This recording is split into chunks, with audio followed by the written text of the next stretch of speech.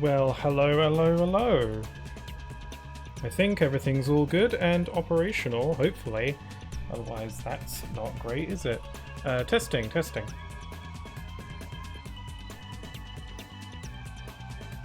Check, mic check.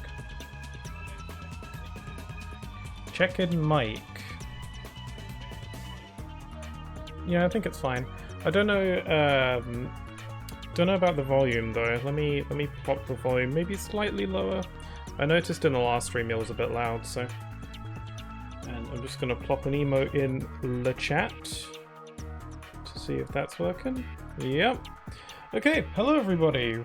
It is Friday, so it is time for some more Ratchet Clank 3. Yeah. That is the situation as far as I'm aware of it. So yeah, this is stream number 3 of my Ratchet Clank 3 Up Your Arsenal playthrough. I'm just kind of gradually going through all the Ratchet Clank games. It's a series that I like a lot, second only to Kingdom Hearts, and these games are a darn good time. And yeah, I'm moving my way through it. I don't know how far into this game I am, actually. When last we left off, we needed Courtney Gear's help to get intel on Dr. Nefarious, so now we have the intel we need, but dun, Clank's eyes were glowing all red and stuff. And spoiler alert, the robot on our back right now is not Clank, it's actually Clank's evil copy, because that is a plot point that happens in this game. That I forgot about. So yeah, but Ratchet doesn't know. It's kind of like a twist and stuff. I don't know. It's kind of cool. Anyway, so yeah, we're making our way through it. So we're here at Hollow Star Studios. I think I've already explored like the main pathway of this level, but there is a little optional way we can go over here. So I guess I'll check that out. We can go back to Clank's Trail. So let's go check this out. I have the gravity boots now, so we can do this. Yes, hopefully the volume is okay. I tried to, I was looking back at the stream last time, and I thought I got the volume at a pretty good level, but looking back at my last stream, it feels like the volume for this game might have been a bit louder than it ought to have been. So I just lowered it by a couple decibels, so hopefully it's better this time. We'll see, but anybody is welcome to let me know if it's too loud. I know I tend to get overly paranoid about these things, but you know, that's just how I am. I can't really help that. I'm just a very neat freak paranoid individual. I get paranoid about all sorts of things. One time a couple years ago, I thought I was dying because I looked in the mirror and noticed my neck wasn't symmetrical, or at least not 100% symmetrical, mostly symmetrical. And I was like, oh my god, my neck isn't completely identical on both sides, so I'm probably dying. Yeah, no, that was dumb. I don't know why I thought that. It wasn't serious. I wasn't like seriously like stressing it. Well, a little bit at first, but then I calmed myself down. That's a really odd and kind of depressing story, so let's not go into that territory. One thing I wanted to do in this stream, or at least attempt to do, is do the Quarktastic challenge, which is at the arena. I did look into it in the last stream, but decided against it because holy crap, it's like 100 rounds. But yeah, it's a match at the arena. It's kind of like the Ratchet & Clank equivalent of the Hades Cup from Kingdom Hearts, where it's just like... but the Hades Cup in Kingdom Hearts is 50 rounds. This is 100 rounds. Though, to be fair, the tournaments in Ratchet & Clank are a lot faster than Kingdom Hearts. There's a lot less like... Who's shooting at me? There you are. Okay. And my aiming target isn't even accurate. Okay. But yeah, I wanted to give the Quarktastic challenge a go. I don't know if I'm too early in the game for me to be able to reasonably do it, and there's no checkpoint, so if I die at any point, I have to start from the beginning, or give up. Giving up is a valid option. But I wanted to give it a shot, because maybe 100 rounds isn't as long as I think. And maybe it's just a good way to just kind of chill. Better to do it earlier on in the stream, I think, so I can get reacquainted with the gameplay, although I think I'm pretty quick on the uptake when it comes to Ratchet Clank, so that shouldn't really be a problem. I've played this game many a time. But yeah, I think I'd like to do it. Mainly because I just enjoy doing all the game's content on a playthrough. And also you get bolts and, you know, rewards and stuff, and also, you know, content, gameplay, bragging rights, all that sort of thing. I mean, I don't really care about the bragging rights. I've already done the challenge a handful of times in other playthroughs, but still. Oh, we got titanium botany. But I still want to do it just for the sake of doing it. Also because a little voice in my head wants me to do it. So yeah, I'm gonna give that a shot. Also, I get XP for my weapons. The amount of XP you get in arena matches is fairly reduced compared to outside of the arena. Also, I'm... oh wait, I'm sorry. There was a cutscene going into the ship that wasn't on stream. When I was setting up for the stream, I accidentally went inside the ship and there was a cutscene that played. I was kind of hoping that maybe they would show it again, but no. Yeah, there was a cutscene that played that happened before I started the stream, so whoopsie daisy. Essentially, Skid was at the Obani Moon system trying to shut down a field generator or whatever, and we left him for a little bit to go work on that, and we just received a communication from him that he's being caught in gears. That's what that cutscene amounted to, and now we've got to go back there and save him or whatever. But I'm kind of busy right now, so I'm going to not do that, and I'm just going to go to the arena. Even though it feels like time is of the essence, I have priorities.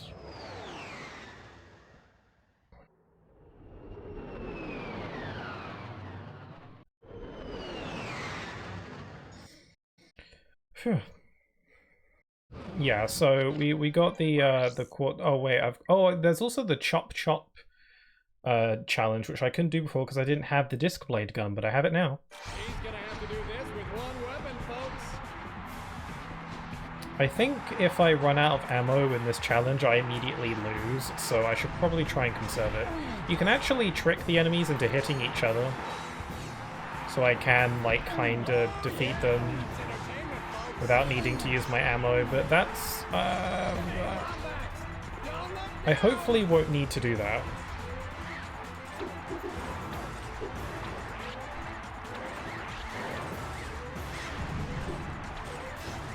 I'm just gonna use my ammo and see how that goes. Yeah, I can't use my wrench either, so...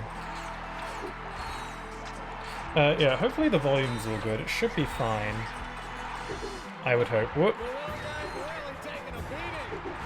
My usual audio levels that I would typically like aim for has gone a little out of whack lately because I decided to lower the volume on my microphone just all around, both the input and the output. Just because I think it is better off that way. But now the levels that I usually try to aim for with my gameplay volume I have to reduce a little bit, so I'm getting used to that. Okay, I think I'm gonna have these guys maybe like hit these little guys. There we go.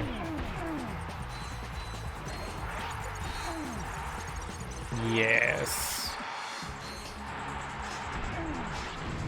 Fight each other. Okay, so there's only one round left, and I've got 11 shots.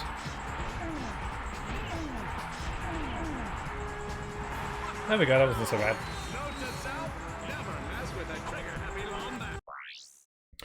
The sleep inducer. Use the rift inducer. I don't have the rift inducer yet. How much is that? 162,000? Okay.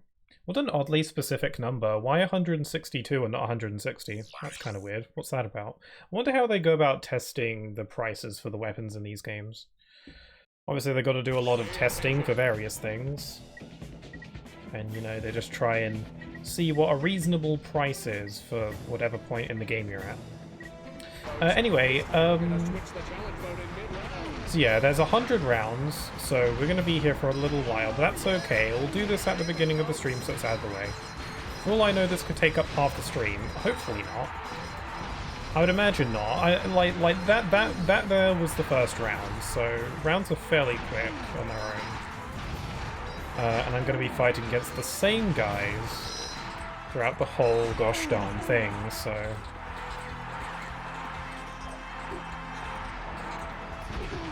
But yeah, I think throughout the tournament, I think Inferno boxes might appear every now and then. Now, I've usually been ignoring them because what the Inferno boxes do is that they make it so that your wrench does like crazy more damage and you have increased defense, which sounds good, but I typically avoid them because weapons only gain XP if you use them to defeat enemies, so, and because your wrench doesn't level up, killing stuff with a wrench is kind of throwing XP away, just throwing it into the wind, so I typically don't use the wrench, so even though the Inferno boxes give you crazy amounts of power, it still kind of feels like a waste of XP that way. But I don't mind using it for the purposes of this tournament just because it's so long, and you gain reduced XP during these matches anyway, so it's not like it's a huge loss. I think it'd just be better. I'd be better off just using the boxes. Especially if it speeds stuff up. Speaking of speeding stuff up, this is a time challenge, and I think if the time runs out, I lose the whole thing, so gotta be careful about those. Unfortunately, it's very easy for me to not pay attention to the match rules, because they're just kind of displayed at the bottom. Here's an Inferno box. Yeah, I'm just going to go ahead and use it. I think it increases your defense and you get to... or it makes you invincible. Yeah, I don't think it's just a defense boost. I actually think it makes you invincible, so... it's probably just good to use this for the sake of time and for the sake of preserving my health and I guess my ammo as well. It's pretty good for that. It doesn't last that long. I will still try and make an attempt to level up my weapons though, because they do still gain XP, just significantly reduced. I think that's fair though, that they do that. Because, you know, this is like 100 rounds. I guess they don't want you to be, like, grinding XP in these. Anyway, I started today's stream a little bit later. I always start my stream, and by a little bit later I mean by like 10-15 minutes. Well, actually, what is the time right now? Okay. Yeah, so about like 15 minutes or so. Whenever I stream this game or stream the Ratchet Clank game so far, I'm always a little bit late. Mostly because setting up the PS3 to stream is a much bigger hassle compared to modern systems for a bunch of tech reasons that I don't fully understand. For like the PS3 has this like safety measure or something that kind of prevents capture cards from capturing stuff on the PS3 essentially. There's like some kind of little setting thingamabob that prevents capture cards from being used on it. And obviously I need to capture the gameplay to stream it. Most modern systems these days also have that, but the difference is that most modern systems these days have some kind of option in the settings menu to turn that off, so that you can capture gameplay. PS3 don't have that, because kind of dated design choice, I guess. But there is a way to bypass it by using an HDMI splitter or something like that. I essentially have to feed the HDMI cable through this other little box thing and then put that into my PS3 and connect that in between the capture device, blah blah blah blah blah blah blah. Essentially I have to plug in a bunch of additional crap in order to stream on the PS3. And it just takes me that little bit extra amount of time to set up. I could try setting up slightly earlier in order to make up the difference, but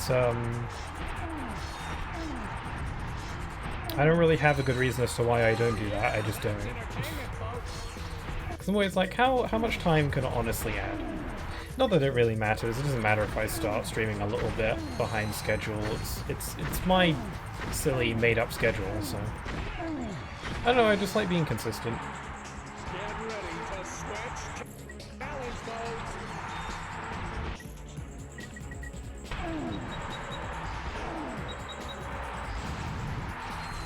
Okay, so we're about 20 rounds in. So far, feeling pretty good. How long have I been doing this? Like what, 10 minutes? So, you know, you do the math. This shouldn't take that long. It should be fine, as long as I don't die. If I die, I'll probably give up. Or depending on how far I get in. Like, if I go, like, if I'm, like, past 50 rounds and I die, then I'm gonna not. I'm just gonna give up, because that's just too much.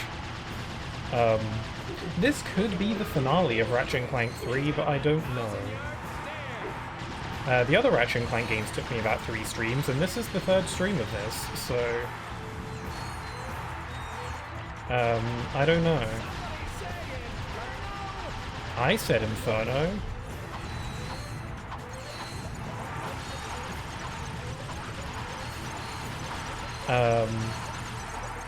What was I saying? Oh yeah, so, yeah, it could be the finale today, but I'm not too sure on that. Kind of depends on how long this takes, I suppose. Because the other Ratchet Clank games that I streamed so far also took about 3 streams. Ratchet Clank 1 took 4, but that's only because one of them was only like an hour long because I stopped midway through for, I don't remember why, tech reasons, I guess. Also, I think maybe I just wasn't feeling it that day and I stopped really early on, I don't know. But yeah, it's basically the games I've played so far took about 3 streams, so since this is the 3rd stream of Ratchet Clank 3, logically I would assume it would take 3 as well, but I don't know. Oh my god, that was a time limit round and I almost just lost. That would have been incredibly awkward. I should be setting up these turrets like all the time. Oh. Yeah, I'm leveling up my weapons. We're getting this is why it's still worth doing, because, you know, you get my level ups. I like leveling up my weapons, it's fun. I have an idea in the event someone redeems a random fact. I have a good random fact ready to go. Hopefully I don't forget it again, like last time. It involves the Rhino. Maybe me announcing that out loud will help me remember. Yeah, something that's weird about this game is that I don't really remember how far in I don't really know how far in I am, to be honest. Like, with Ratchet & Clank 1, and to a lesser extent 2, but still fairly, I had a pretty good idea of how much longer the game was, wherever I was, because, like, Ratchet & Clank 1 had a very easy to remember, like, 3 acts, and when you got from one act to the next was always pretty clear. So I was always like, okay, we've got, like, you know, however many planets left until the game's over. Like, I was always very, I knew exactly at what point in the game I was at. In this game, I don't really know how far I am. I don't know why that is, because I played this game a lot as well when I was younger, so I don't know. So yeah, so I just don't know. I'm having trouble remembering, like, how much longer this game goes on for. I would assume it's about the same length as the others, but I'm not too positive on that. Feels like this game has a lot more, like, side content. And I love me some side content. Like, I'm doing side content right now, so that stretches out the game time a bit.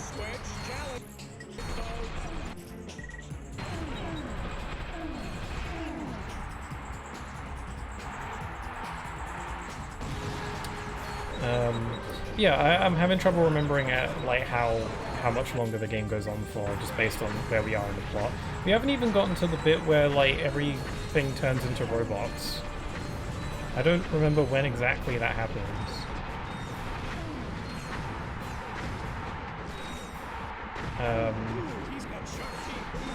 Yeah, I think we still got like a fairly way. I'm definitely like over halfway, but I don't know if I got like a third left to go.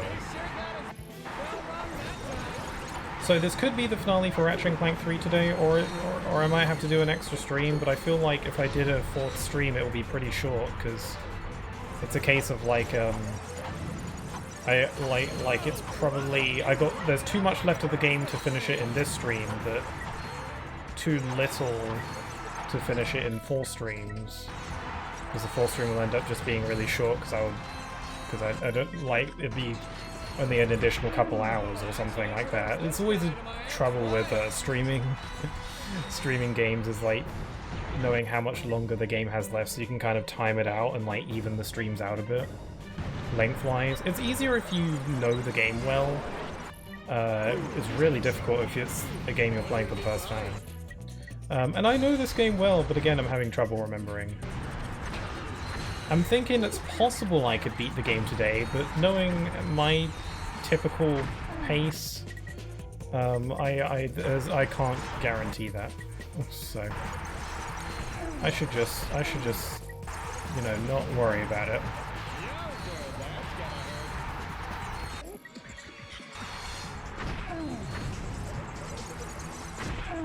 How many rounds are we in? 44? Also, I'm currently dying because it's a sleeper round.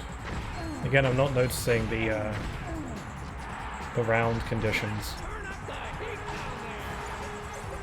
Yeah, one thing about this tournament that's a little bit evil is that they don't offer health pickups.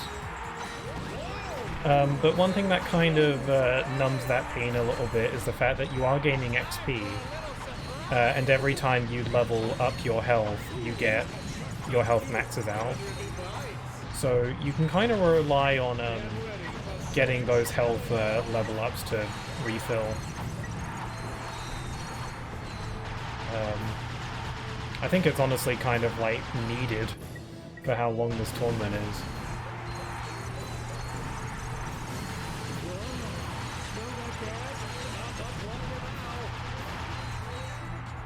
Oh, hi there. Hi there, buddy. It's a pickle key, some say pixel key, but the meaning is the same. Hi, how you doing? Hope you're doing well. You just reminded me that I wanted to plop something on. Hold on. There we go. How you doing there, buddy? Hope you're doing well. Hold on, I'm just going to check something. Yeah, I'm good. Hope you're doing well. Playing some Ratchet and Clank. It's one of my favorite game series of all time.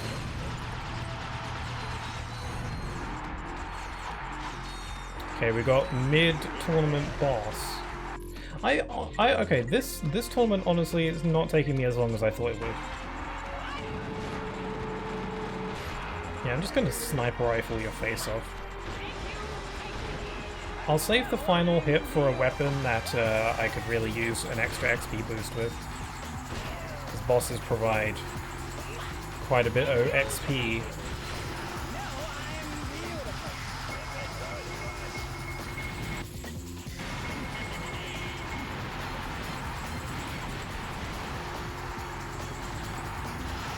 Why am I using the frickin' plasma whip of all things? I need the infector to level the hell up because I hate it. But I don't think it's gonna work, so... What else could use some XP? The Annihilator's quite behind, so...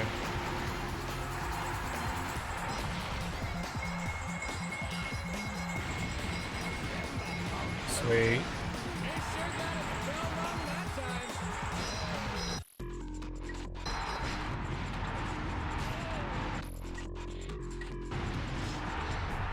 There we go, back to normal. Okay, we reached that halfway point. So, you know, so far so good. I haven't been doing this for that long. Honestly, I think this is shorter than the Hades Cup. I think it was a good idea to get this out of the way early on. Early on in the stream, that is, not the playthrough. Get ready to switch challenge mode.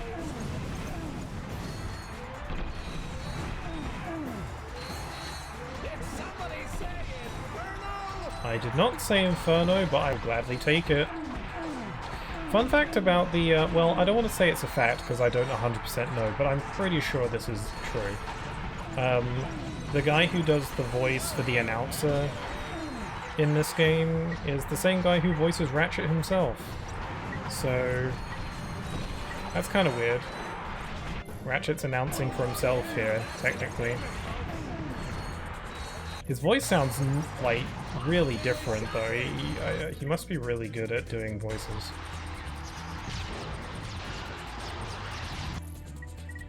That must be... It's a pretty impressive skill when voice actors can just do a bunch of different sounding voices all the time. It's pretty neat. Although I do really appreciate it when voice actors do use just their regular voices for characters. I mean, that still requires a lot of, like, voice talent.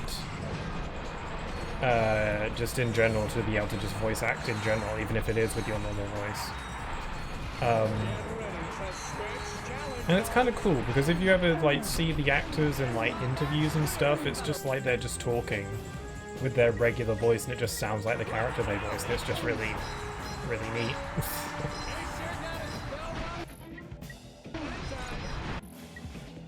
I'm starting to run low on ammo.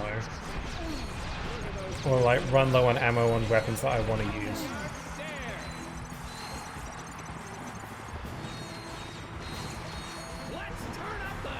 This is another reason why using the Inferno power is good, because I get to preserve my ammo a little bit. We do provide these ammo crates every now and then, but they're a little few and far between, so...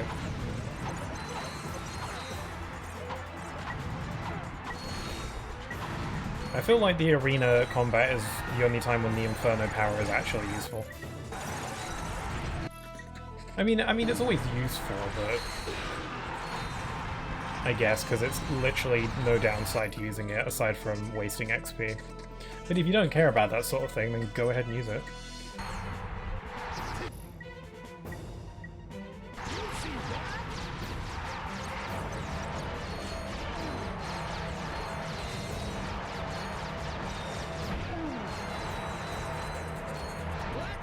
Going to suction. It's a weird sentence.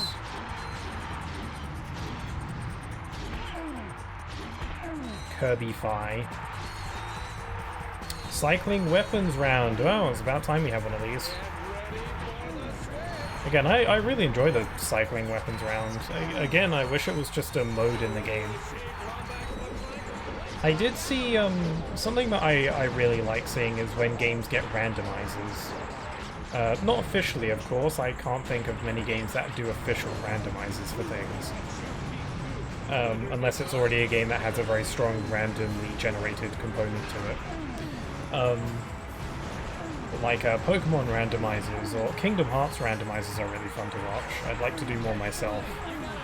I think Ratchet and Clank randomizers would be really fun. I did see like someone do a mod for a Ratchet and Clank 1 randomizer, but it was very buggy and unfinished, and the only way to play it is with a modded PS3. That sort of thing, so not something that someone like me can do. I don't know. If the Ratchet and Clank series ever gets like ported to PC officially, then I feel like mods are a lot more likely. And again, I don't know, who knows? From what I can tell, the Ratchet and Clank games are kind of a nightmare to work with.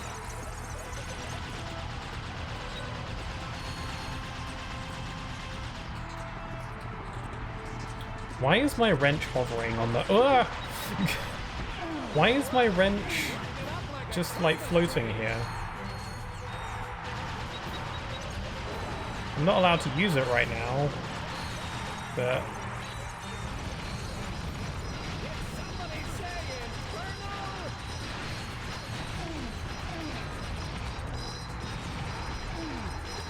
Wow, this is so chill.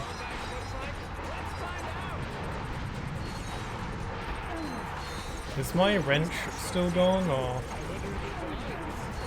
Is the wrench gone now? I think it's gone.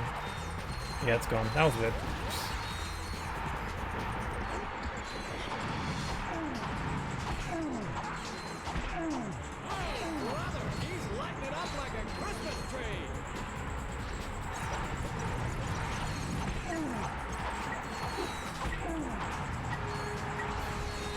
Fun fact, the armor that you wear when you're in Inferno mode is an armor set that you can get permanently. Most Ratchet & Clank games that have armor, which is most of them, typically have like some kind of ultimate super duper armor that's the strongest armor in the game and is usually really expensive and or hard to get. In Ratchet & Clank 2, which is the game that introduced purchasable armor sets, that game had the Carbonox armor, which is... I don't particularly like it a ton. Like, it's really cool, but I don't like that it covers Ratchet's face and head and entire body, because it means that during cutscenes you can't see his facial expressions and stuff, and it's a little bit upsetting. But it is pretty cool. This game has the Infernox armor, which is the armor that you're wearing when you're in Inferno mode, so it's just you're able to get it permanently. And yeah, it's pretty similar to the Carbonox armor, but it has a fiery aesthetic and stuff. Which is neat. Appreciate it. I think the armor sets in Tools of Destruction are proper ugly though. I don't remember all of them. Oh look, my wrench is gone again. I think it's because I was in Inferno mode and we went into a cycling weapons round. My wrench has just kind of glitched out and is suspended there.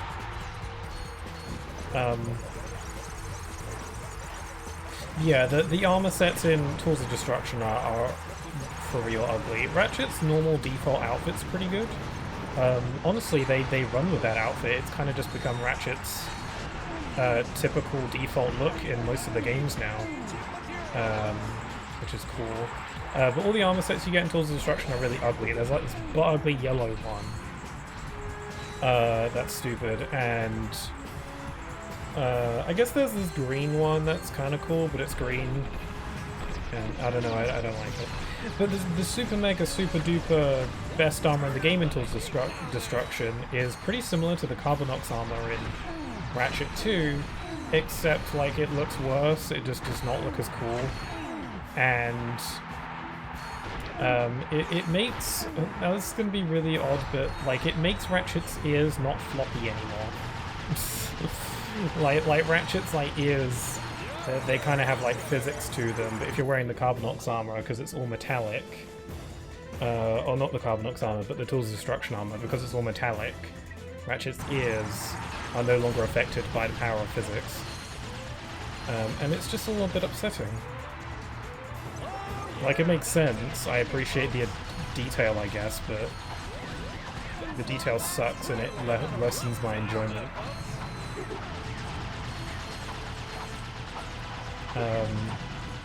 All the armor sets in A Crack in Time, which is the next mainline game after Tools of Destruction, are all pretty much winners in my book. They look pretty cool. No, the one potential issue with the armor sets in A Crack in Time is that they all look too similar to each other, they're mainly just different colors. The default armor set is really cool looking, so just more of that but different colors is fine with me.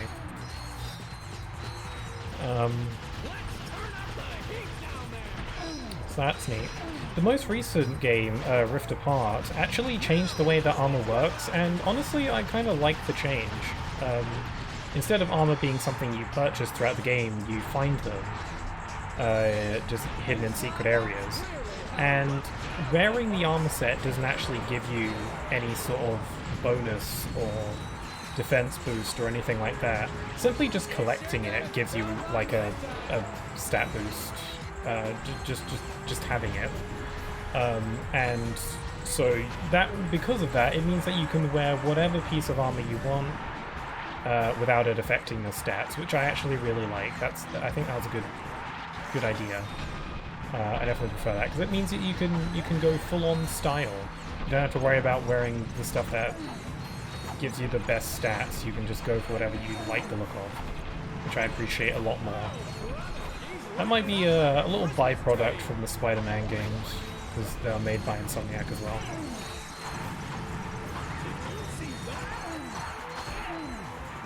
I see a lot of Spider-Man DNA in Rift Apart. That was a bad thing. Okay, we're here at the final round. Oh my god, it feels like time kind of flew by. I'm gonna pretend to find this difficult. Whoa! Even though I've fought this boss many times already.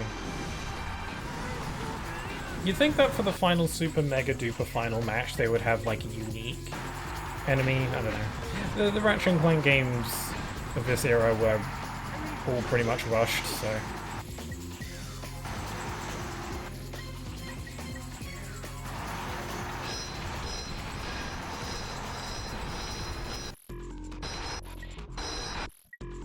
Okay, I might die if I'm not careful. Never mind, I'm fine. I got 200,000 bolts. That's got to be enough for the Rift Inducer. Let's grab that and do that Rift Inducer mission. We call this one Sleep Around. The Lombat's better be able to hold his breath. I don't remember what the Rift Inducer does. I think it creates like a black hole that sucks in enemies. Yeah, there we go. It's a pretty fun one.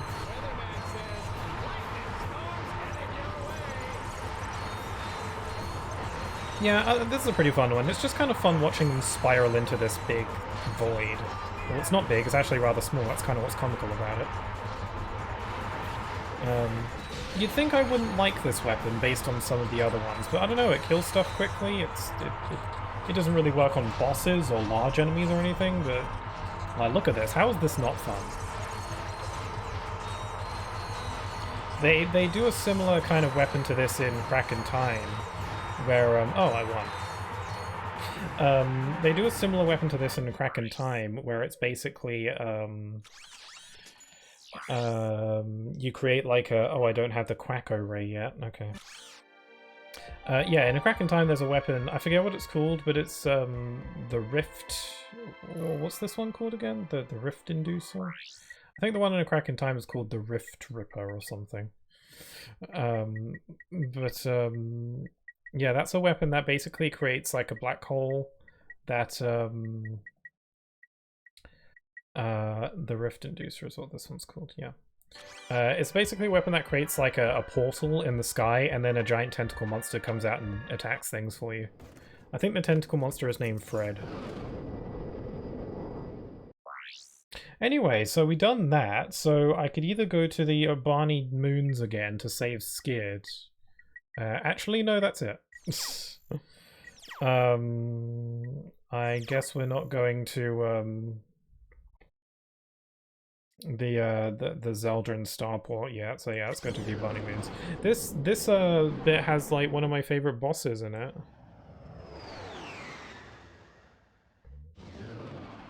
The music's just kind of a bop. I don't know what to tell you.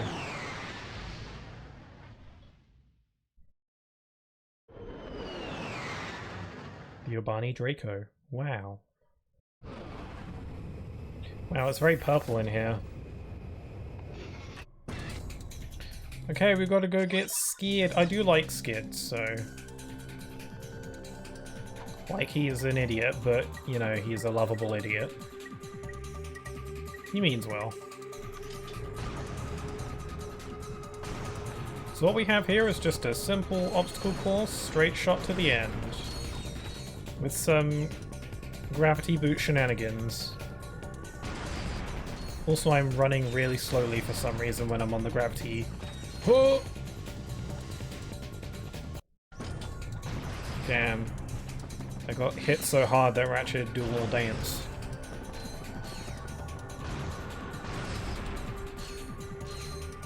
Should probably be using like my Infector or something.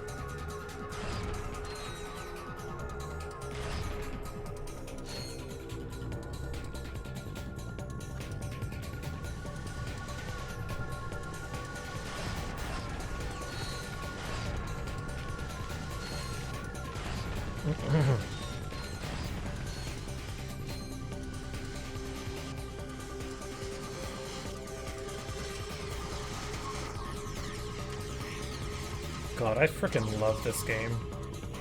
Sometimes I'm playing a game and it just hits me. I'm like, God, this is a good piece of video game.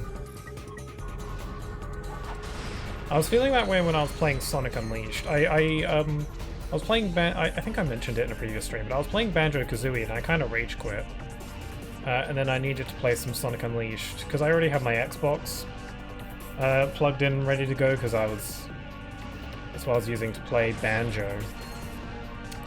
And Sonic Unleashed was just sitting there on my home screen, so I was like, this will cheer me up. And it did. I'm interested to know people's, like, feel-good games that help cheer you up, you know? Those ones that just make you feel good. To just go back and play every now and then. Because Sonic Unleashed is definitely one of mine. And that's a game where I just kind of had to stop and be like, oh my god, this is a really good game. I mean, I don't know, I won't claim that it's a really good game, but I really like it.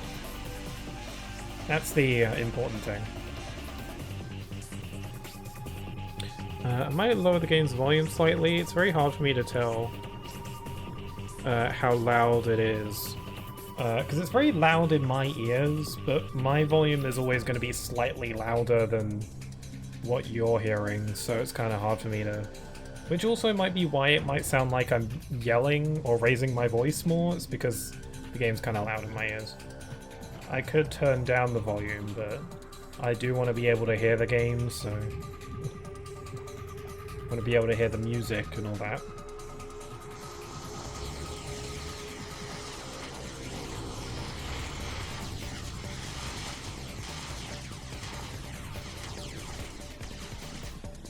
I think we're here.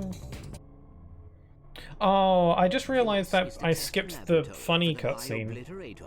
Let's see what Nefarious has been up to. Oh no, wait, though, this is the cutscene I thought I skipped. Don't you ever shut up. Okay, I'll zip it. Man, I thought this scene happened earlier on for some reason. like destroy all squishies, dude. What? They turned Skid into a robot? That's impossible. Haven't you ever seen, like, the 90s Sonic cartoons? Don't be afraid, Ratchet. The transformation doesn't hurt. Oh yeah, Clank is all red and stuff. Much. I like how whenever Clank, or, you know, quote-unquote Clank, Besides, I think does you'll something evil, enjoy his eyes being a glow robot. red, so... Let's see if you can fight better than you can sing. Oh, You'll make a nice gotta.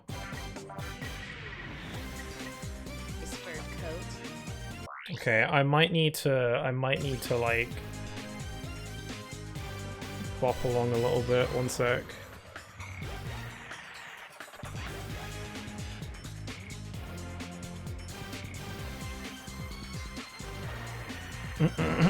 Testing, testing, testing. Yeah, okay, let's do that.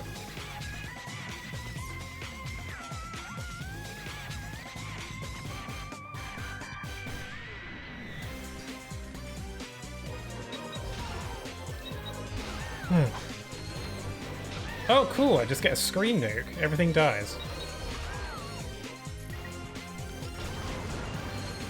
I don't know why, but I can so easily picture this fight being in a Kingdom Hearts game for some reason, even though that would be wildly... You'll make a nice fur coat. that'd just be wildly out of place, realistically.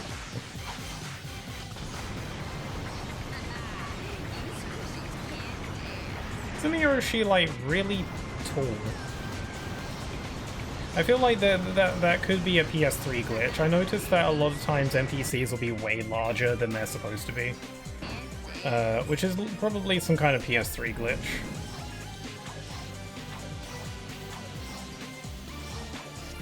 Take that, booty. I don't know if I gain XP for killing enemies or by simply attacking them with weapons.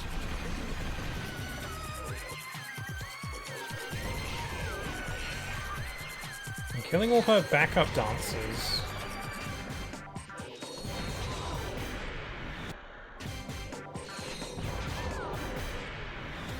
Oh, love that the music doesn't loop properly. That's another glitch with the PS3 version. The music has trouble looping. Can they, like, get thrown into the void? No, I guess not. They're unaffected by the void.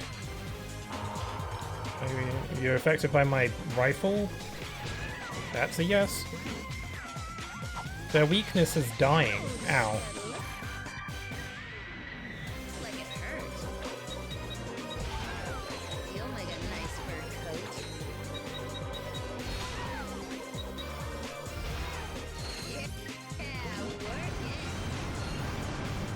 Yeah, I don't think I'm gaining XP when I hit her. I think it's only if you defeat enemies, so...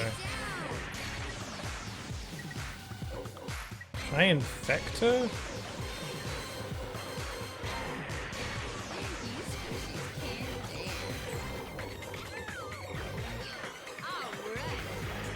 I often forget that she's even a robot, to be honest, although it's in her name.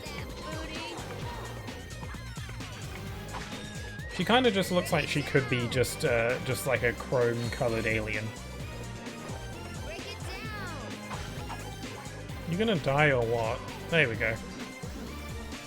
You'll make a nice fur coat.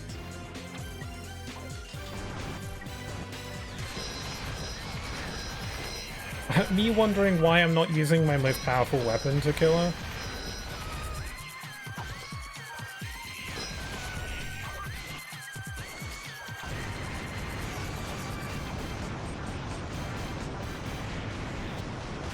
Oh, back up.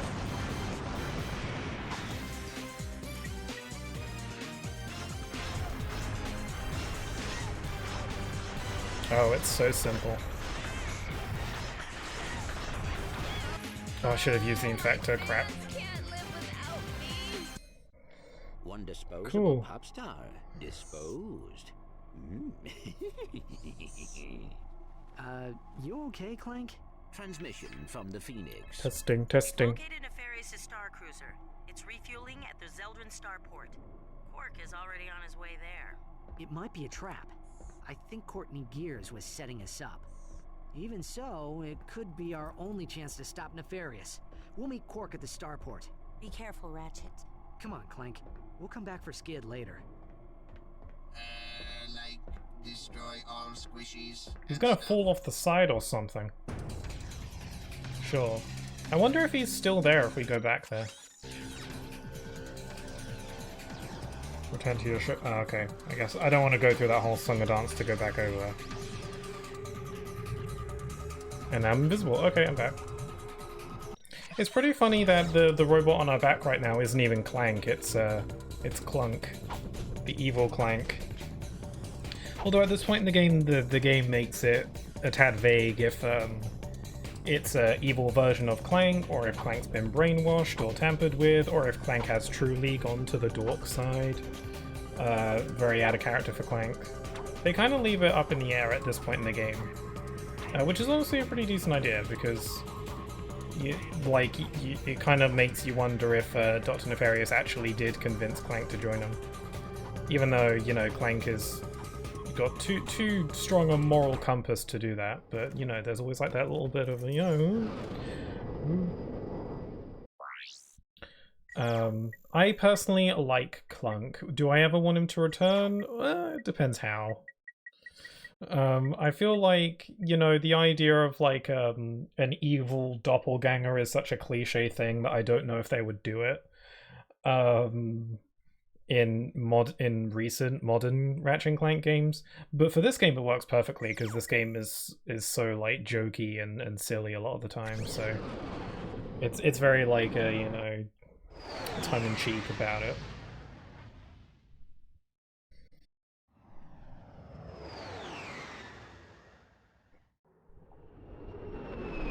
Okay, we're going to the Zeldrin starport,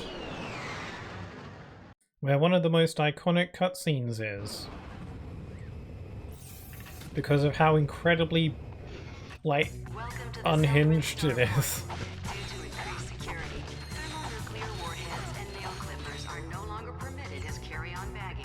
I will say though, this place is some bopping music.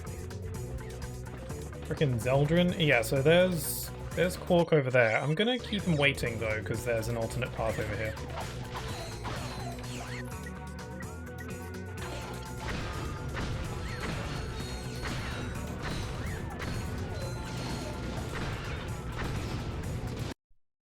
Whoa! My TV just blipped out. Oh, and the game's still on. Oh. Oh dear, oh dearie me, oh dearie do. Let me just refresh.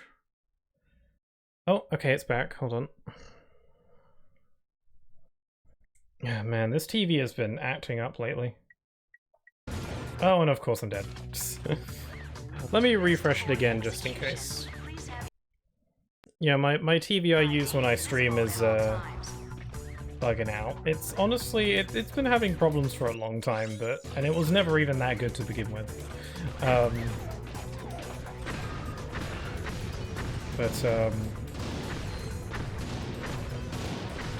Yeah, it's getting gradually worse, so...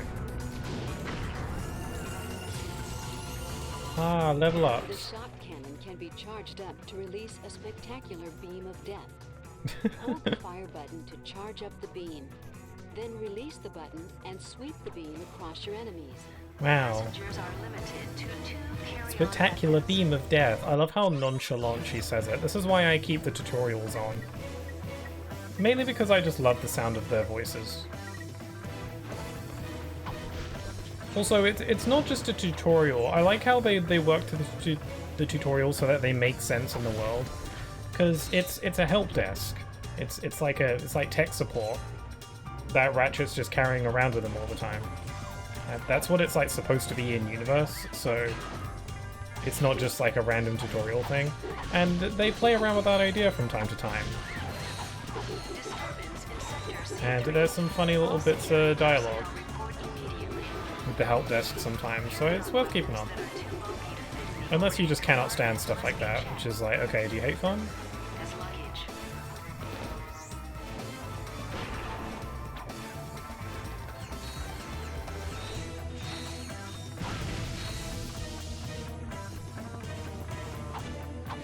Since I did the Quarktastic challenge, I'm like loaded now, so... Got so much bolts. Ow. Let's see, what should I use to killify you? The Annihilator?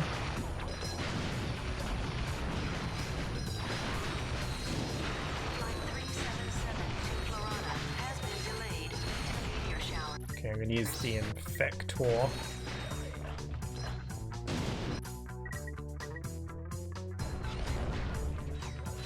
Oh, ball!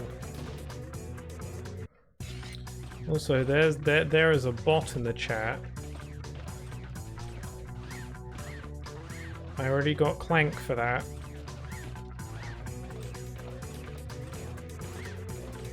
Okay, let's go.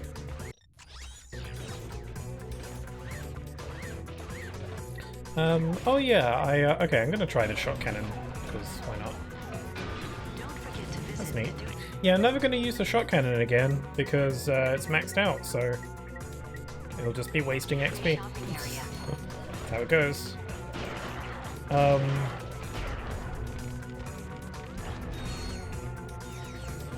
I was going to say something. Oh yeah, so yesterday, or last night, I uploaded a new video onto my main channel, a new scripted video, which makes 4 that I've made in total. It would be more if I could work a bit faster on them, but I'm a bit slow and I have various limitations that prevents me from working on videos as quickly as I would like. But hey, this is the best I can do for now, so I might as well do what I can. I'm quite happy with the video I made. It's probably not the most interesting topic for a video, but I find it interesting, hence why I made a video on it. But I imagine for most people it's probably nothing too crazy, so I'm not really expecting much of it, but I'm really glad that I made it. It's just more practice, creating content, and I don't know, it's a video that I've always wanted to make, so... You gotta make stuff that you're passionate about, even if no one else really is. I gotta stop doing that. I died the exact same way. What I was trying to do there was jump and shoot, but the fire button is also the button for the swing shot, so...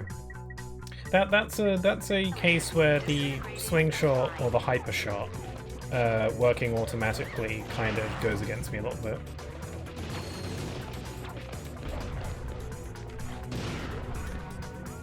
Another downside to the Infector, another of the many downsides to the Infector, is that, like, what the Infector does is that it poisons enemies, so not only does it gradually drain their health, but they go after they go after other enemies as well.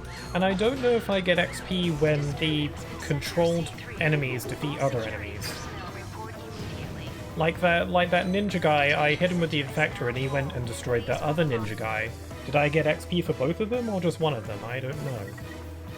The infector is dumb, and this is your PSA that the infector is dumb and I don't like it. So why am I using it? That is the question. And it's a very good question. I don't have an answer.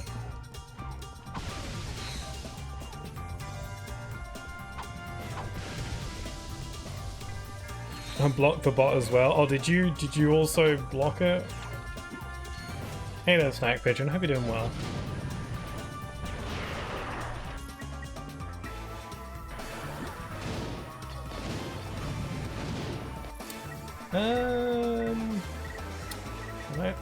I've got to keep using the infector. I want to level this crap up so I can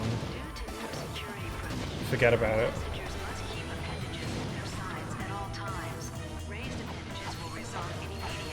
Okay, I'm not going to die in the same way again this time. I'm just going to sniperfy them. Bam. Oh my god, I sniped them so much that the game slowed down. Sweet. Doing good. I got 3 new, wait. It's Wraith, right? Not Wrath. Yeah, it's spelled with an I. Wraith tubs. Oh, neat. Are they good? So how do I open this? Oh, there we go. Organic life forms must be kept on a leash at all times.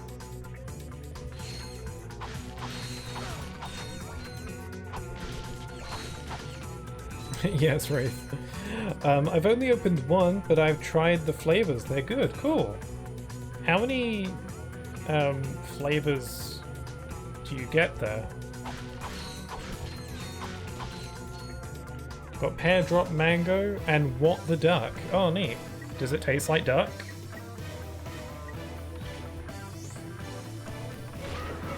Because I have zero clue what flavor that would even be otherwise.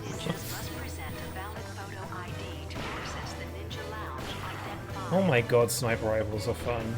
I'm not really a shooter kind of guy, but if I was, I'd be all about the sniper lifestyle. This is probably the closest game that I play that's a shooter. I don't think of this game as a shooter, really. I think it more of an action game with guns. Because a lot of the guns are very over the top and not super typical. Both this and Uncharted, I guess. And, I guess, Resident Evil. For your safety and the safety of others, please refrain from looking suspicious. Violators will be disintegrated. Well, I think there's like 26 different flavors. That's a crap ton of flavors. Oh my god. No, it doesn't taste like duck. It's lemon sherbet flavor. Okay. Okay, question then. Why is it called what the why is it called that?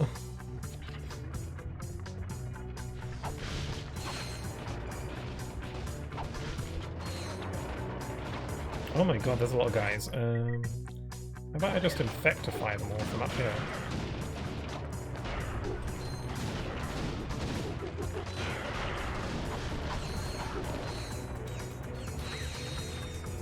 I don't really know. Oh well, it's a catchy name, you're not going to forget it. They also gave me a free taster pack of the Versus Black flavor. And that's orange sherbet flavor. I wonder what gives them their name ideas, because none of them are related to the actual flavor.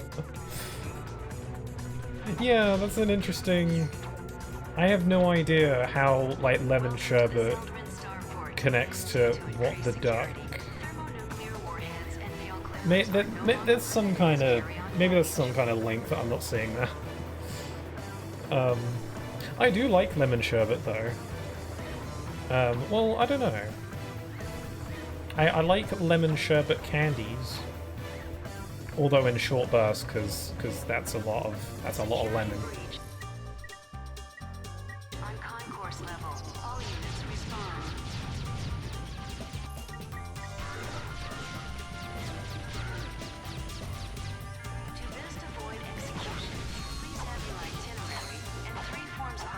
There's a flavor called DMT,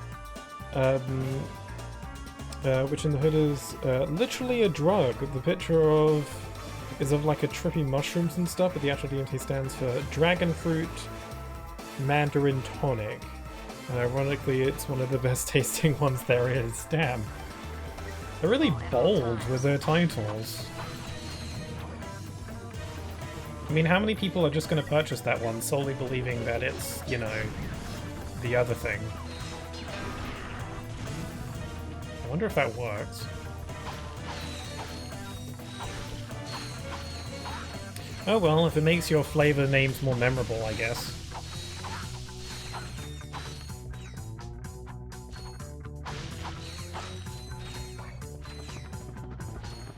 Passengers are limited to 2 carry-on weapons.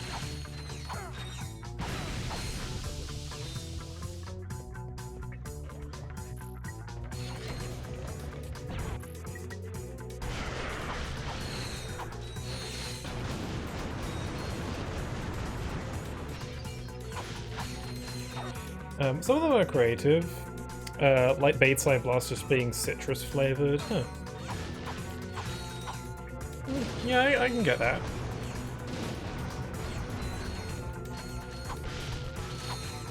All the bubblegum ones suck though, too sweet.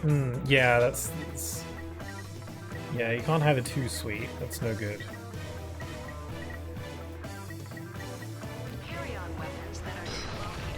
I'm not really typically into bubblegum flavored things. I never even chewed gum, ever. I feel like in school, everyone always chewed gum all the time, and I never did. For a couple reasons. One, people always got caught chewing it. Like it's a very difficult thing to hide sometimes, so I don't really care enough about chewing gum to do it like during class or whatever. Also, it would always get stuck under the tables, so that kind of put me off a little bit. Also, when I chew something, I have this very strong desire to swallow, and I know you're not supposed to do that with gum. So I literally thought if you swallowed gum, like I know it's not good to swallow gum. When I was younger, I literally thought if you swallow gum, instant death. That was what I thought. So I was like, I'm not gonna eat something that might kill me. I mean, swallowing gum might kill you. Maybe, but if you choke on it, I guess, but that goes for anything. I literally thought instant drop dead if you swallow it. There's no sugar in any of them, but the bubblegum ones literally taste of pure sugar. Might as well just put sugar into a bottle and chow down. Now my thought is why I don't know I've never smoked anything in my life. Clearly I'm beaten by you never having chewed gum. Yeah, was I missing out? I mean, I could chew gum at any time. I'm never too old to chew gum, I guess. But, you know, at this point it's like, I'd rather just eat something. You know, something that actually, you know, gives me some kind of... that fills me up, you know? There's a whole thing about gums that it's just a chew thing.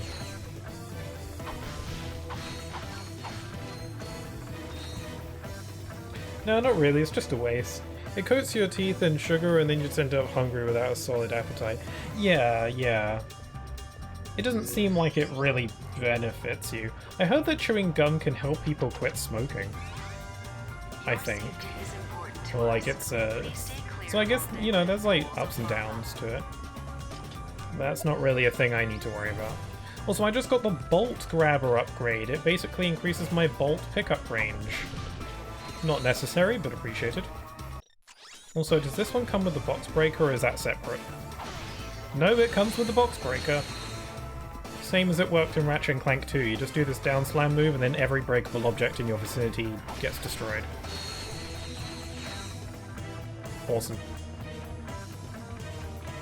If you have bad breath, it helps. Solution, don't have bad breath. Yeah, there are many other solutions. It feels like the negatives for gum outweigh the positives, as far as I can tell. But oh well. It's just like in school, everybody did it. Everybody chewed gum like all the time. I don't know. I guess I've never been one to jump in on trends. No, I don't know if chewing gum is necessarily a trend. It's a way of life. Okay, this is probably the most cursed cutscene in this game and probably the whole series. Here we go. I thought we agreed to put that jungle business behind us. It was mating season. How could I have known she was your sister? How long have you two been standing there? Too long. Well, stop lollygagging. Yeah, that Let's get to work. was We'll a use meme this for a shuttle to while. infiltrate Anyway. the Star Cruiser undetected. Pixel, we have to finish Mario 3D World. I would love to finish Mario Ready? 3D World. Absolutely. I love that game. I also wanted to do a solo playthrough of it myself, but I also would like to finish our playthrough if you're down for it. Oh yeah, have you signed up for the Crossworlds beta yet? Yes, I did. I did that yesterday. The game looks so cool. God, love it. And I already really liked Team Sonic Racing, so if it's a step up from that, then excellent. And apparently, according to most influencers, Team Sonic Racing ain't even that good. Yeah, I really like it, so clearly my standards are just incredibly low. It looks great. Hey, what are you doing? Move over, I'll drive. I like TSR, but oh my god, its flaws stick out like a sore thumb. Soundtrack bangs though, absolutely, it's got a great soundtrack. No, don't sit on the fight stick. Supposedly TSR's online was kind of garbage, but I don't really play online, so it wasn't really a problem for me. Got the enemy completely unawares. I enjoyed the adventure mode, Message received. is a thing. I really hope Crossworlds has some kind of single-player adventure mode Just as split up and well. search the ship. Just Or remember, you know, like local Nefarious is co-op mine. as well, or something like that. First, I want some kind of let's get some payback. adventure mode, some kind of story mode, something like that. I'm looking for a lot of content for a single player to do. Just because I'm not too into the online stuff. I like having goals to work towards, some kind of ending, you know. Did you see Sage and her Giganto car? Yeah, I showed a picture of it to Grim, because they didn't recognize it at first. And I was like, oh, Eggman taught his daughter how to drive. That's adorable. Also, Jet's in it. That's cool. It's honestly about time Jet got put in one of those games. Good lord. If you want to, like, his character is just there. Use him. It's a racing game. And they got the hoverboards back. Like, it sounds like it's great. It's like the best of everything. Like, I always figured that riders would probably never come back. And it hasn't, but this is probably the next best thing. I think all of the Babylon rogues are in the game, actually, both Wave and Storm as well. It's great to see. Also, I'm pretty sure Cream is back. That's neat, and I think Zavok is still there. Or sorry, Zavok. I refuse to say Zavok, even though I just did. Yeah, I think Zavok is there, so... oh well, I guess he can stick around if he wants. I would have preferred Infinite over Zavok, but oh well. Maybe DLC or something.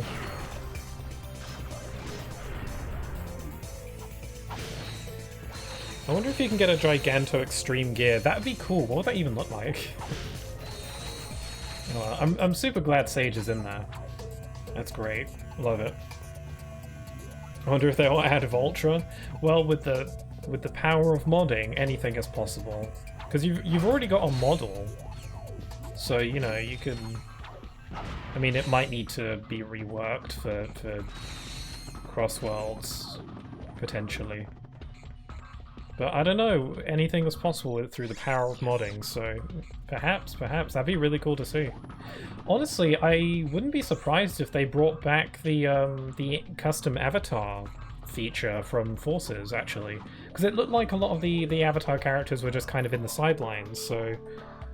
Honestly, if there was ever a time for them to bring back custom characters, now would be a good time, because I think it's the kind of thing where I don't see them ever bringing that feature back for a like a mainline game. Like, I think it was a good one-off for Forces, but I think bringing it back is might be pushing it for a mainline game. But for spin-offs, like, go for it. There's no downside. Have people make their own characters and stuff. That sounds like fun. And then you might maybe be able to at least get a start on making Vulture in that. Seems like a good idea to me. The power of modding, but also if I get famous.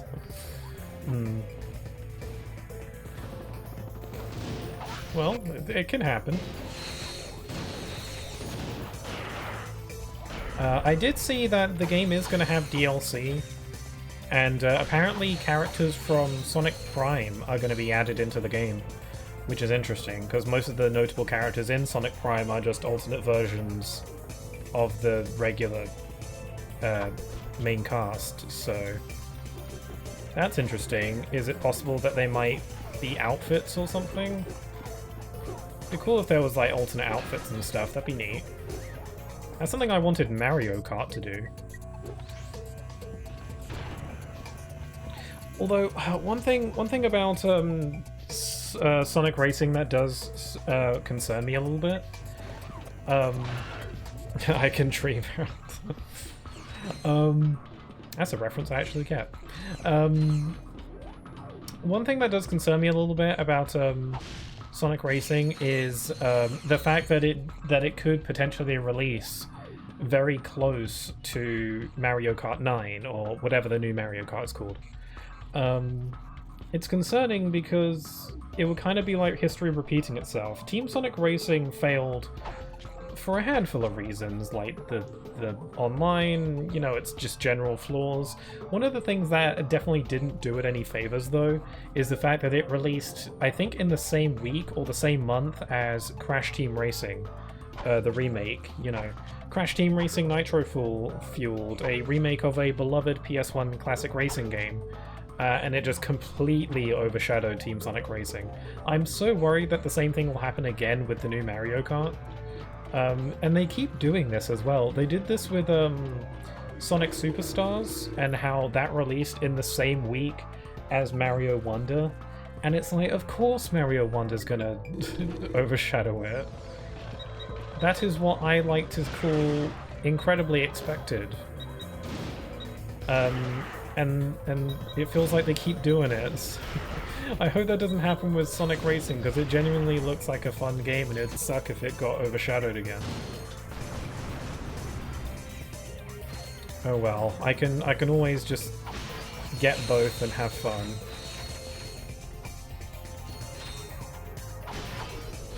I mean, there's also a multitude of other reasons as to why these games might have failed, like Sonic Superstars.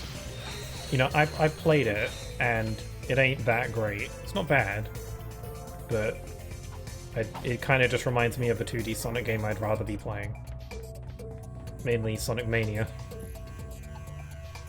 It released the same week as Mario Wonder and Spider-Man 2, which is wild because the other two were exclusives and Superstars was on everything. That's true, yeah.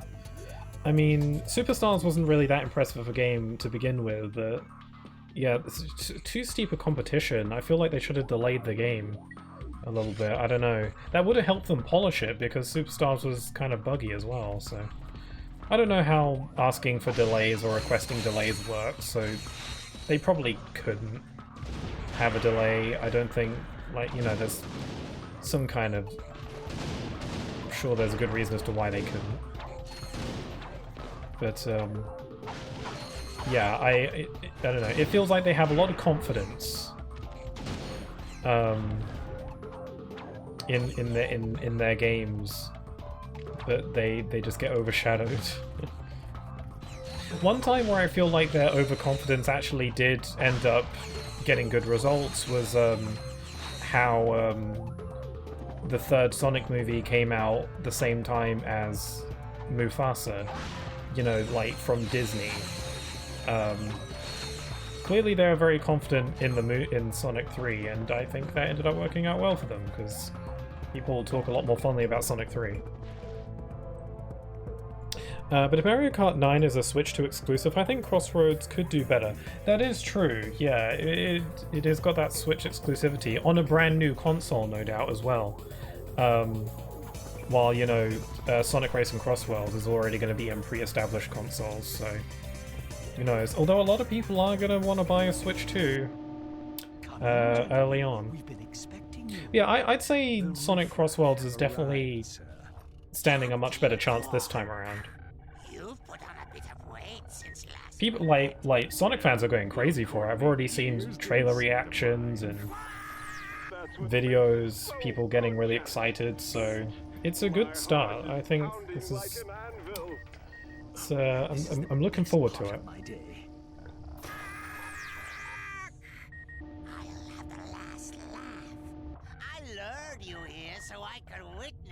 Yeah, at least a better launch, yeah.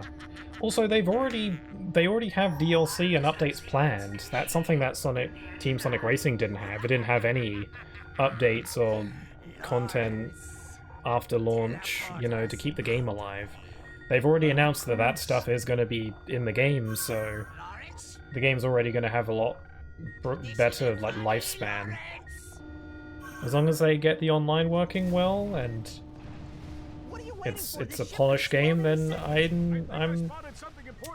think it'll do quite well.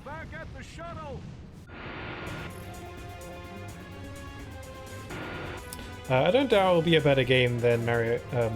I don't doubt it'll be a better game than Mario Kart 9 because I don't see Mario Kart innovating much further. But it's a brand reputation that could kill Sonic Crossworld. It needs to be a lot cheaper than Mario Kart 9. Yeah, who knows? Then like Nintendo games are typically cheaper, is the thing. But then again, it's going to be on a new console, so who knows how they'll price games on the Switch too.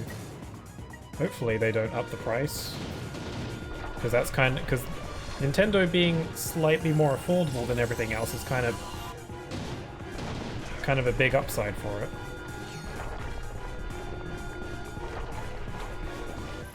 Switch games are £50 a pop. Well, I say like slightly cheaper, like a brand new game on like PS5 is like £10 more than that.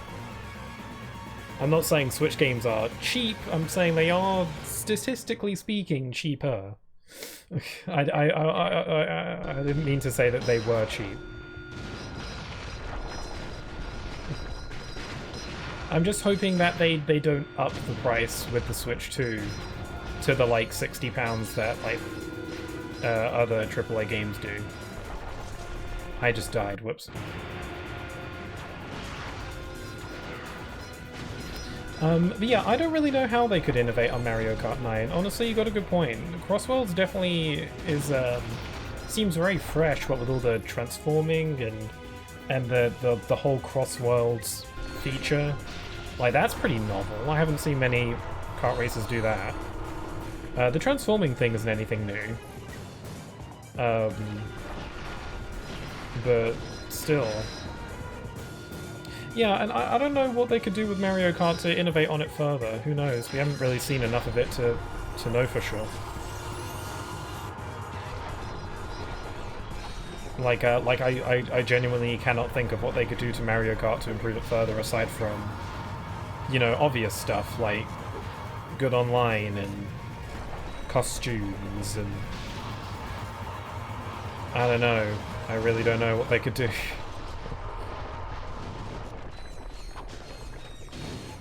Hurry, Ratchet, run! Come on, Quark. I made it. Hurry up. We must leave now. Not without Quark. You would have waited for us. I like how you can still hear my weapon destroying crap in the background. Wait!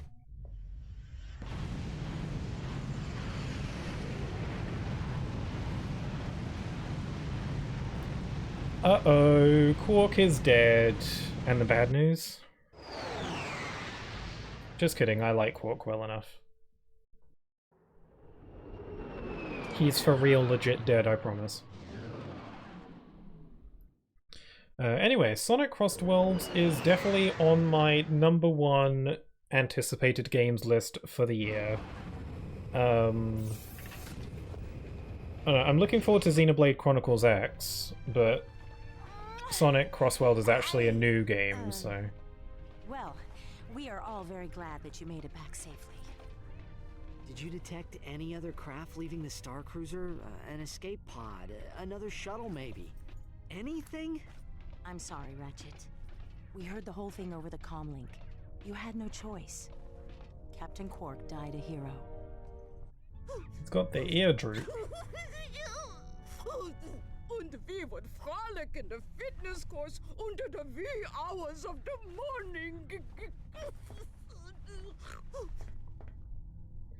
Captain Quark had so many, wonderful qualities, I just don't know where to begin.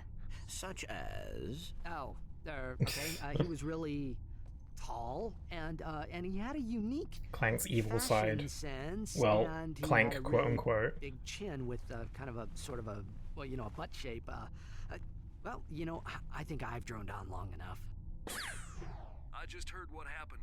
I wanted to offer my condolences. God, I keep forgetting that the President is a thing that exists The man was a hero. in this series. Honest, kind, and humble. President of what exactly? What's he the president What a of? load of bullshit. Captain Quark may be gone, but his indomitable spirit of heroism lives on in each of you. I know the Q-Force will make our fallen captain proud. Carry on, men.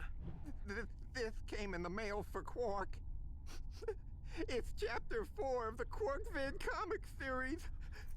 He'd want you to have it. Thanks, Al.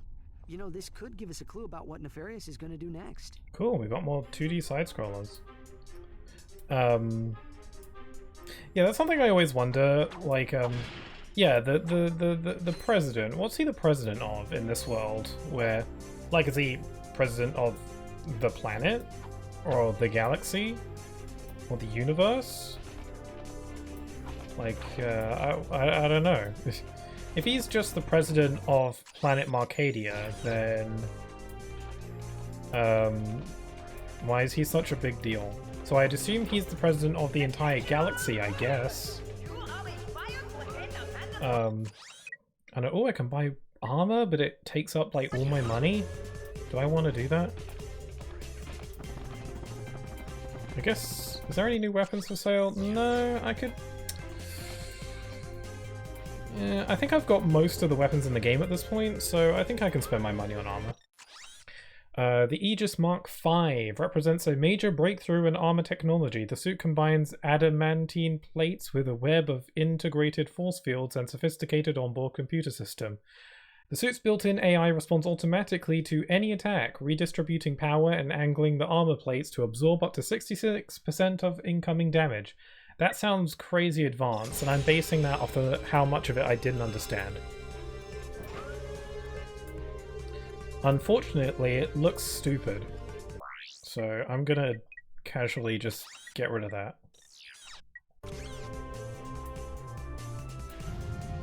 So I forgot I have the charge boots. Significantly less useful in this game.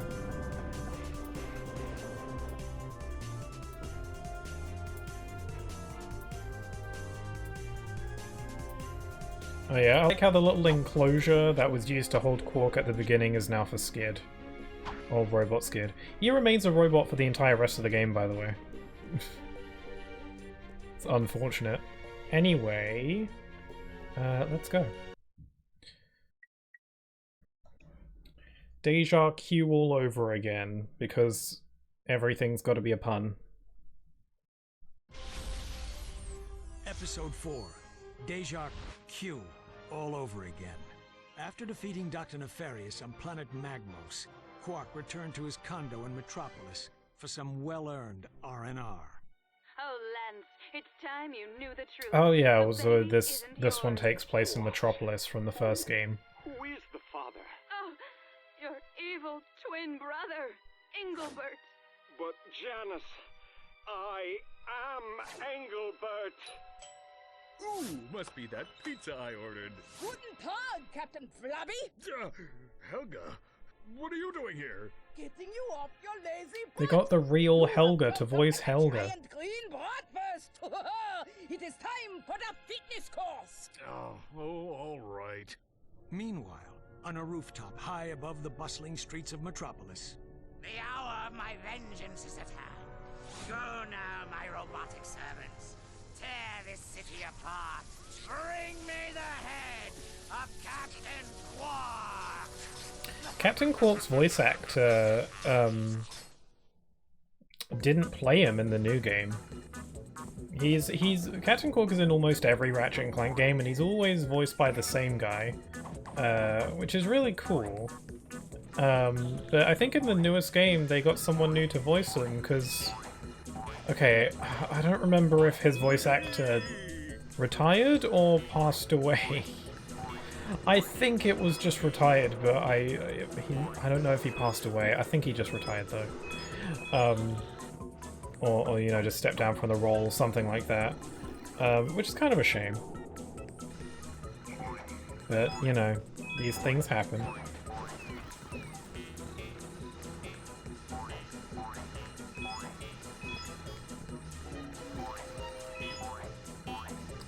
Yes. So this vid comic takes place in Metropolis, which is an iconic planet from the first game, and just kind of in the series in general.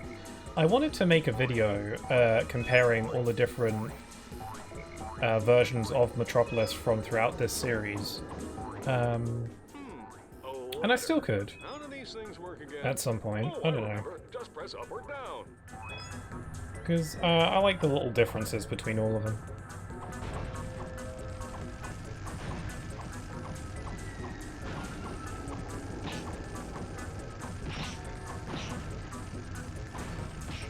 Okay, I'm gonna try and get all the tokens. So I've got to ideally not miss any.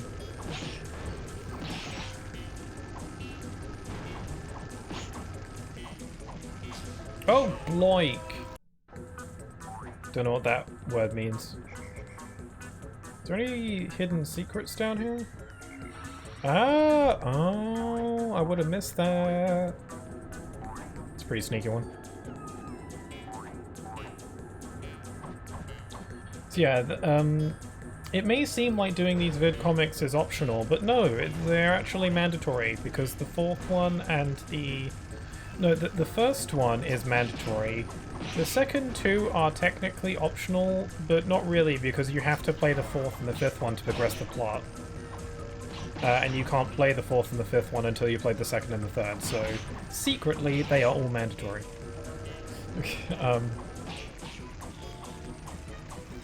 But I don't really mind. These are fun enough. Little you know, little break. Nothing special by any means.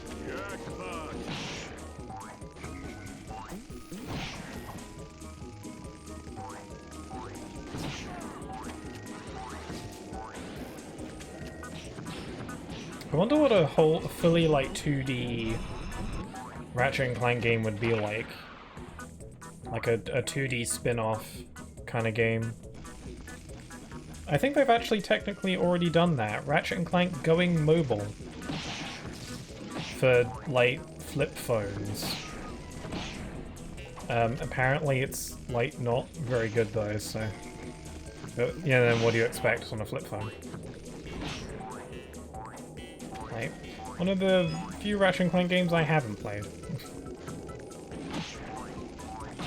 Actually, there's a handful of Ratchet and Clank games I've never played. It's not like Kingdom Hearts where I played all these games multiple times. There's a few I've never played.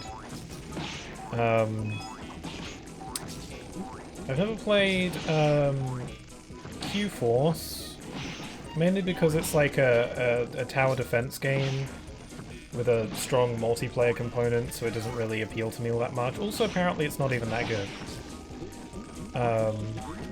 And it's got a very, like, nothing story.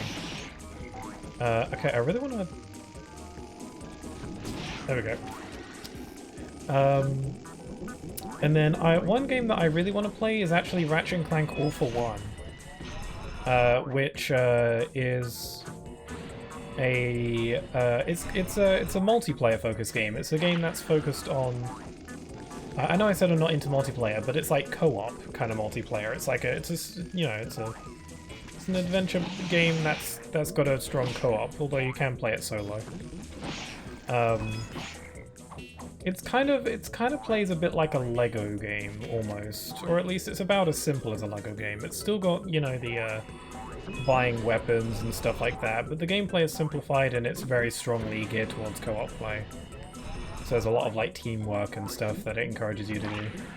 And it's not exactly people's favorite Ratchet Clank game, but I think it looks like silly fun. I've never played it, mainly because I don't have anyone to play it with. It had online.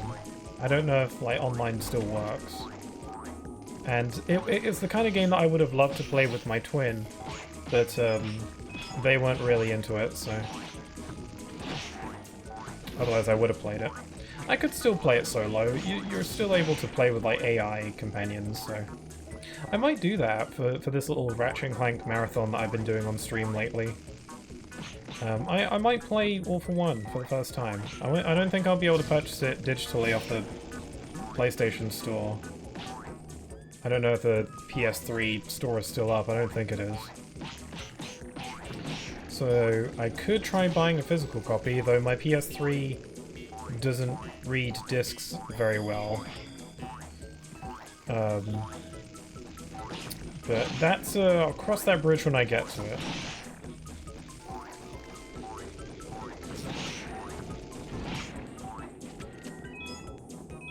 Yay, I got all the tokens!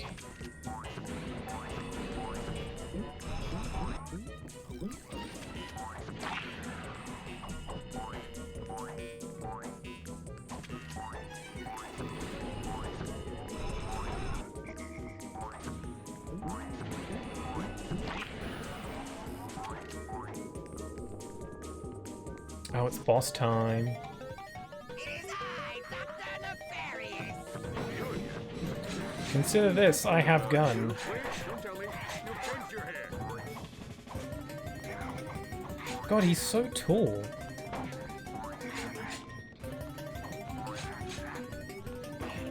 Also, I still think it's funny because this is like I'm playing a game within a game. I'm playing a video game within a video game right now, and it's funny that they got the real Dr. Nefarious to voice Dr. Nefarious in this video game within the video game. I think it'd be funnier if within these vidcomic mini games, Dr. Nefarious sounded nothing like he does in the rest of the game, because it's implying that they couldn't get his voice. I think that'd be funnier, but whatever. Then they would have to hire another voice actor, but...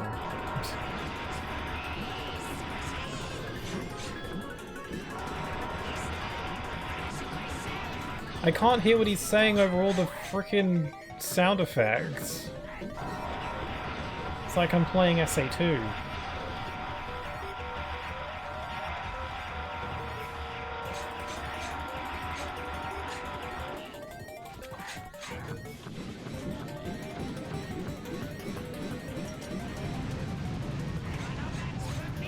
You're dead.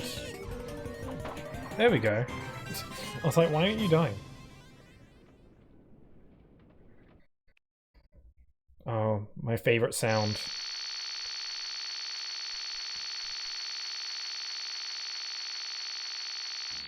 Ah, beautiful. I should make that my alarm clock. Also, 8,000 bolts is crap. Is it because I took a long time? Maybe my time. Quark! I'll get you for this.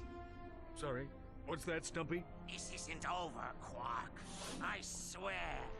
I will return someday to destroy you and bring Metropolis to its knees! Uh-huh. Just a word of advice, Nefarious.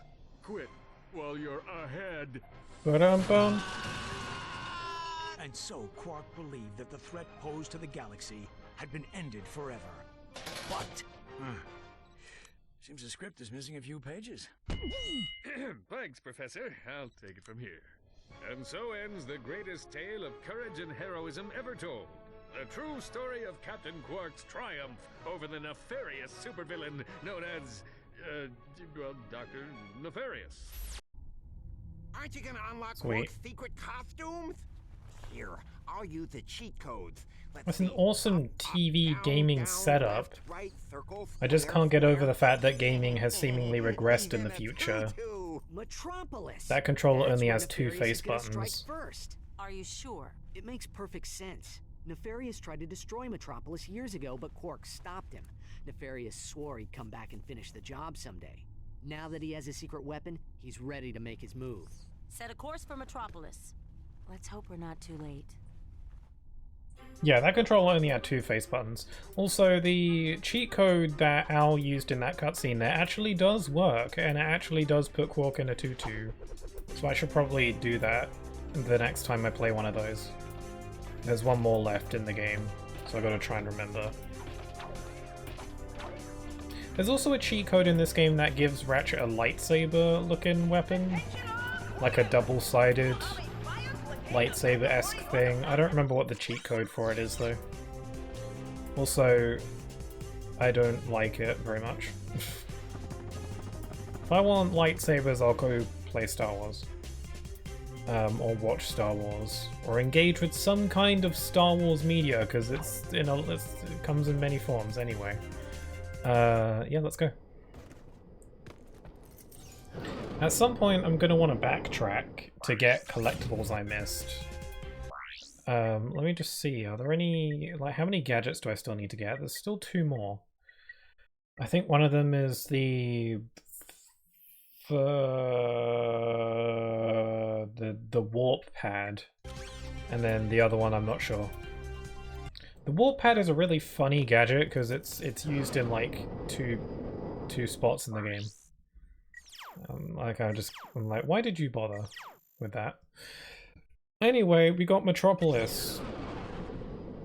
One of the most iconic planets in the game and series.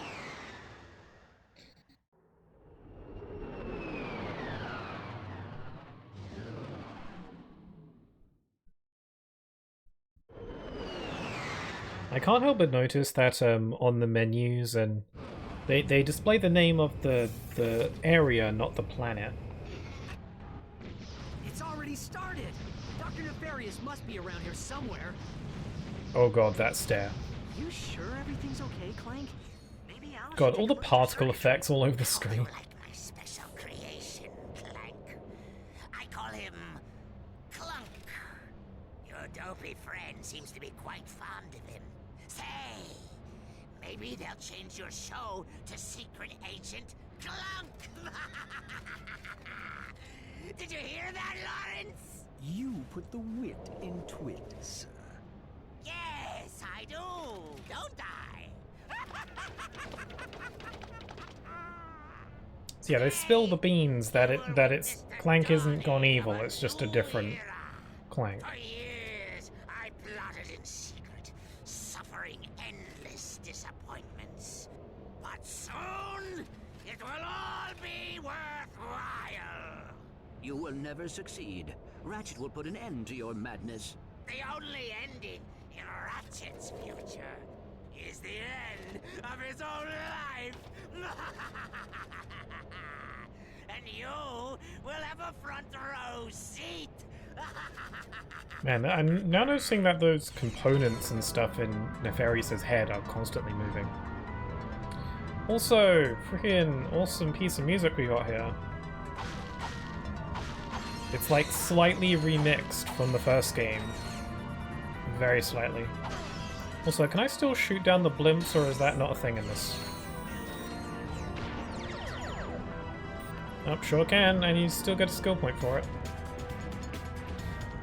Yeah, they'll be fine. Can I see that skill point? What's it called? I feel like it might have a very smug name.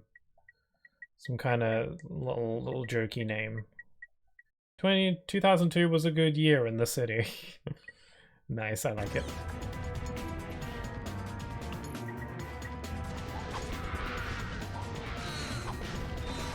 I was going to say a thing and I forgot what it was. I thought maybe announcing that I forgot what I was going to say might have helped me remember, but it did not. Evidently, it has not helped me remember. Anyway, even though this is... Oh yeah, that's what I was going to say. So yeah, in this game, instead of displaying the names of planets on the menus, like on your ship and stuff, it displays the names of the, like the location that you go to within those planets, although not all the time, because Planet Dax is still here. And Tyrannosis and Aquatus. So it's actually pretty inconsistent, because it's like... some of the the planet names, Aquatos, Tyrannosis, Dax, and then for others it's like Blackwater City, Metropolis, Zeldrin Starport, Hollow Star Studios. So it sometimes shows the planet names and sometimes it doesn't. In the first two games, there would always be the planet name and the specific location name. So like Metropolis was referred to as, in the first game, as just Planet Koan, but it was Metropolis as well. I don't know why that's important for me to point out. It's not. I have a habit of finding unimportant stuff very interesting sometimes.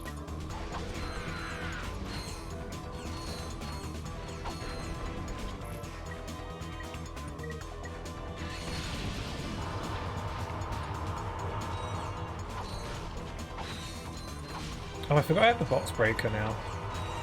Just destroy everything.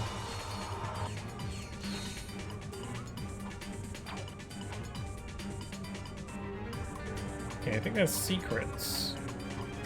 Nope. Okay, there's secrets somewhere. Oh, I can see the end of the level from here. So yeah, even though this is the same planet and the same city from the first game, the level design is completely different. They didn't just, you know, copy and paste the exact same level. Although the level design in this one is like way more linear. It's literally just a straight line to the end, and it's pretty small. But you know, that's just this game in general. Oh look, there's Clank's cage. That's just this game in general. This level design is way more linear and focusing more on the action than, you know, exploration and puzzles and stuff like that. And that's just kind of thing where you like it or you don't like it, you know? I like the action. I could go either way. If they want to focus more on the action, then I'm good with that, because the action's fun. If they want to focus more on the puzzle solving stuff, then by all means go for it. I'm down for whatever.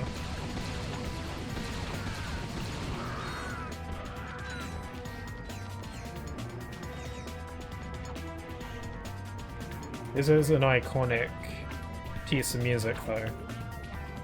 I hear some people don't like this theme. Maybe it's because of, like, oversaturation or something. Anyway, there's a little teleporter pad. Teleporter out of order, come back another time. Hint, hint, hint. Yeah, this teleporter is not required to beat the game or even to 100% it, really, I don't think. Ratchet & Clank 2 had this as well. This teleporter will take you to the Insomniac Museum, which is honestly a really cool place where you get to see... You basically get to explore a recreation of Insomniac's headquarters, or, you know, offices, and you'll be able to see behind-the-scenes stuff and take a look at unfinished models and, you know, deleted concepts and stuff, and it's neat. You can only access that teleporter by 100%ing the game, or by returning to this teleporter at a specific time. Like on your console's time, you have to... Time has to be specific. I don't know what time you have to set it to, so I don't remember, but yeah. I will not be going to the Insomniac Museum because I'm pretty sure I most likely mentioned it when I was playing Ratchet & Clank 2. But the Insomniac Museum freaks me the hell out. Just because seeing unfinished models and locations and stuff, that stuff just freaks me out. It feeds into my fear of glitches. Just like unfinished or like janky looking video game stuff like Out of Bounds and, you know, stuff like that, it just freaks me out, so I don't really... I think, like, in my head, I know that the Insomniac Museum is a really cool feature and they should totally bring it back, but it freaks me out a bit. I mean, to be fair, the Insomniac Museum, they brought... Most Ratchet & Clank games have it. Most of the major ones do. The newest game didn't have it. Which is a shame. But, you know, It's not a deal breaker by any means.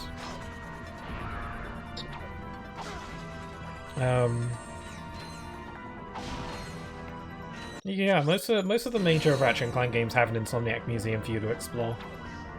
Although the movie tie-in game, that game also had that game had the Insomniac museum, but it was more like an Insomniac garage. Where instead of seeing like behind the scenes stuff, they basically just plopped in a bunch of random character models from throughout the series and a bunch of like random like merch stuff for you to look at. Still freaks me out though. I don't know why. It is time, Lawrence. Time to unveil the true future of this galaxy. The future I have chosen! Yeah, like the components in Nefarious's head are constantly moving. Also, he just yeeted him, jeez.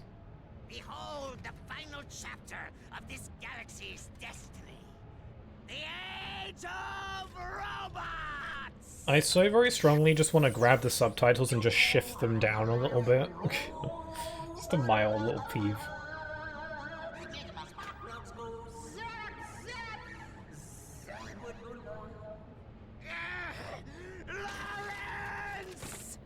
Oh, dear, that was your audition for Galactic Idol, wasn't it?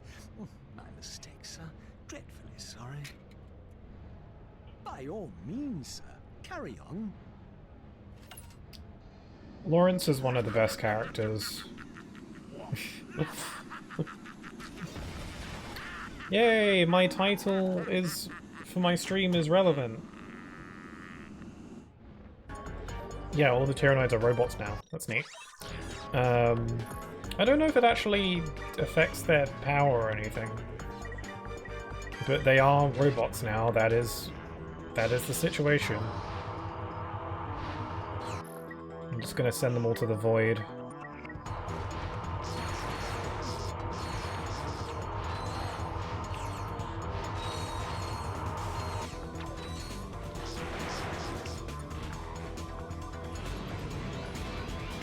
Whoa, hello.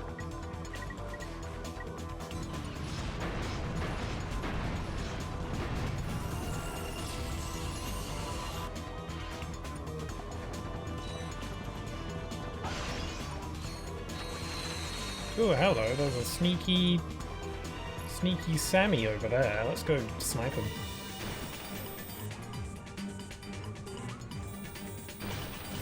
Ah, it's just too much fun.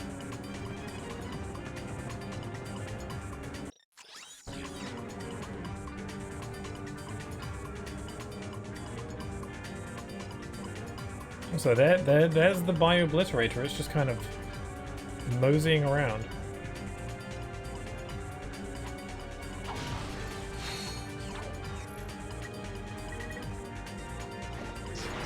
Oh, boy.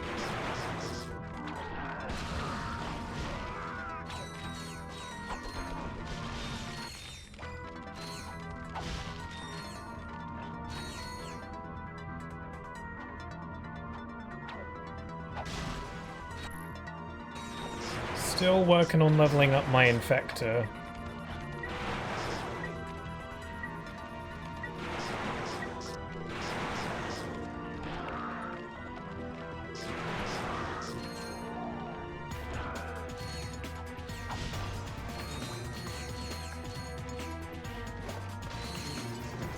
Well, like the little sunbeams, that's a cool detail.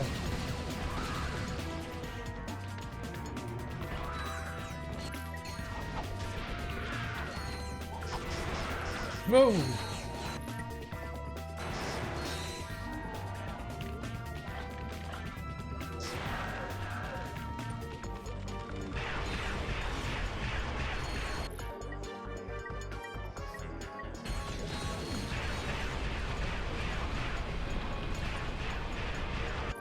Okay, I can't use the Infector on them, they're too far away.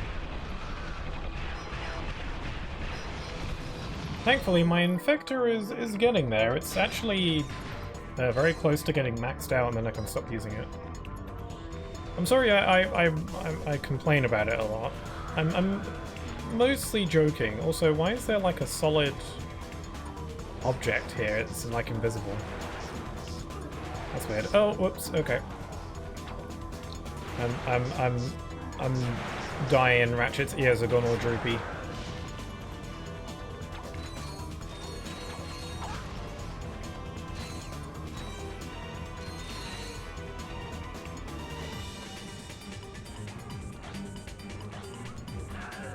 Yeah, I'm wearing the gravity boots right now, but because I'm using the Ratchet 1 skin, they don't show up. Which is a shame. But I am using the gravity boots right now, you just can't see them. Okay, how about I just, like, snipe the hell out of you?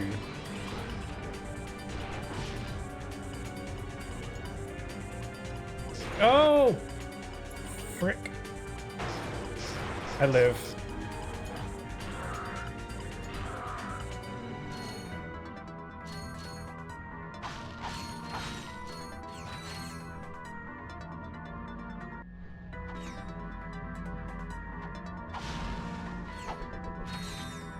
Press square to attach the wrench to the bolt crank. Are you really telling me how to use bolt cranks now? Also, the refractor, I forgot that was a thing.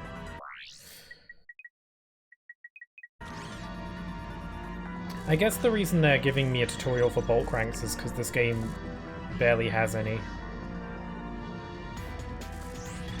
So, like, you know, just in case you forgot, because this has been a while.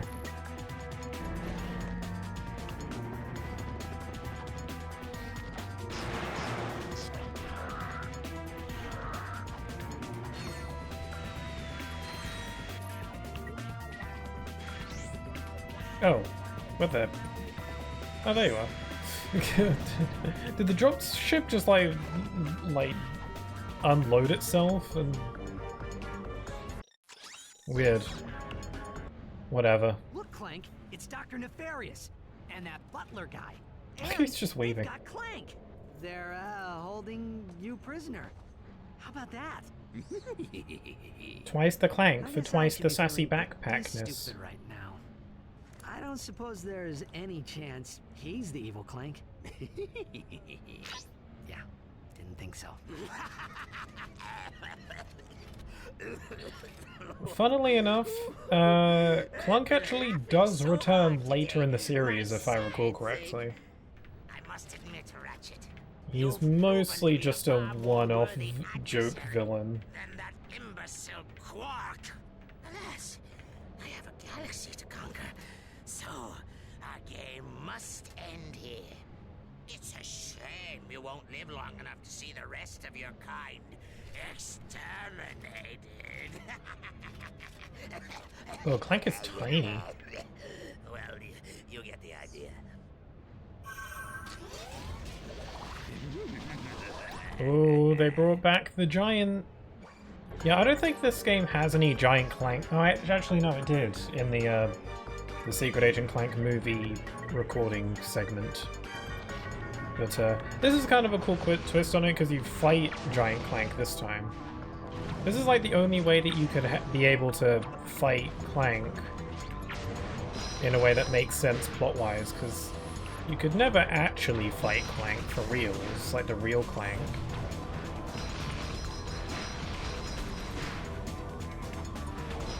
So this is kind of cool.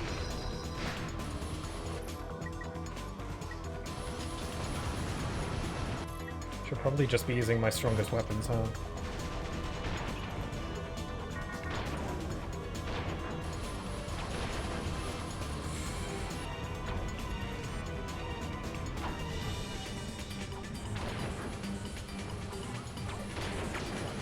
Yeah, I'm just using my sniper rifle, but you can shoot it without having to aim. It's just kind of hard to aim, but, you know, you can indeed still shoot.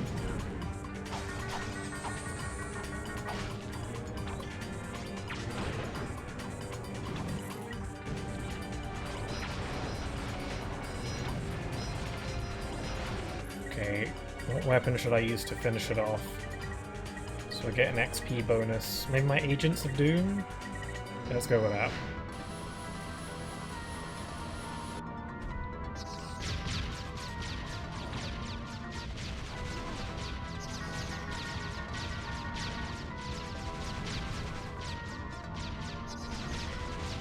My robots are getting like blown away because of the ships moving.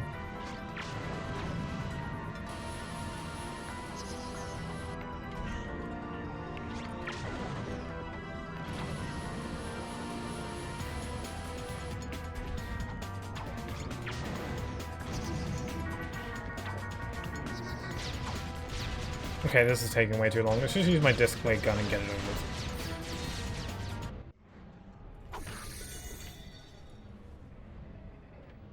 I am sorry, Ratchet.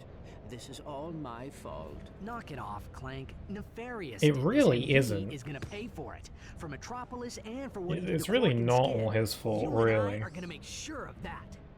Come on, Clank didn't really do anything wrong here, so. Or worse.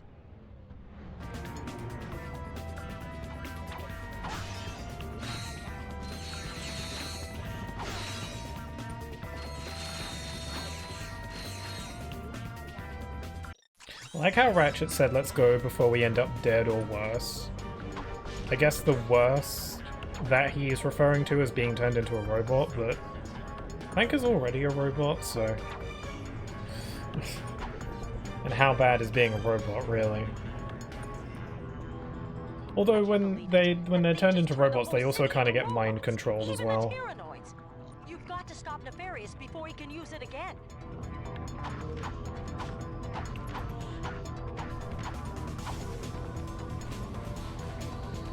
There are some optional Warzone missions we can do though, and since I enjoy getting some extra bolts, I'm gonna do them. More XP for my weapons as well, you know. Yeah, battle missions. Urban Storm, Part 1. The Tyrannoids have occupied Metropolis and planted timed explosives throughout the city. When the clock runs out, the entire area will be vaporized. Using the hover ship, locate and neutralize all the charges before it's too late. Whoa, skybox.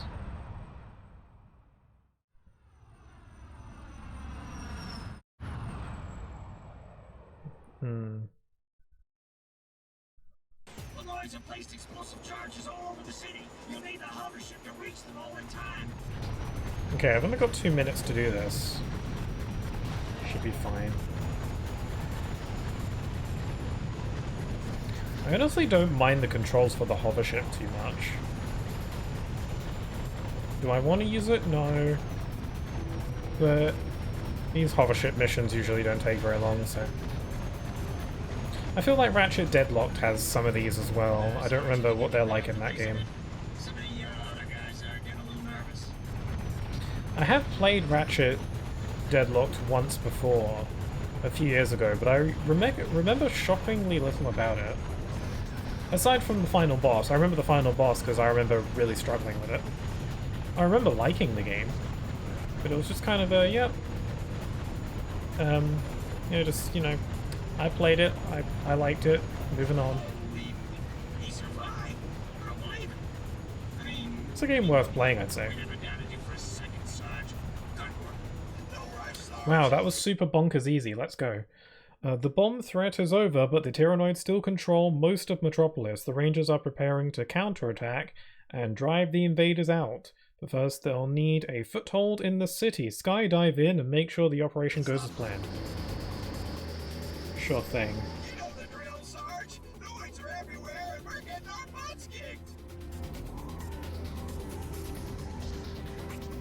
I like the skydiving. They bring skydiving back in a few of the games. Really only a couple. Tools of Destruction has a couple skydiving sections, and you can even use motion controls during it. Isn't that fun? But you can turn them off, so it's fine. Yeah, that was funny, because the PS3 had motion controls, or like a 6-axis. They tried to incorporate that in Ratchet & Clank in the dumbest way possible. But thankfully they always offered an option to turn it off, but there's the aforementioned being able to use motion controls to control skydiving instead of with the analog stick, which is whatever. But they also included a couple motion-controlled weapons to the game, which is about as fun as it sounds, which is not very. It's a shame because the weapons themselves are kind of cool, but the motion control aspect kind of lessens their enjoyment.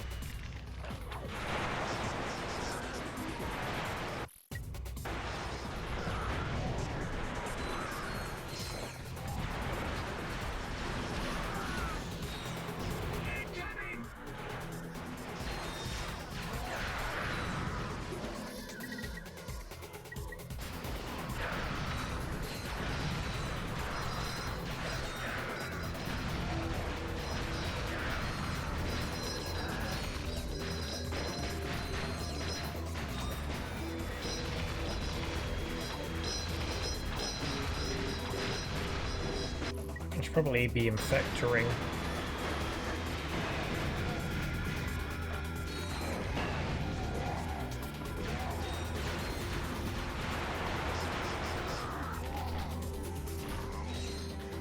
Okay, my infector's nearly maxed out.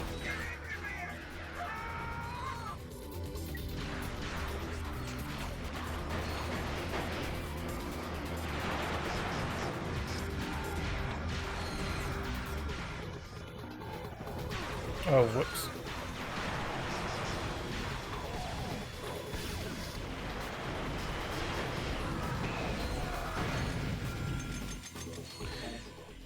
Yeah, I think Oh, cool. I think I brought it up in the last stream, but the Tyrannoids are just kind of odd to me because they feel very disconnected from the rest of the game, plot-wise. It's not super common that there'll be like a big antagonistic force. Most planets in Ratchet & Clank games usually have their own like a handful of enemies to take out native to whatever planet you're in.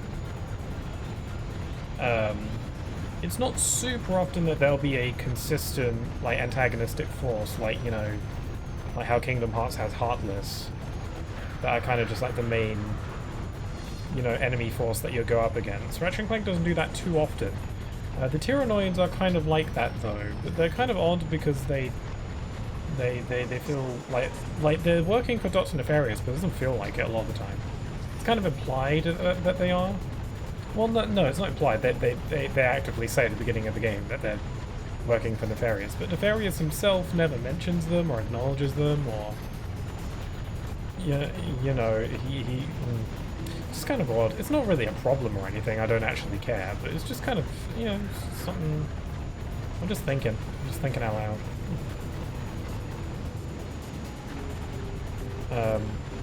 Tools of Destruction has, like, introduces the Kragmites and the Drophits, which are a kind of like the Tyrannoids, in which in that they are like a reoccurring antagonist, like enemy force throughout the whole game. But they have way more plot relevance than it feels like the Tyrannoids do. But then again, Tools of Destruction is a lot more of a plot-heavy Ratchet & Clank game. It's not that plot-heavy, but it's definitely going for a more lore.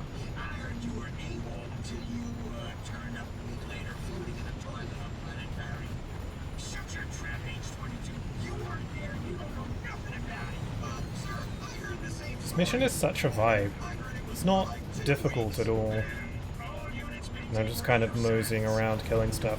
Also, I'm pretty sure this place we're in right now is a map used for multiplayer, for the multiplayer modes. I think. I don't know that for sure because I never played the multiplayer, but sure seems like it.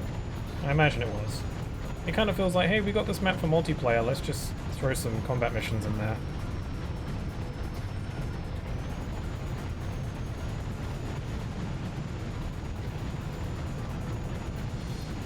I do wonder if they'll ever try bringing, like, a PvP multiplayer into the series again. It's, I feel like it was kind of a... When Ratchet & Clank tried to do it, it felt like they were trying to, like, jump on a trend of, like, multiplayer PvP shooters. And while those games are still a thing these days, it's not, like, as... I don't think it's as big as it used to be. So I feel like maybe Ratchet and Clank trying to incorporate that again wouldn't really make sense. I don't think it would bear much fruit. Assuming, like, even if they did it well, I just don't think people look to Ratchet and Clank for that. I sure don't. If they did incorporate a multiplayer mode into Ratchet and Clank, I probably wouldn't use it.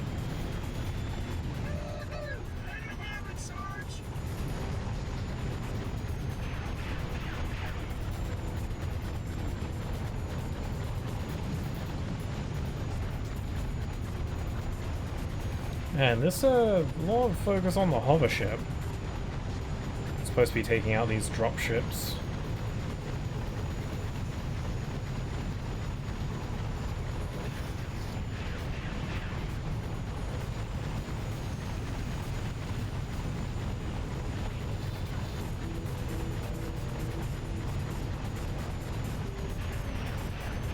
I so love how I consistently can't hear the music because of all the sound effects. Sound effects definitely like drown out some of the music sometimes. I could turn down the sound effects, but I don't really like tampering with sound settings.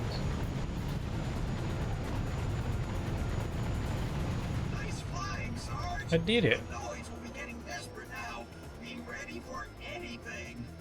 Oh, I'm ready.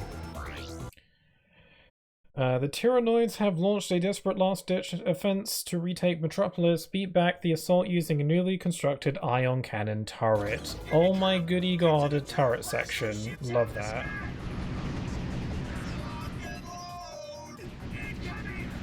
I sure do love turret sections. Does anyone like turret sections? There are certain things in games where, you know, they show up and I'm like, does anyone like these? I think that about like sliding block puzzles. Like, does anyone like enjoy these? Like, tolerate, sure. Well, you know, you just find them fine. But does anyone like actively, like, if you get a turret section in the game, are you like, oh boy, golly gosh, I sure am excited for this turret segment? Does anyone say that? I genuinely am curious, because, like, I don't hate this turret section or anything, it's pretty easy. But I never enjoy these.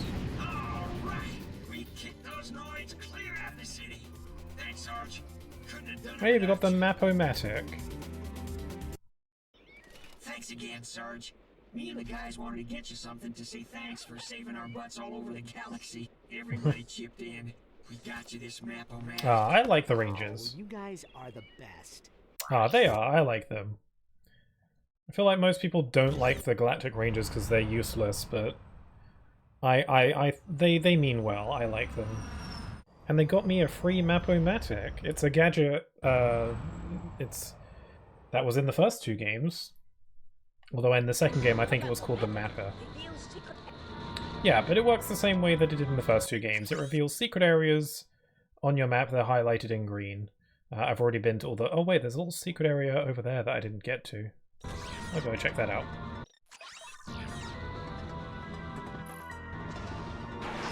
Yeah, the Mapper, or the Map-O-Matic, or whatever name they feel like using that day. It's pretty consistent throughout the series. A lot of the games have it. It's usually treated as a late game. Also, my Infector leveled up. Sweet, I can forget about it now. Yeah, the Map-O-Matic is usually a pretty late game upgrade that basically makes it easier to backtrack and look for stuff you missed.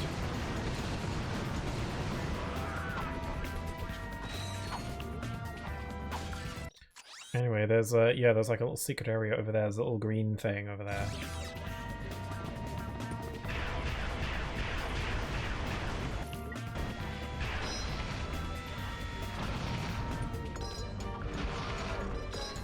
Yeah, my Infector is maxed out. I can stop using it now. Excellent. I can use the weapons I actually like. Again, the only reason I was using the Infector is because I have this, like, desire to level up all the weapons and use them all evenly. I don't know why. even though there's no real need for me to use every weapon, I don't know. It's just satisfying seeing the numbers go up. That's what it really boils down to.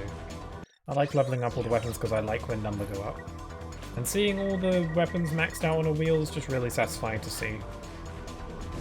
And I know I keep, you know, saying how bad the Infector is, but it's not that bad, really. It's definitely my least favorite weapon in the game, though. It's not awful. There are probably way worse weapons in the series. None come to mind off the top of my head, but they exist.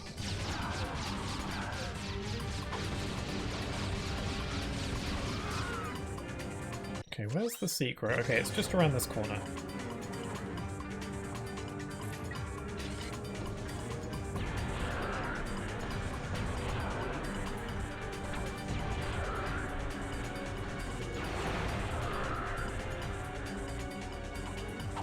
I've got a lot of bolts. What darn? Oh, right. Let's use discs.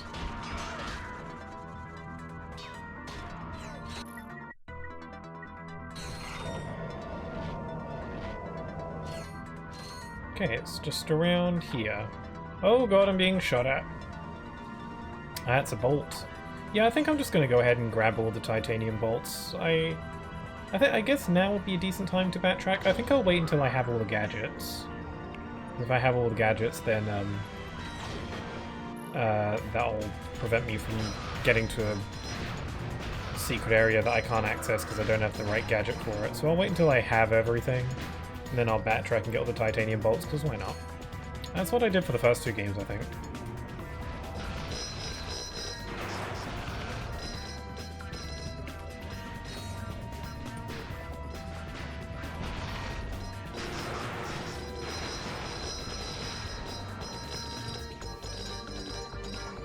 The PS3 is whirring quite a bit now. It's kind of old, so...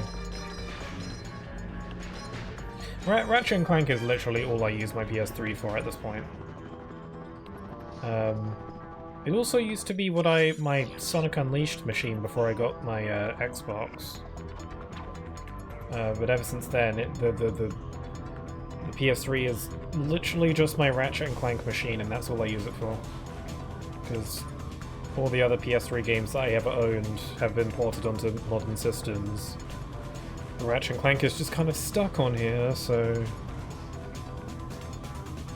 Like there's the movie game, Rift Apart, and they recently added Secret Agent Clank and Size Matters onto the PS5 store. But all the other games in the series are still stuck on PS3. And it's a little bit annoying. Honestly, if they one day just ported all the games to PS5, I would eat the hell out of that. I would marathon them all again. Even if it happened, like, tomorrow or something, I'd play them all again. No, like, get all the trophies? Like, where the hell am I meant to go? Oh yeah, I guess I'm just going back to the Phoenix.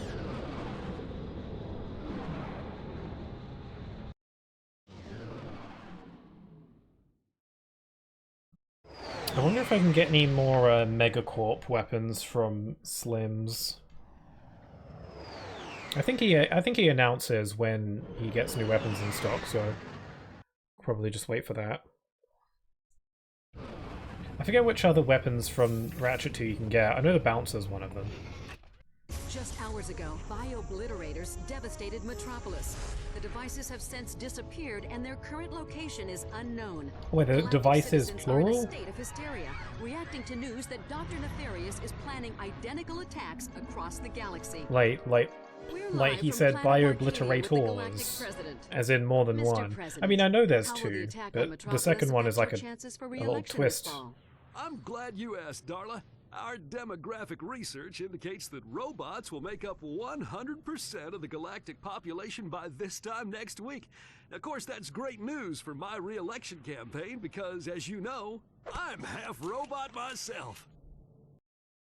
That's pretty cool, Mask. everyone's acting like Nefarious has already won. Maybe he has. If we don't find those bio-obliterators soon, we're all gonna be robots. Not that there's anything Offended. wrong with that. Wait a second. Before the Star Cruiser blew up, didn't Quark say he was trying to find something? Yeah. It's a long shot, but I guess it's worth a try. The cruiser went down on planet Zeldrin. We'll go check out the crash site. Maybe we can find what Quark was looking for. Okay, we're going back to Zeldrin.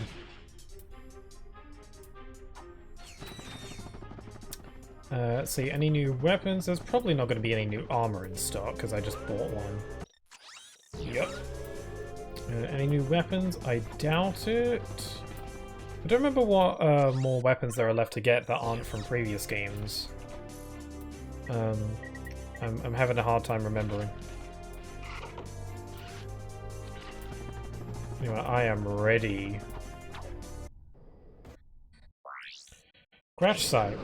I remember this planet mostly because for some reason the music for this planet is just the boss theme from the first game, which is so bizarre to me because reusing music is very uncommon in this series from previous games, unless it is the exact same planet, like Metropolis, but even that was remixed.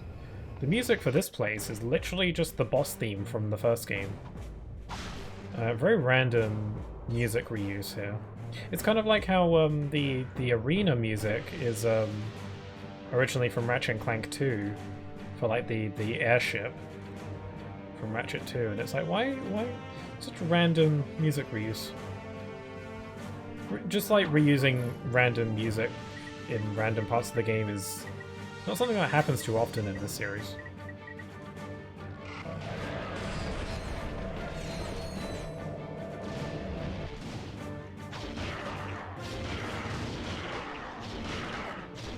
Okay, I'm getting to the point where the suck cannon is not as powerful as it used to be.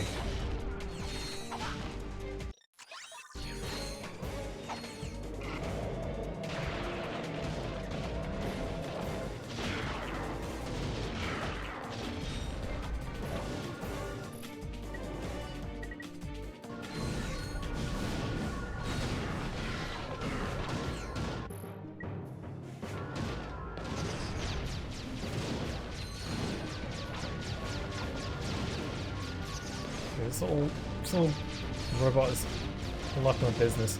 Also, I think I'm going to turn down my fan. It's getting a little bit cold. It was kind of warm earlier, but I'm good now.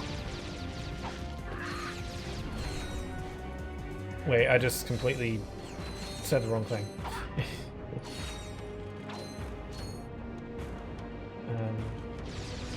No, I said the right thing. It was warm earlier, so I put on the fan. Now it's cold, so I don't need the fan. Yeah, I was right. Let's see. What tool of destruction shall I use now? I keep forgetting about the Rift Inducer. I gotta be using it more. It's not like I don't want to use it.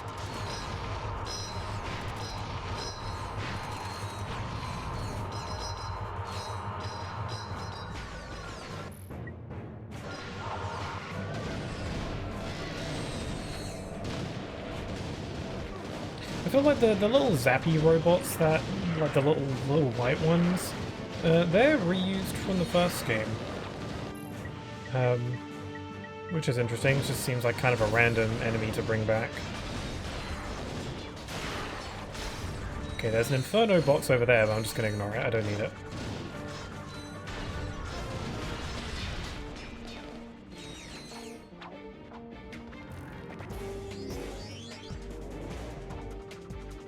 Another trophy!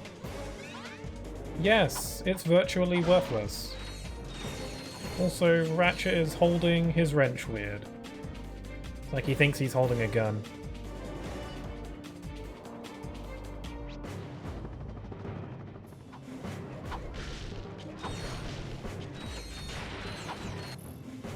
Okay, let's use the Annihilators.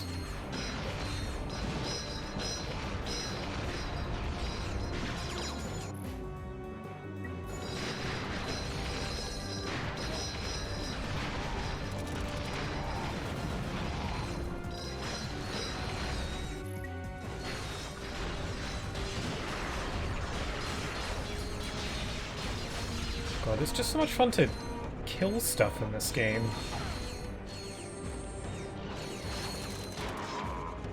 That's why the emphasis on action in this one doesn't really bother me. It's because it's fun. It's what people want. They want to blow stuff up. Although, if I'm saying this game relies on the action, Ratchet Deadlocked is basically relies on it even more. Yeah. Ratchet Deadlocked is kind of like a pseudo spin-off, kinda. Some people question the canonness of Ratchet Deadlocked, but I see no reason as to why it can't be canon. So, and it very clearly takes place after this game. It's kind of a pseudo spin-off because it's like the arena missions and stuff in this game, but it's the whole game is that, without any of like the platforming or exploration. Like there's bits of that, but it's all about the arena stuff. So it's kind of a spin-off, but it's all stuff that you do in Ratchet & Clank games anyway. It's just more of it.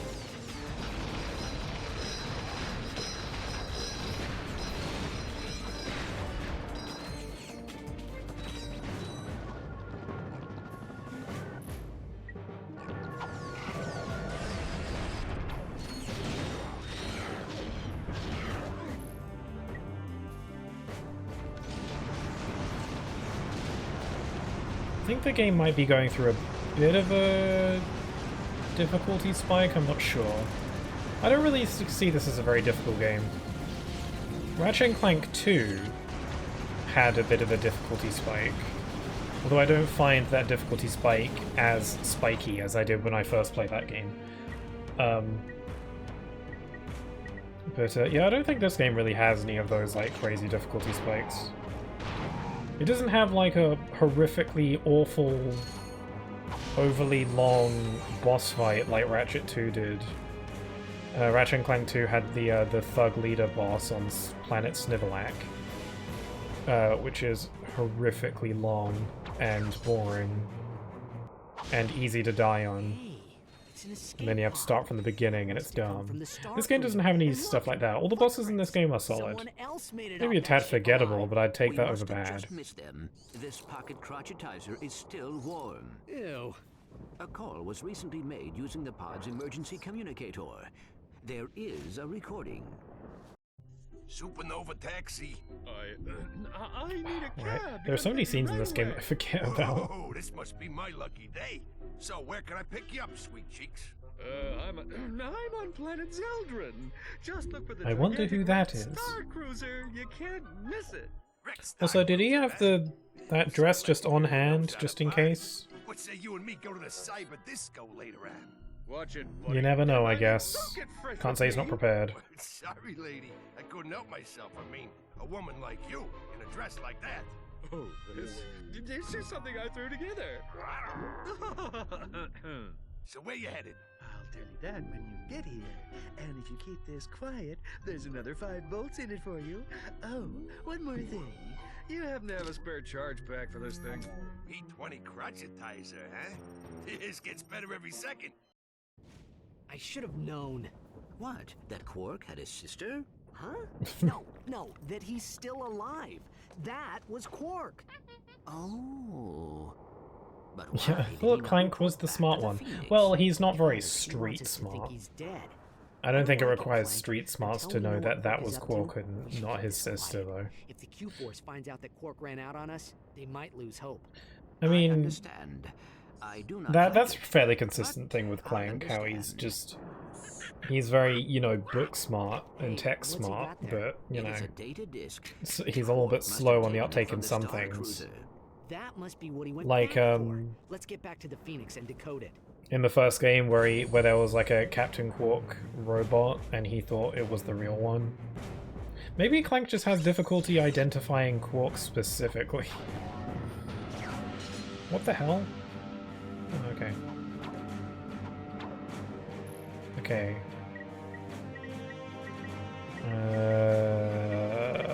Season 9 Annihilator.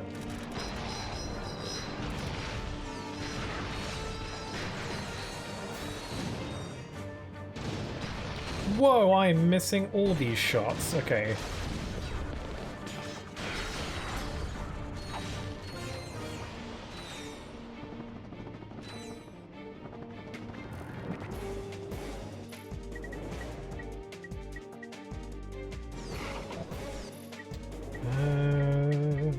All my weapons are... I'm trying to get all my weapons to around level 4, so some of my newer weapons still need a little bit of leveling.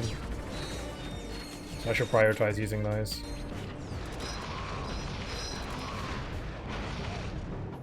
I'll work on getting all my weapons to level 4, and then I'll work on getting them all up to max level 5. Okay, when the gravity's all wacky like this, aiming weapons can be a little bit tricky. It doesn't always get affected by the gravity shift. I don't know if it's supposed to, but it has trouble with it.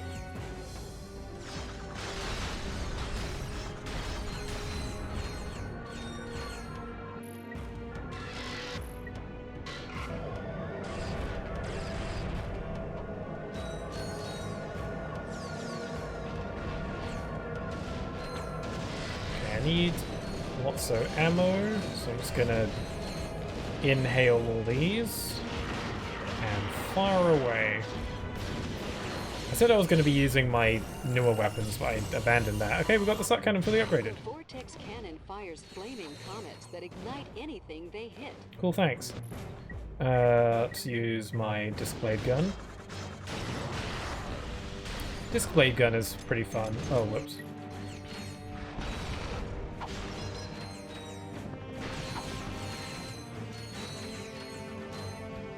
I'm missing any secret areas. Oh, I am. Oh. Maybe I should go back. Can I go back even? I don't know if I can. No, I think I'm stuck here. Let's just go back. Whoops!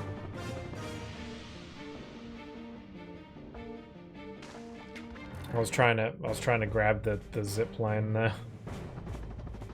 Oh, can I not just jump and grab it like a normal person instead of trying to be fancy with it?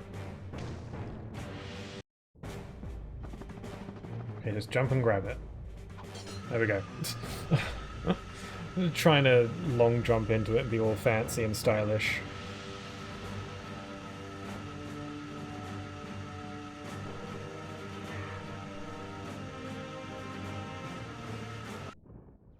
Hi, Sarge. We were wondering if maybe you wanted to come hang out with us on planet Iridia. I'll come hang out with you. It is H22's birthday. We're having a party. I don't know. Sounds more like a battle than a party. I told you we wouldn't go for it. You guys just hang in there. I'll be there as soon as I can. Oh, the cutscene bugged out a little bit there. Planet Iridia, another planet from the first game. Except this one is exclusively a war zone, so there's no exploration there. Also, I'm pretty sure Planet Iridia is mandatory, because I think you get a gadget that you need to progress. Might be the warp pad. Again, a warp pad is a funny gadget because it's so incredibly underutilized to the point where I wondered why they bothered including it. But I guess they felt like the game didn't have enough gadgets in it.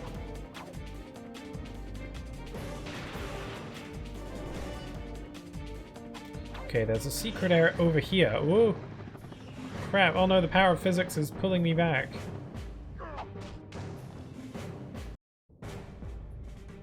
Yeah, there's a secret area over there.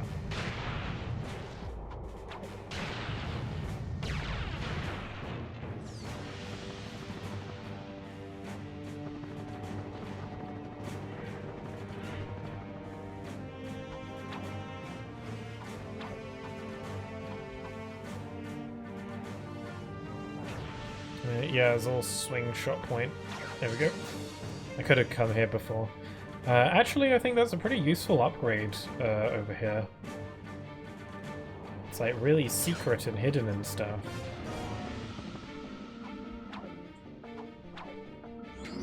I think this is the nanotech upgrade, if I recall.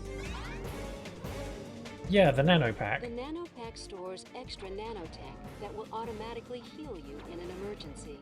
Yeah, it stores additional nanotech. Nice. So it's basically like a little free heal that automatically kicks in if I lose all of my regular nanotech. That's kind of neat. I don't think I really need it. I haven't really been struggling all that much.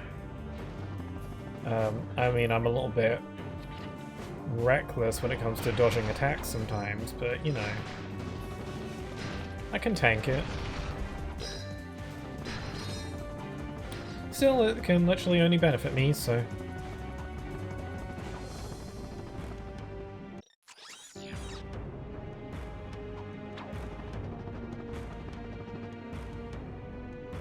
Okay, let's bounce.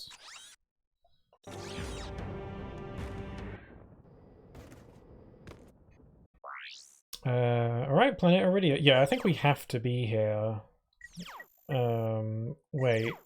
Wait, what was the cutscene about? No, I think we just got to go to Planet Iridia or something, I don't remember. I know we get the 5th vid comic at some point, and that allows us to progress the plot, but I don't remember how we get that. I think for now we just go to Iridia and do what we got to do there. Just more combat missions. The tunnels of Outpost X12. Tyrannoids are attacking the Ranger base at Outpost X12. Defend the blah blah blah blah whatever. You got here just in time, Sarge. Looks like the Noids are getting ready to attack through those tunnels. I might be wrong, but I'm pretty sure Planet Iridia in the first game was at nighttime. If I'm thinking of the right planet. It was like a desert planet at night. So it's kind of cool that even though they're bringing back Planet Iridia, it's at least at a different time of day. Which is cool. Is there anything back here, or am I wasting my time? Like there's like gravity ramps that lead up here. Is there a reason for it? Or... No? Alright. Maybe this is a multiplayer map or something.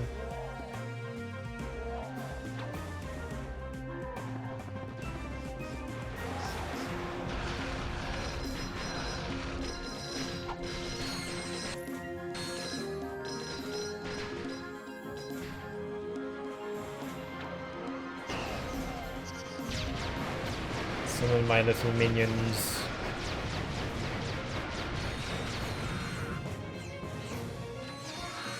Music here is pretty good. Well, my little baby robots are like dying immediately. I mean, the point is that they're supposed to kind of kamikaze themselves, but still. They have guns, so they could, you know, try not doing that.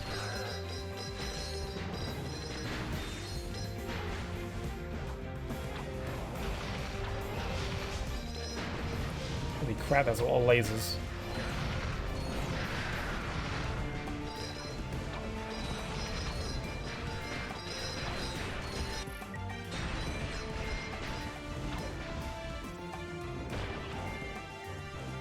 Well, the rifle is so powerful.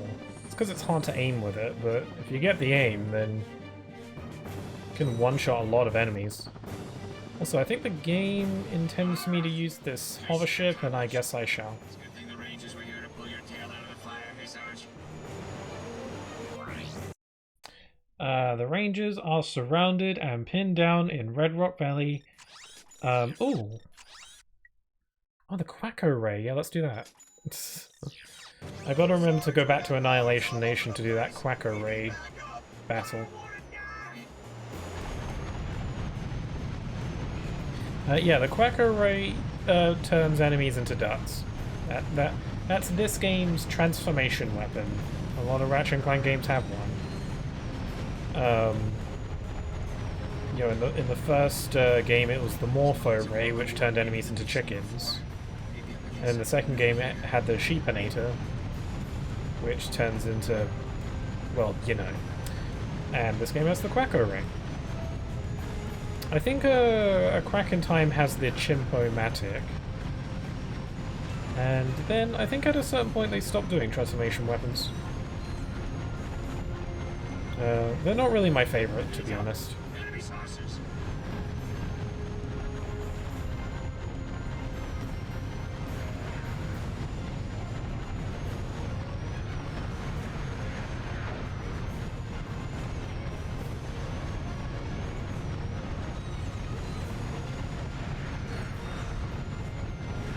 Man, I'm just seeing all the XP go to waste.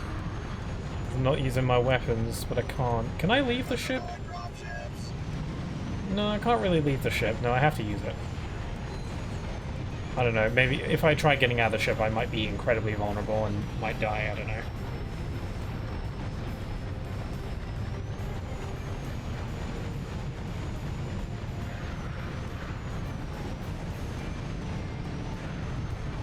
I guess one nice thing that this game avoids doing is any sort of like escort mission or defending mission or anything like that where you've got to like defend your allies and they have HP bars and you've got to make sure they don't die, or you know, escort some of the rangers somewhere without them dying. This game never does anything like that, which is nice, because that's another one of those things where it's like, does anyone like these?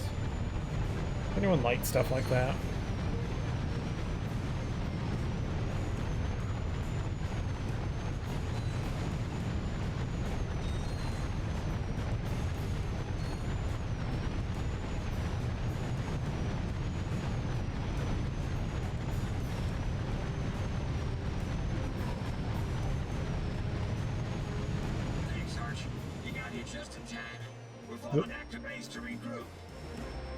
Got to pop up on my PC for a sec there. Hopefully that didn't disturb the stream in any way. No, I think I'm still good.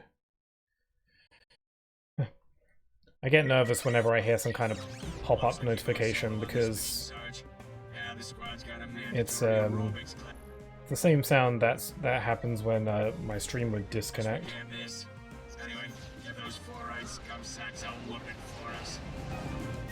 I'll give them a whooping. I think I'm by myself, which is fine, because that way they won't steal my kills.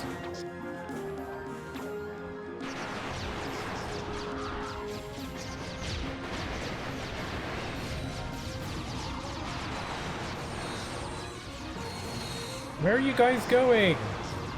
They're going the complete wrong way. I gotta level up the Glove of Doom. I don't care much for it, so I gotta level it up so I can stop using it.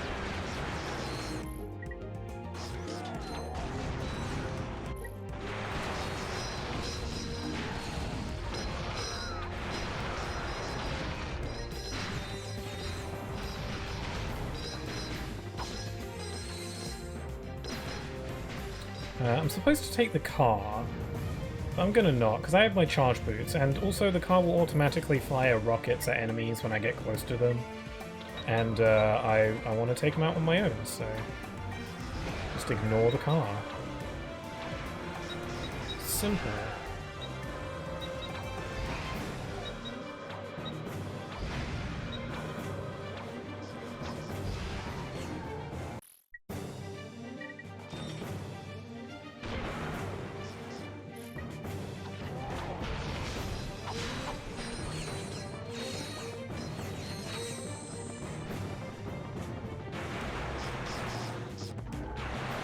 Yeah, I like to play these games, like, you know, leveling up all the weapons, as I've said.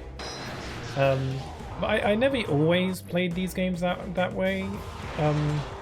Like when I was younger, I would always just, you know, stick to my favorites, and I think that's what the devs kind of expect. I think they expect you to try out all the weapons and see what you like. But then, like, to just stick with your favorites once you find them. And that's how I used to play these games, but there was a certain point where I found it a lot more satisfying to level up everything else and play it that way. And ever since I started playing that way, I don't think I could ever go back to just sticking to my favorites. I don't know, it's just more satisfying to evenly level up everything. It's just kind of a fun level of management that I like. Oh, Quacko Ray, I forgot about that. I gotta get rid of something on my quick select. Let's get rid of the Tira guys. Sounds like some of the older guys call you cabin boy, sir. All units maintain radio silence. That must have been a real feather in your cap, Chief. Keep talking, J31. We'll see how you like scrub duty for the next 6 weeks. Watch it. Okay, maybe I should just rifle. Oh, wow, I just, like, shot it without even targeting.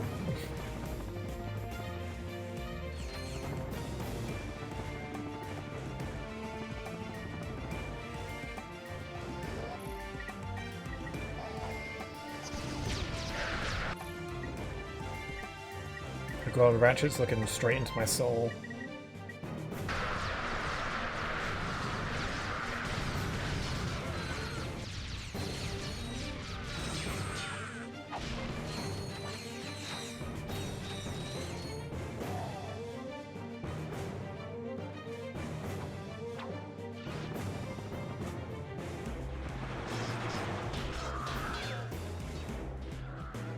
Alright, looks like I missed a couple enemies. Over there. Okay, I'm just gonna snipe them because I can't be bothered to go all the way over there. Boy. Where's the other one? He loaded out because he's too far away.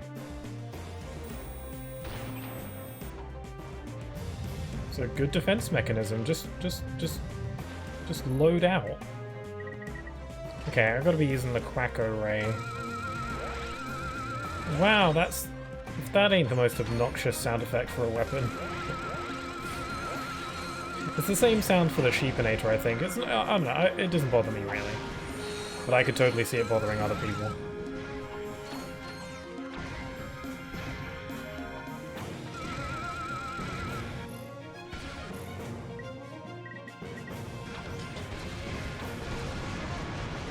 It's gonna take way too long.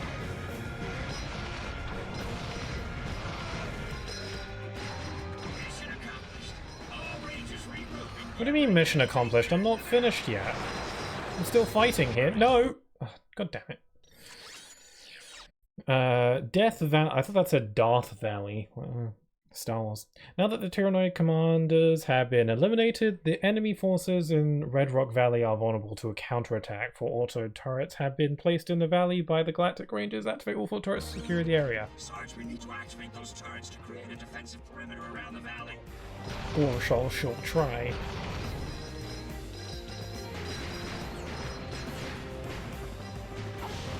I'm just gonna kill everything again. More XP for me and all that. I gotta be using my Quacko Ray.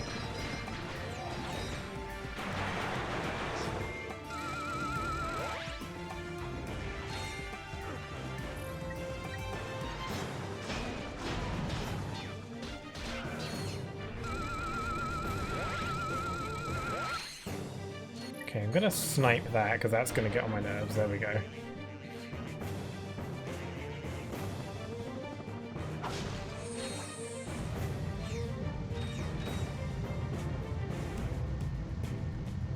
Okay, spin this.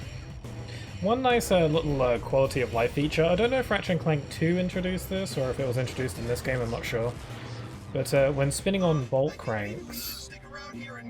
yeah, when spinning on bolt cranks, I think in the first game and maybe also the second game, I don't remember, but you had to rotate the analog stick to spin bolt cranks. In this game, they simplified it so you just hold one direction of the analog stick. It's a subtle change, but you know, it's still little things. You know, it's the kind of thing where you'd notice if it were gone.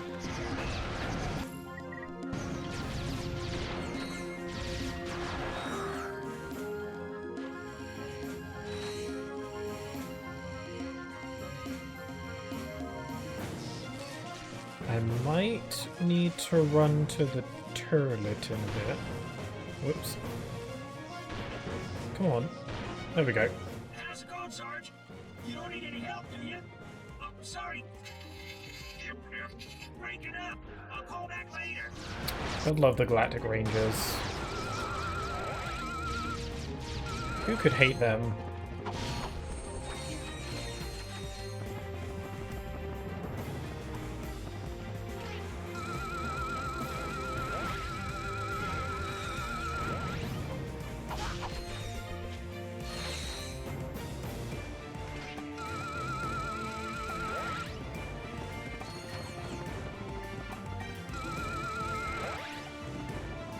Okay, my Quacko Ray is already half leveled up to the 2nd level.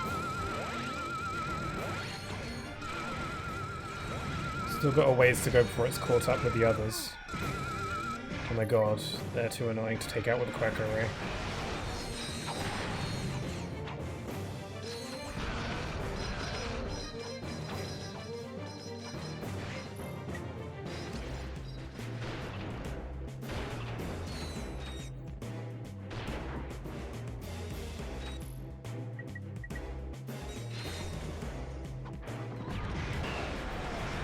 Oh my god, there's a lot of guys over here.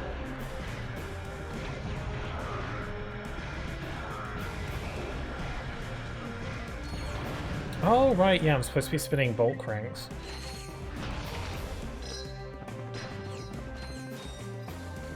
I think this is 3. Also, my health is low. Thankfully, I've got that nano pack.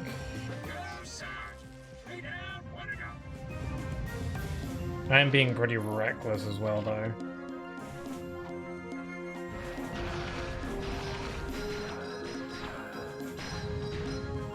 It's not like I don't try to avoid taking damage, I just don't try like my life depends on it.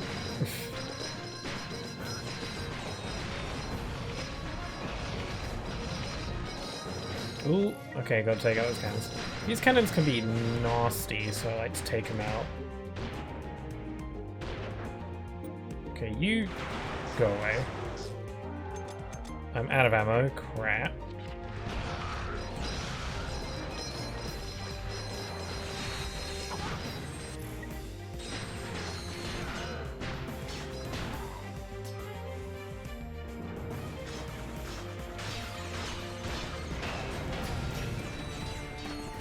Okay, one more bolt crank.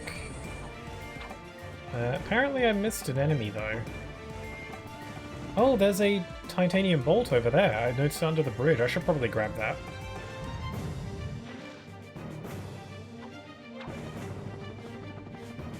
Ah, there's a cannon thing. Should probably get rid of that.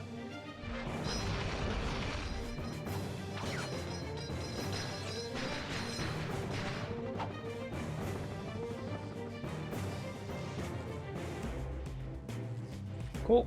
Now I don't have to make a return trip later. I don't know. I don't know if I should get all the titanium bolts. It might not be worth it. All they do is get you skins. I don't know. I'll go for all the titanium bolts if I feel like it by the end of the game and if I have time, that sort of thing. If I don't, then I won't bother, because they do... Well, they do just give you skins and that's it. And I don't really want most of them.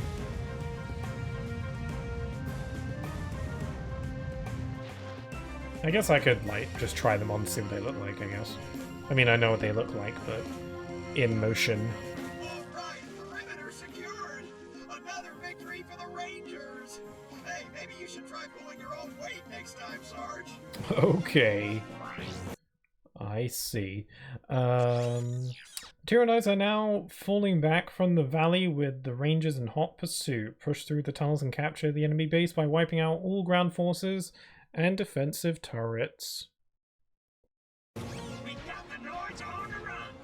If somebody could push through those tunnels, we could launch a direct assault on the enemy And they are running away. There's a room full of Nords up ahead, Sarge. You go in and clear them out. Cover the rear.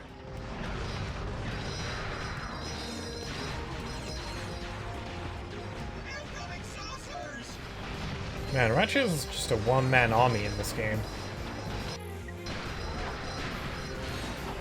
Guess that's why he's the protagonist. That's something I used to wonder about these games. It's something I used to think when I was younger. I was thinking, What is it in these games that makes Ratchet so special? Because, you know, it's not like other video game protagonists where they have some kind of special ability or power or something. You know, what Ratchet does is, you know, he runs and jumps and uses weapons that are mass-produced and anyone could buy. So, when I was younger, I was like, well, why is Ratchet the hero of these games if anybody could buy all these weapons, theoretically, and do these things? I don't think that anymore, though, because it's definitely like a, you know, it's that lesson that they teach you as children where it's, you know, it's not the tool, but the one using it, you know. I mean, the reason why these weapons are mass-produced and they're purchasable is because that's just how the game works. Purchasing weapons is part of the fun. But also, you know, not everyone has the talent to use them. And, you know, Ratchet is still... You know, Ratchet's still very skilled in his own way, like he do all these flips and stuff. So anyone can use these weapons, but Ratchet can use them really well. Okay, we'll take out those turrets. Maybe I can just let these guys do their job.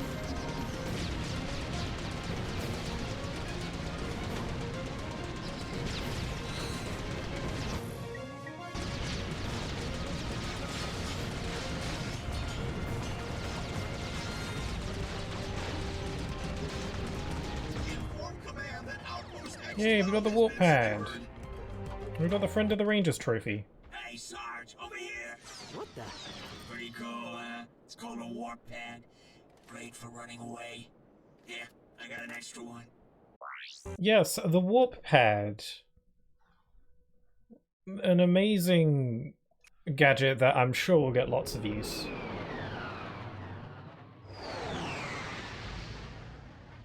I think the warp pad is a neat idea on paper, if it were used in more interesting ways.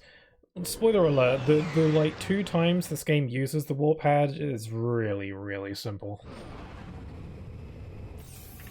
And I'm not exaggerating or under-exaggerating when I say 2 times. I think it's literally twice. And they're both in like the same area. Retains an imprint of the template's original psyche embedded at its core level. You lost me after, let's see. He means it may be possible to reverse the process. Dude, what a trip. Cool, I guess. Al, we recovered a data disk from Nefarious's cruiser. Can you decode it? I like how some of the gadgets, like the Map-O-Matic and the bolt grabber, are attached to Ratchet's belt. It's a nice touch. The other games did that too. But... Finally, a challenge worthy of my skills. Oh, by the way, we found something interesting in Quark's quarters. Hey, if it's another crotchetizer, I don't even want to... It is a Quark vid comic. Specifically, it is episode 5 of the Dr. Nefarious series.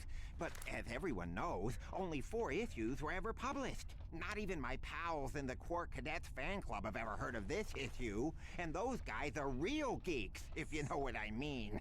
I sure do. Thanks, Al. We'll check it out. Neat. Okay, we've got to do that. I am gonna step out for just a few minutes so I can run to the bathroom. I'm just gonna mute myself and I'll be right back in a bit. Let me plop this on the screen. And I'll just be a minute. I'll turn up the music while I'm gone. Okay, be right back.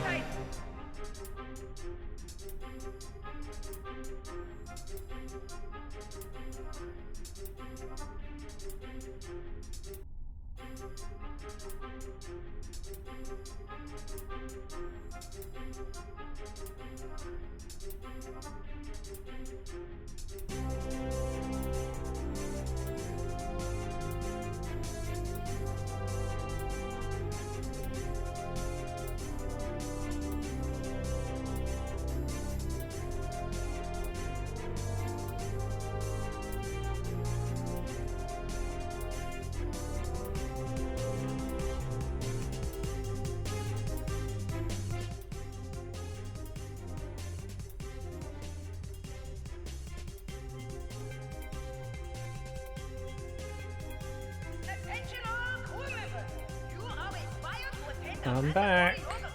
Oh, there I am. Gotta take this off the screen before I forget. It's happened before. Right, I'm rejuvenated, and I'm ready to go. Yeah, I think I'm good. Okay, cool. Hopefully I put the volume back to where it was. Minus 24.7 I think I had it set to.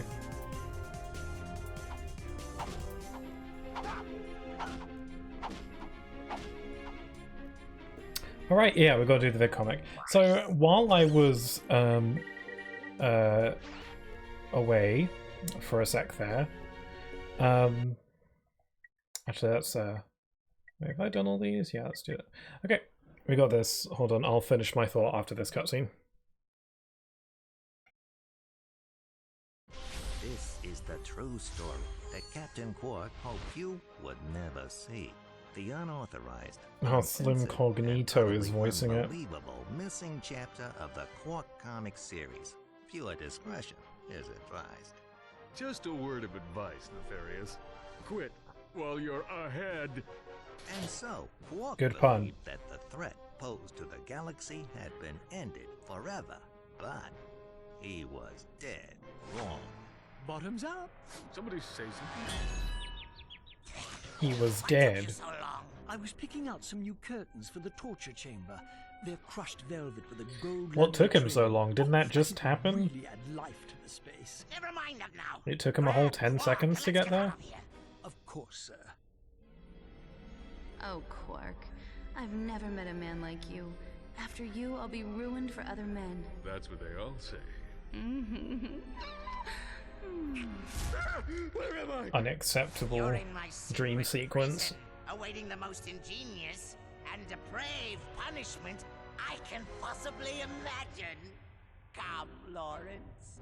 It's time for my massage. I like how he's ahead. Oh, goody. On a silver platter. Oh, I get it. As a lockpick, Quark eventually managed to open the door to his cell. Almost got it. But his escape did not go unnoticed. Slim has a fun voice. He's kind of got like, you know, bada bing kind of voice, you know. Anyway, here we go. We got an auto scroll. Well, not an auto scroller, but we got to move or else we die. Yeah. While I was in the turret, I think I'm just gonna go ahead and push on through to the end of this game today, because I'm not feeling particularly tired right now. And I haven't been streaming for too long. I've been streaming for about 3 hours, and it has gotten to that point where I feel like I could finish the game today without taking up too much time. But if I were to stop now and save the rest for another day, the next stream would be too short, because I would finish it maybe only a couple hours in. I don't know. I'm like thinking ahead on where we're at and how much left of the game, how much of the game there is left. I think there's only a handful of planets left. Like I think after this, we go to the comet. We've got a fairly tedious Clank segment. Then we go to the Starship Phoenix. Yeah, I think there's only like 4 or 5 planets left to go through, and yeah, so I don't know. I think if I think I'm not gonna like rush exactly, but I think if I move at a brisk pace, I should be fine. And there's not like there's any like difficulty spikes I have to worry about. Like I'll be fine. Just however long it takes. Whoops. How am I supposed to get that health upgrade? Oh, well, I have it now. Okay.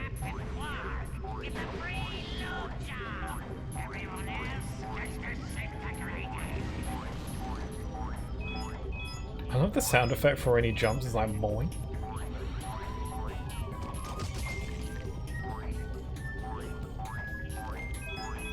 I don't think there's a boss at the end of this one.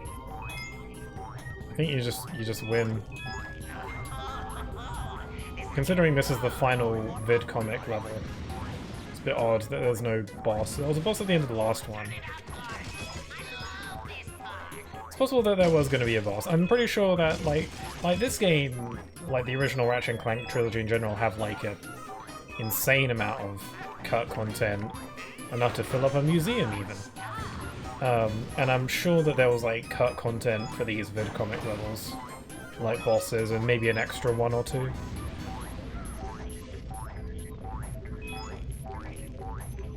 This is a short one too. Like the last one took me like what, 8 minutes? Yeah, there we go.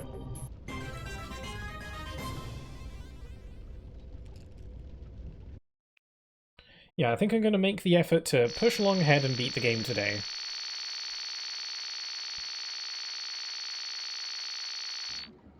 It's the last time we'll be hearing that sound. I'm almost sad about it. After his narrow escape from the clutches of Dr. Nefarious, Quark dropped out of the public eye. Literally, he's just out of there. Quark was holed up in his secret hideout on the Thran asteroid, terrified that Dr. Yes, the Thran asteroid. That's where we're going next. The Thran asteroid has a Clank segment that I won't go as far to say that I dread it every time, but I don't exactly enjoy it. But the galaxy had not seen the last of Dr. Nefarious. Definitely the worst Clank segment in this game. Doing, you oaf? Do hold still, sir. This is a very Clank segments don't really start getting good until a crack in time. I still like that they're here though. I like that Clank is playable just for variety's sake. Whose butt is this? Oh, my mistake, sir. Dreadfully sorry. I like how they go through the effort to make Clank playable in each game. Oh my. We will have to get that fixed. One of these days. I should have known Quark was full of it. But why would He's Quark full of lie to us? baloney. Dude, Quark is bogus, bogus, bogus. You can ask him yourself when we see him. According to this vidcomic, Quark has a secret hideout in the Thran asteroid belt. I've got a hunch he's there right now. He says he wants to come with us. I don't think that... Oh, wait a minute. You speak monkey? Oh, just enough to get by. It's impressive. Now what? He says you have ears like a Florana dung beaver. Yeah, hilarious. Let's see if he's still laughing when he finds out his pal Quark is working with Nefarious. Major bogus. Surely Quark would never... He teamed up with Drek, didn't he? And I know I don't have to remind you about that protopet business. Who knows what he's capable of? Hey, continuity. Yeah, that's something I appreciate. You don't need to play the previous games in order to understand stuff, but I like continuity. I always appreciate that. Yeah, I guess it's just kind of like a straight shot to the end of the game at this point. No real major difficulty spikes to worry about, although I do want to go back to Annihilation Nation with my Quacker Ray. That shouldn't be too difficult. I don't know. I don't have to do the arena missions, but I've done pretty much all of them at this point, so I might as well push a little bit more and do that last one. I assume it's the last one because they keep adding new ones.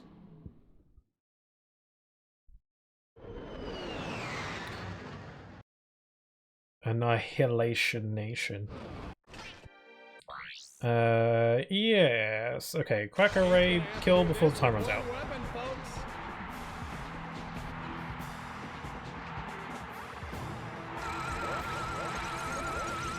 Get some extra XP for this thing, I suppose. Although I'm looking at the XP bar and it's not going up. Like I know... Oh wait, it is, just very, very slowly.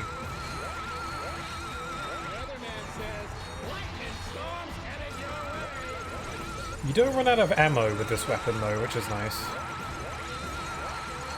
It doesn't have ammo.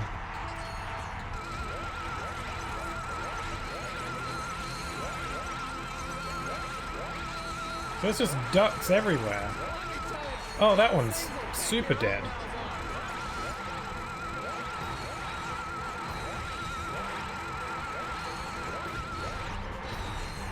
Yeah, this one is super easy. Maybe they just put these in here just to make you use certain weapons to try them out or something. Yeah, I did it. Yep, that's all the missions.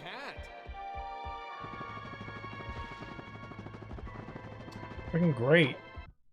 I think I got a trophy for that. Alright, Quark's hideout, let's go. Yeah, so seeing as how I'm on a bit of a time crunch now, because I want to beat the game today, as I've just decided, I guess I won't go for the titanium bolts after all. Which is fine, I don't mind. The only reason I want to go for the titanium bolts is because I went for all of them in the first two games, but in the first two games they had more of a use. In this game they're just for skins. Hey, kid, the bouncer just went on sale. If you get here fast, I'll throw in a 10% smart shopper discount. Couldn't you have said that before I left? Well, I gotta get the bouncer. The bouncer's like one of the best weapons. Or at least I think so. Some would say that the... Oh, I forgot I could gather sewer crystals. I forgot about that. That's optional too. I got all the crystals in Ratchet 2 though. I don't know. I don't think I need the extra money for anything though. You know what? No, I'm beating the game today. I'm gonna commit to that. Like gathering all the crystals is just gonna be me walking through tunnels, killing the same enemies, which is fun for me, but probably not the most riveting thing ever. Anyway, where's the there it is.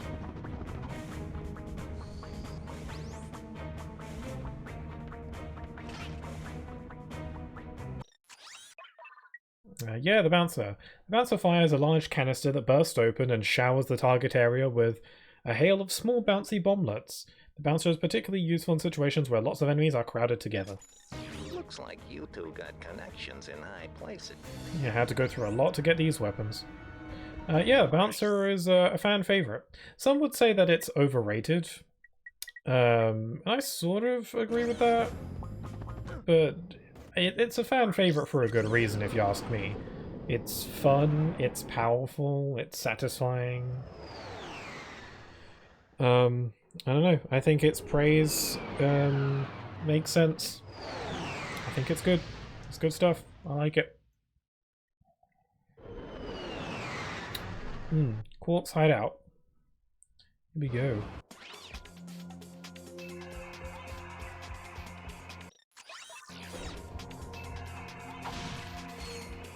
Okay, if we go back here, I think we can go and grab the, although we have to pay for it, but we can go and grab the Gadgetron PDA. The Public Display of Affection. Yeah, the Gadgetron PDA is a returning gadget from the first game, and honestly, I often forget it's even in this one. Because it's even less necessary than it was in the first game. It functions the same way though. It's a gadget that allows you to purchase armor from anywhere. Not just did I say armor? I meant ammo. They're both A words. Yeah, it allows you to purchase ammo from anywhere. Not just the Gadgetron vendors, which is useful. But you have to pay extra bolts for shipping, so... But ammo scarcity is not something I find myself having problems with in this game. Especially because... like, I find myself using all the weapons, so... Ammo distribution is fairly even. So not particularly useful gadget in this game, but I'll go ahead and get it just for the sake of getting it. Also, I like secret areas, so...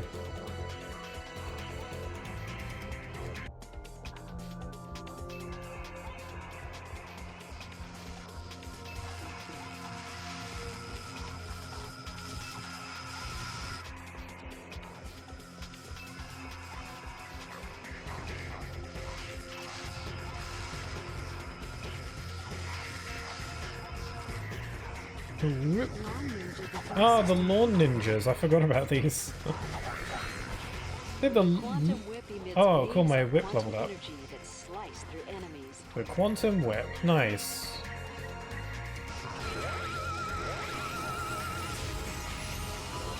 Yeah, the lawn ninjas are actually a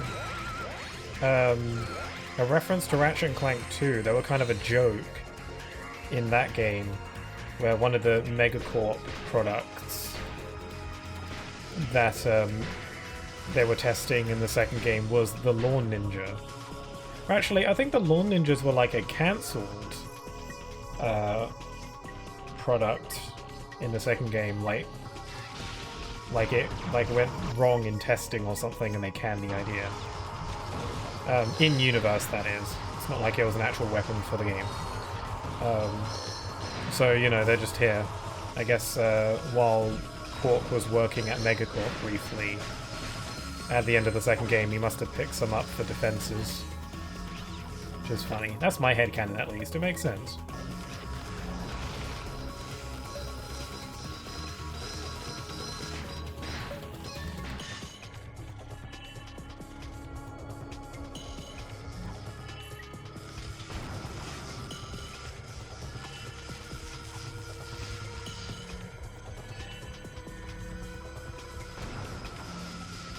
Oh, there's so many freaking colors.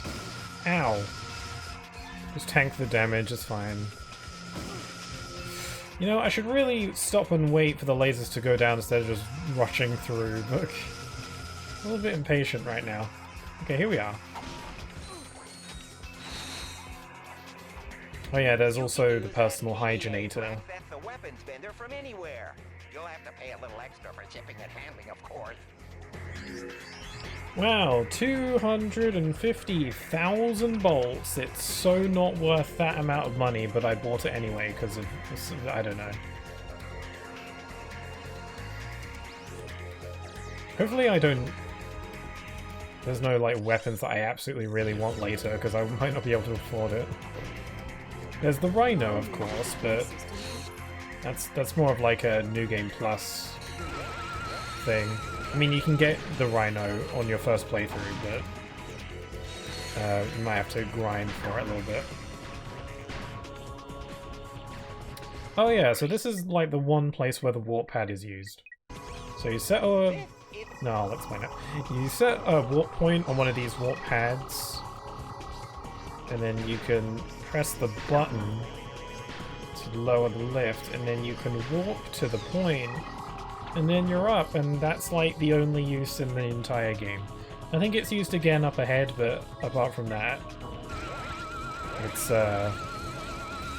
yeah, severely underutilized. And the one time it is utilized isn't even that interesting, so I don't really mind.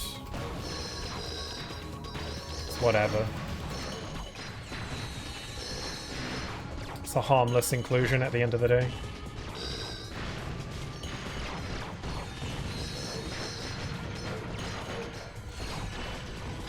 Yeah, these Captain Quark robots are kind of like the one with the spring that Clank mistook for the real one in the first game. This is another fun reference.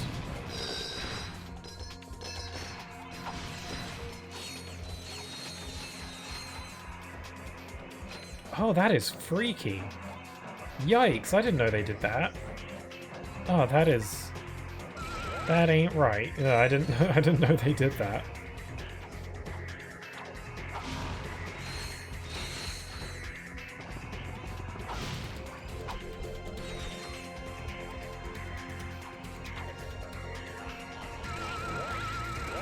Use my quackery.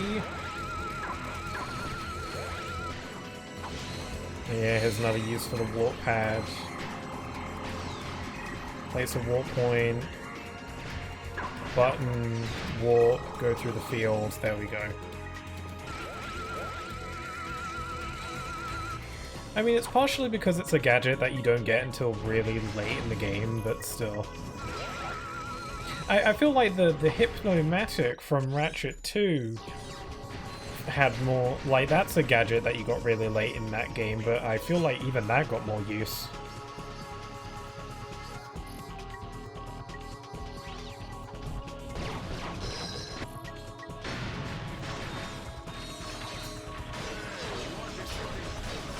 Oh god, the cover went away.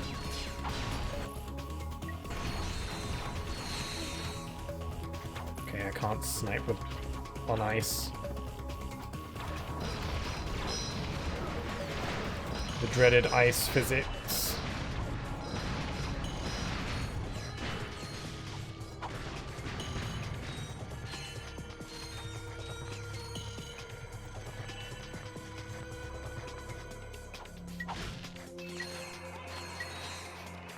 Pretty cool that there's strafing animations for sliding on ice that you're probably not going to see very often. It's kind of interesting.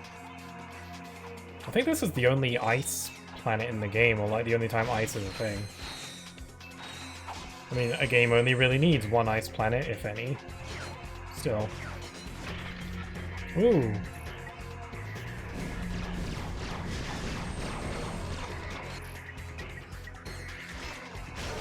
I think I'm doing good on the leveling up weapons department. I've already gotten all my least favorite weapons out of the way, so I'm just focusing on the fun ones that I like. Ow.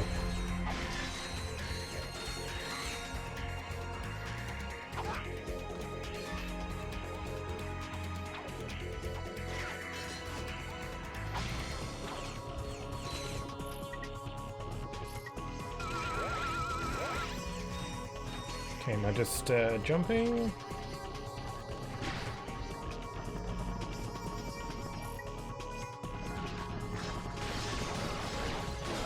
Eep.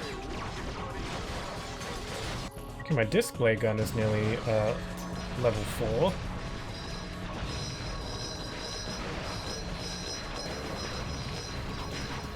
Gods, the carnage.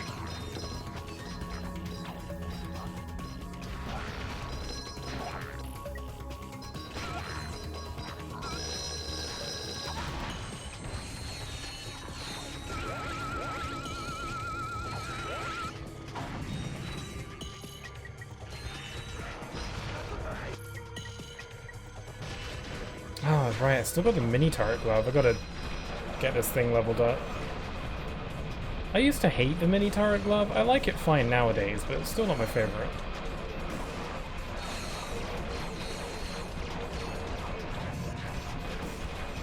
Good for a little bit of extra firepower, I suppose, but at this point in the game it's kind of weak, so... It's almost maxed out, so...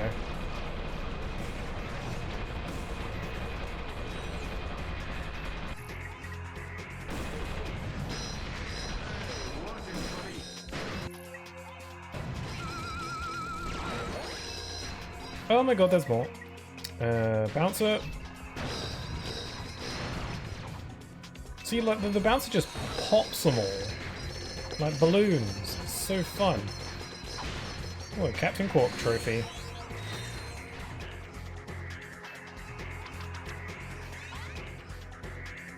So, the animation of, like, Ratchet collecting things, where he, like, spins it on his finger, like we just saw there, the animation's been there since the first game, but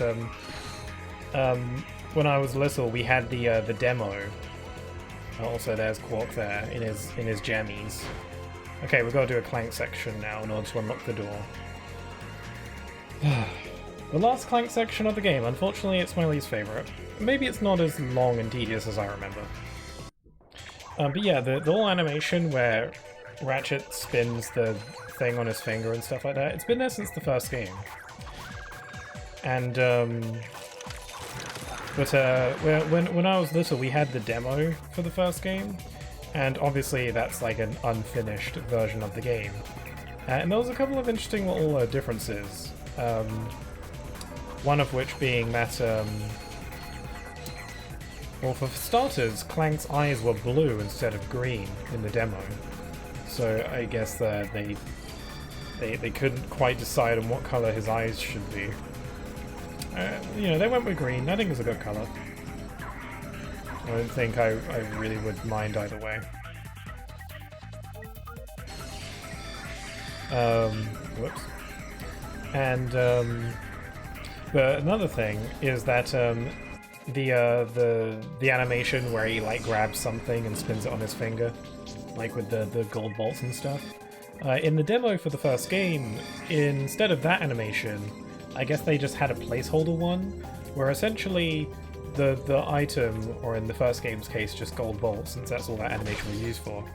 The gold bolt would just fly into Ratchet, and then he'd like get thrown back a bit. They'd basically just use his getting hit animation, where the gold bolt would just fly into him, and he'd be like oof, and then he'd like like be flown back a little bit, and then it would just, you know, pan to his face.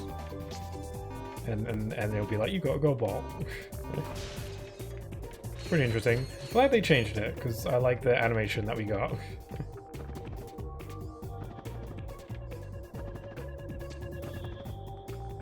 The little animation where he spins stuff in his finger I quite like. It's just kind of got some style to it. In A Crack in Time, they bring it back, where if you find a gold bolt, he'll spin it on his finger, but regular bolts will fly out of it as he spins it, which is a nice touch. A little bit of extra reward. Also, we got some monkey business. We have the Brigand.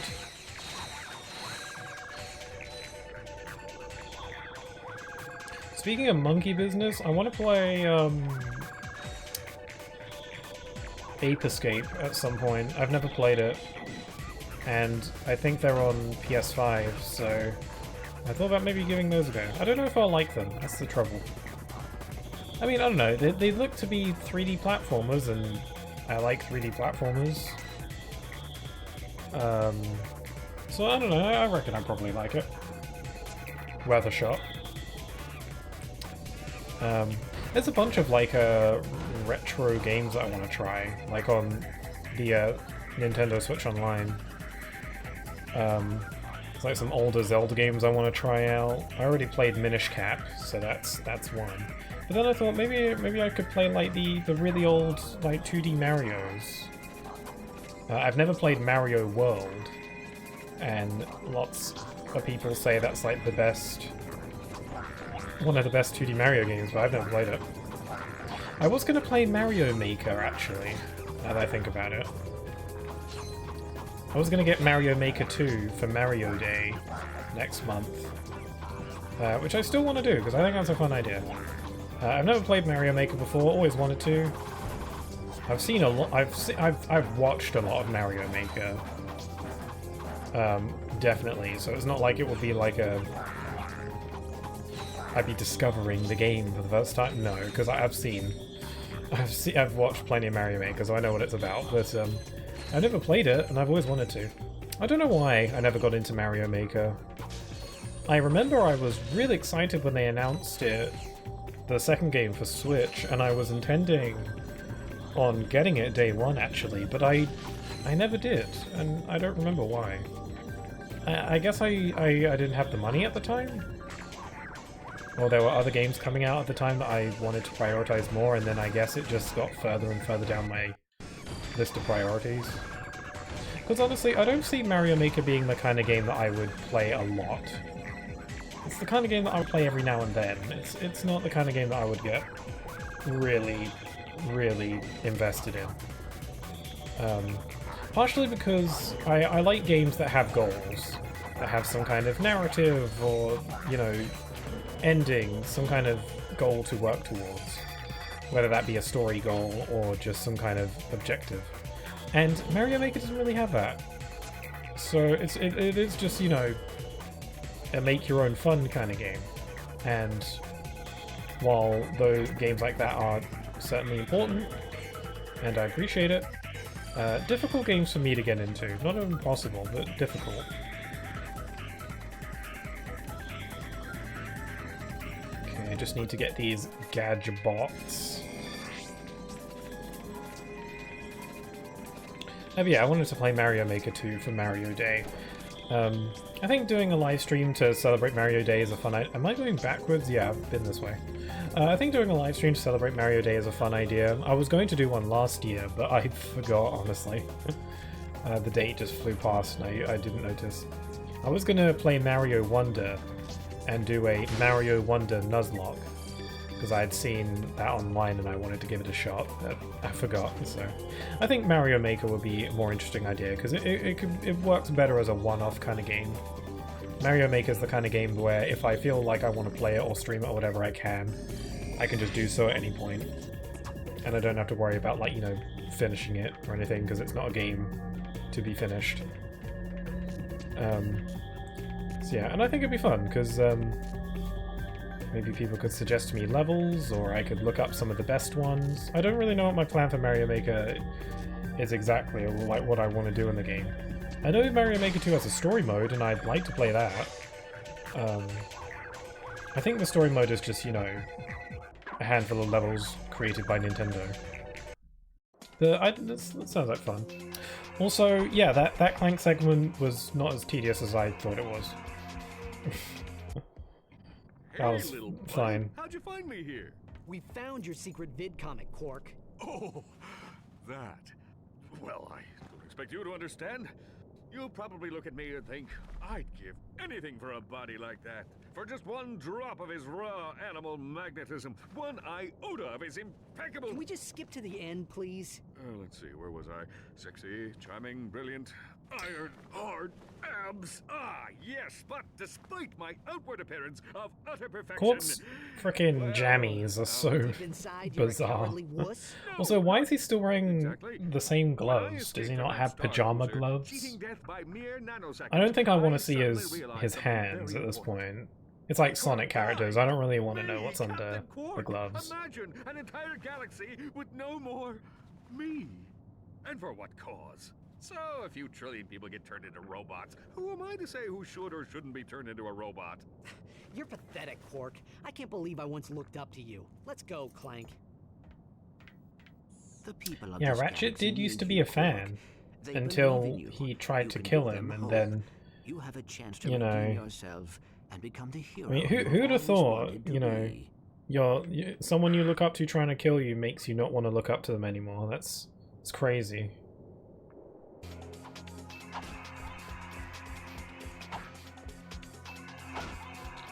Okay, bye.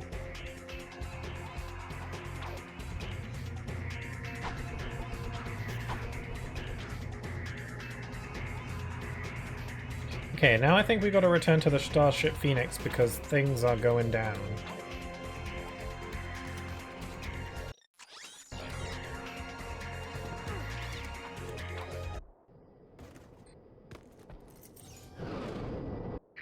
Ratchet!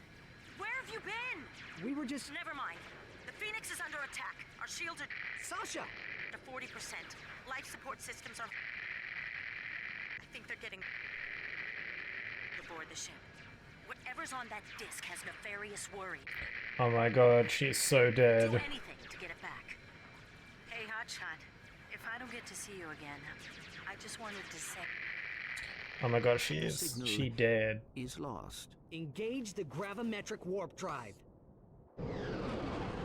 Why have we not been using the gravimetric warp drive this whole time? If it gets us places faster. I guess it is kind of risky and unstable because Ratchet built it himself out of scrap, so... The fact that it works at all is pretty impressive, actually, when you think about it. But for lore reasons, Ratchet's race is, like, known for being very gifted engineers and mechanics and stuff, so...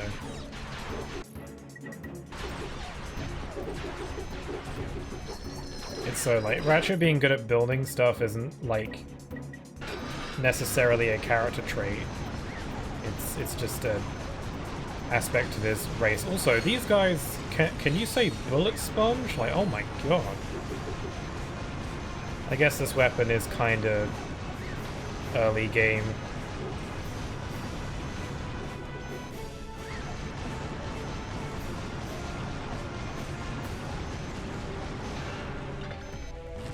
This is a pretty neat segment. You just fight through the Starship Phoenix, which is usually like your safe zone hub area.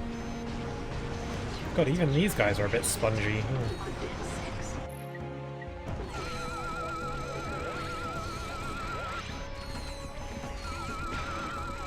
I feel like the Quack Array is leveling up fairly quickly, actually. Kinda surprised.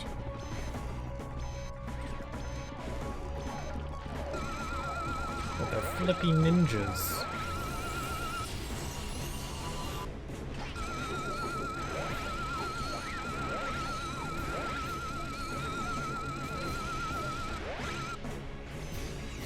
Yeah, the Quack Array is leveling up pretty quickly.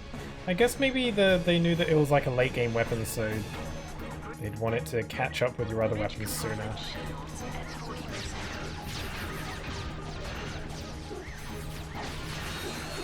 Yeah, I'm not a big fan of the Agents of Doom.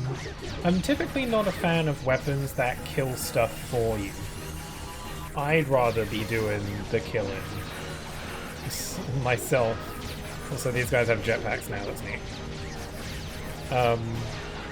Yeah, I'm not a big fan of weapons that kill stuff on your behalf.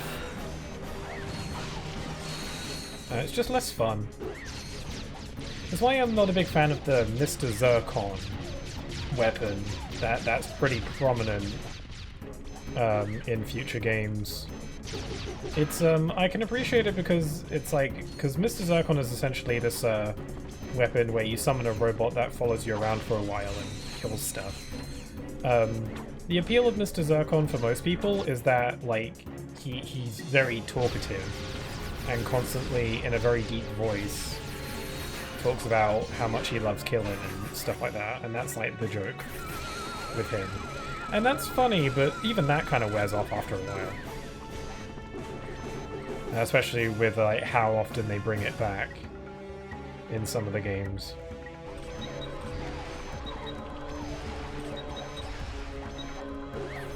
But the spitting Hydra isn't really doing much at this point. Ow! Holy crap, I might die! Yeah, the enemies are getting more and more spongy, so some of my older weapons aren't really cutting it anymore. Pun not intended, because I'm using the disc blades.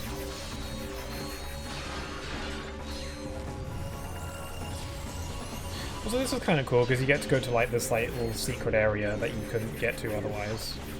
Because the lift is broken.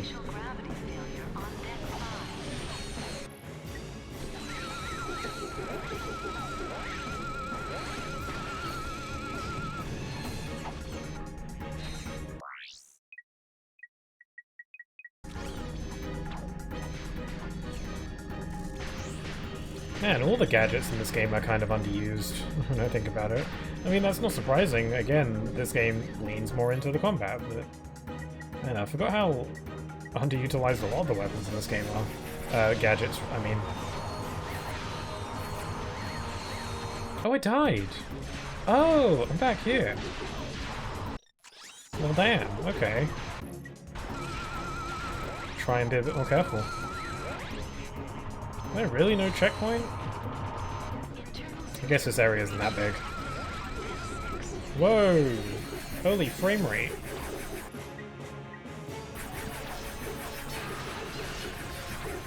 Whoa! What's with these frames? Is there too many ducks for the game to handle?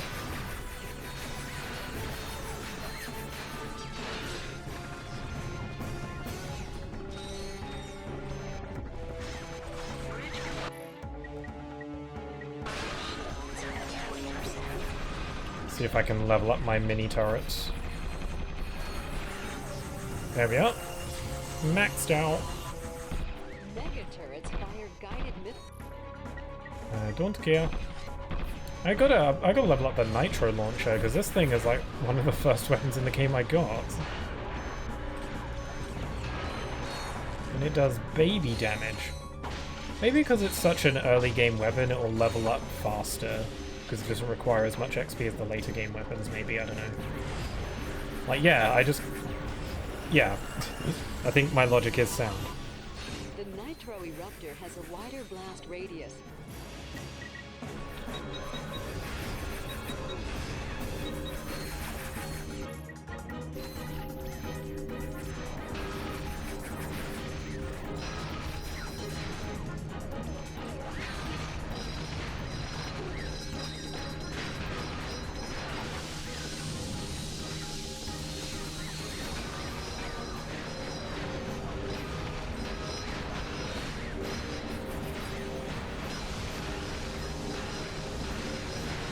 Going crazy with the rockets now. Can't believe I haven't maxed out my flux rifle yet. It's like one of my favorite weapons. Let's get the Agents of Doom out here.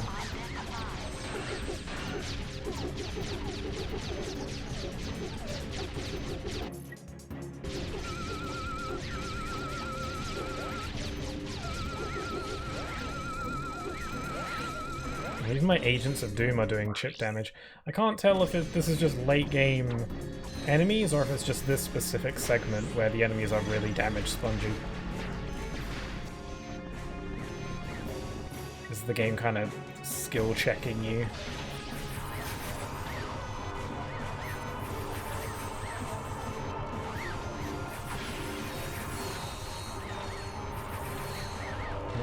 Oh, okay. I was like, man, even the Rift Inducer is taking ages. Some discs.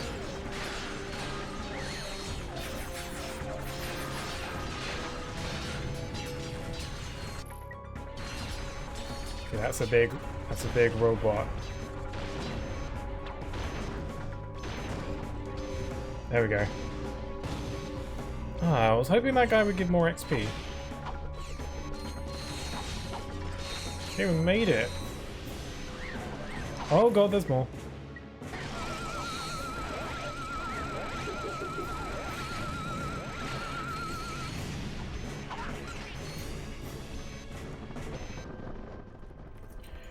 Phew. Yeah, okay, a little bit tough. Nothing I can't handle. Good to see you too. Everyone okay? We're fine. You made it just Still hear the explosions in the background. Lucky says. Al cracked the encryption. The disk contains a complete copy of Nefarious' battle plan. He's going to attack planet after planet, leaving nothing but robots in his wake. The Biobliterator is so well protected, Nefarious doesn't believe we can stop it. Can we? I estimate our odds at approximately 1 in 63 million, give or take. Hey, that's, well, you know, not so bad. The Biobliterator is programmed to recharge its power cells after each attack. Power cells. Right Jack and now. Daxter reference. The next target is Veldin. Well, that's how you get to him. You never go back to Veldin though, unlike the first game. When Veldin was under attack in the first game, you end up going back there, and that's where the final battle is. You don't go back to Veldin in this game though. It's only for the intro. You know, don't want to rehash the first game too much. This game is already, you know, referencing the first game a lot as it is.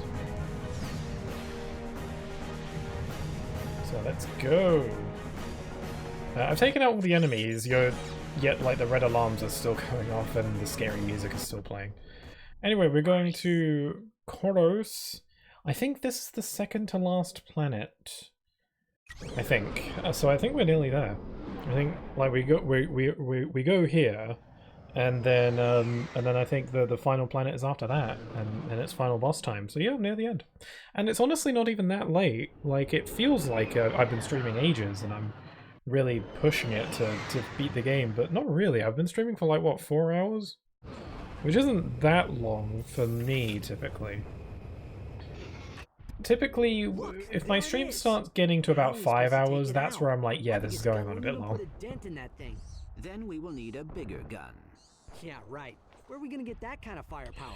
Oh, hi there, Game Kid. Hi, Pixel. How's I'm sure how's it all going? It's going good. I love this game a lot. It's one of my favorite games. I'm just trying to beat the game today, and I'm close to the end, so I'm just trying to. Today's special offer is a plasma coil, mint condition, still in the box. God. See you soon. Why does he tell me that he has a new weapon in stock after I've arrived in a different planet? I have to go through the whole loading to a new area song and dance every time he does that. I could just not buy the new weapon, but that's... Why would I not want the weapon? Especially because I have the save file from the second game. I get it for free. So why would I not want it? But I hope you're doing okay there, Gamer Kid. Thanks for, you know, swinging by and saying hi. Appreciate it.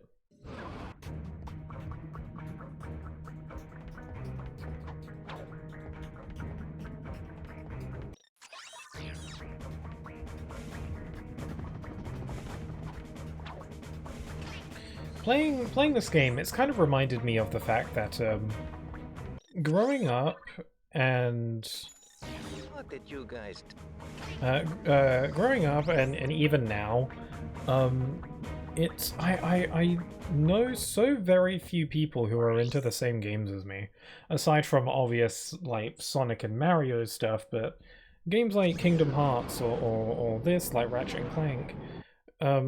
Like no one I ever knew growing up were ever into these games, and it sucks. And even nowadays, it's difficult for me to find people who are into the same games as me.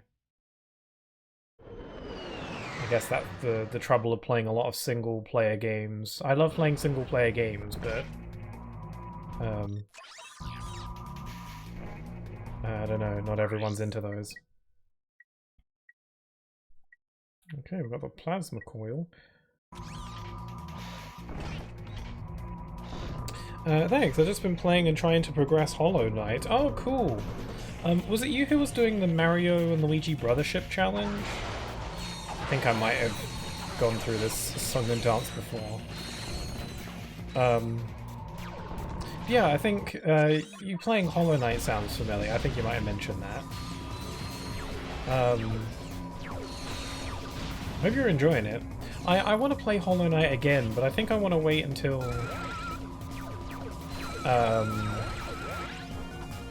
Oh yeah, we were talking about Hollow Knight during my last Final Fantasy VII stream. Now I remember. Yeah, I think I want to wait until Silksong comes out before I play Hollow Knight again. Or like once we got like a release date. Whenever that happens, who knows.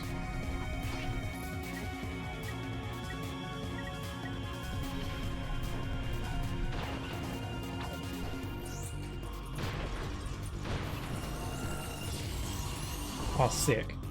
Oh! I just remembered. Right, yeah, this is the planet where, yeah, this is the planet where the amount of XP that enemies drop is insane.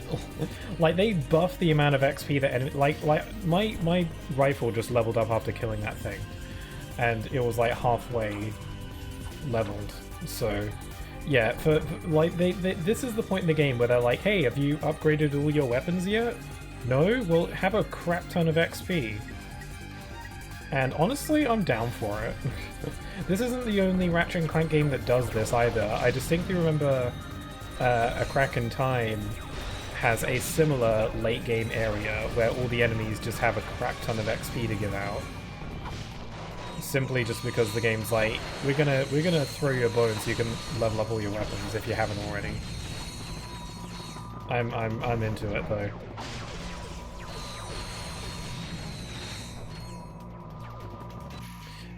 That's me, but I'm putting that run on the back burner for the time being. Yeah, I imagine it's kind of a lengthy process to play the game that way, so it's understandable.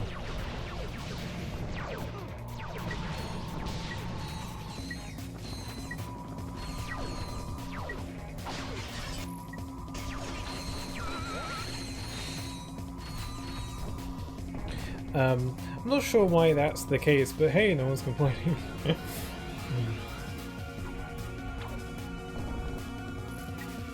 Yeah. Yeah, Hollow Knight. I'm not playing Hollow Knight again until we get a release date for Silksong. Silksong just seems to be one of those games where it gets announced and then it disappears for years. And then when you least expect it, it's going to show up again. When everyone's given up hope and forgotten about it, it's going to show up again. It's going to be like, whoa. Like, I've experienced games that get announced and then it's radio silence for ages. But Silksong is like on another level. I haven't seen a game that has done it quite to this degree.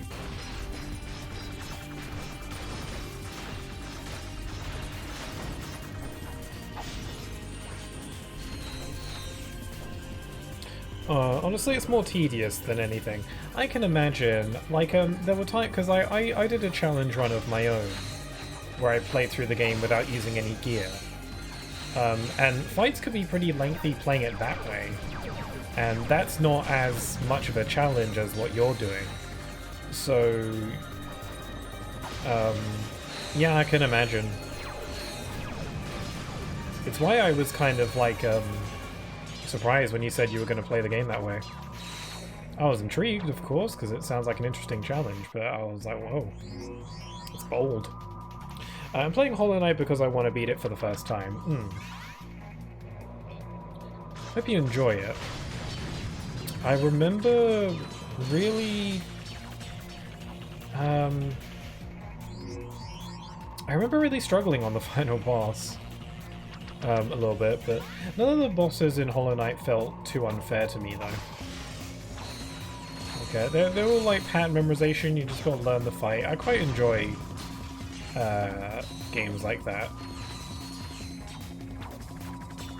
It felt like Kingdom Hearts data battles, but it was like the whole game. Honestly, I was told from someone who was in my chat during my Hollow Knight streams that that I was not very good at the exploration, or like I got lost a lot. I kept getting turned around and not knowing where to go.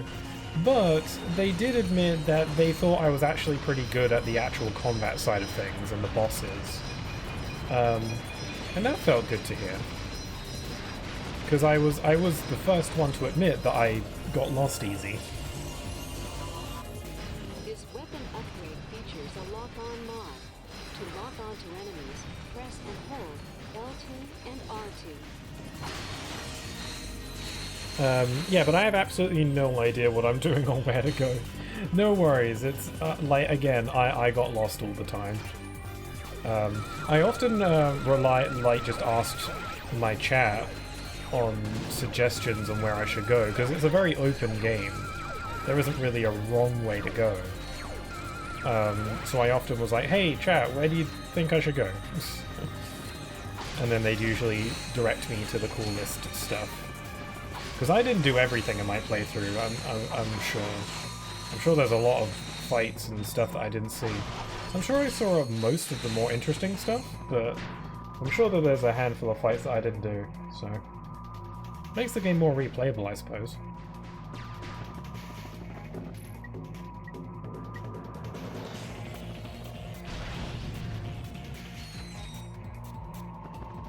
I think there's a secret collectible around here.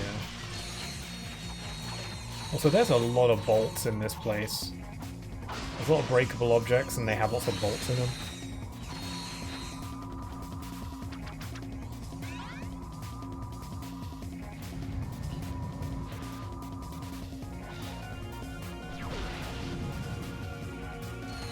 I got the Dream Nail, and that's really all I managed to get done as of now.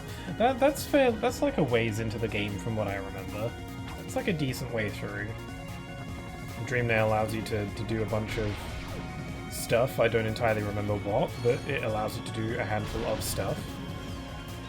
One thing I didn't do, or even attempt to do in my playthrough, was like some of the DLC, like update, super duper boss refights that are like crazy hard and stuff. I didn't even try any of that. Something I could try off stream, but I was too intimidated to try any of that on the stream.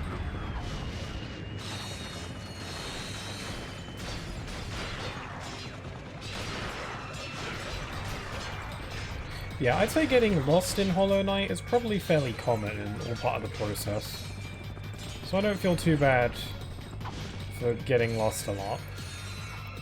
I get overwhelmed. It's why I don't really play a lot of Metroidvanias. Hollow Knight is the only Metroidvania that I've actually put in a decent amount of time into and actually beat. I don't think I've beat many others, if any, before or after Hollow Knight. It's a difficult genre for me to get into because I get overwhelmed because there's like so many ways to go. There is no correct way to go, you just go wherever, and the decision is overwhelming for me. With Hollow Knight, I was really intrigued by the world and the characters, and while the exploration was probably my least favorite aspect of the game, just because of getting overwhelmed. Seeing secret areas and all the really cool locations was cool. And discovering the boss fights was really fun. And you know, the little secret places they hide in. And then, you know, the boss fights were the best bit of the game for me. And I think that was probably the intention. The deadly Gadgetron Tempest can target up to 7 enemies.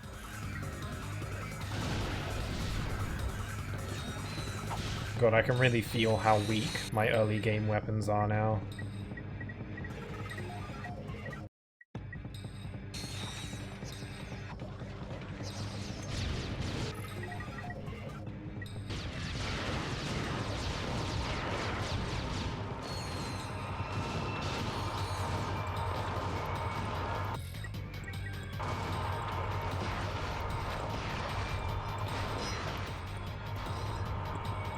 I'm getting a lot of XP. Yummy yummy in my tummy. I can't believe my Quacko Ray is nearly fully leveled up, actually. Still got one more level to go, but still. I only just got it.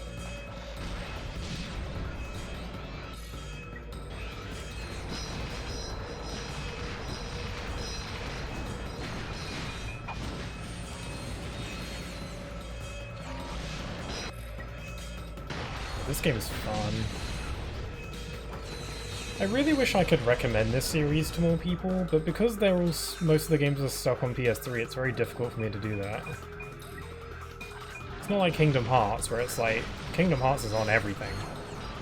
Modern consoles and PC, and they're all bundled together in collections, so... If someone were to like, should I get into Kingdom Hearts? I'd be like, yeah, they're really easy to get into. Can't do that with Ratchet Clank, just because we're stuck on such outdated hardware that a lot of people might not have.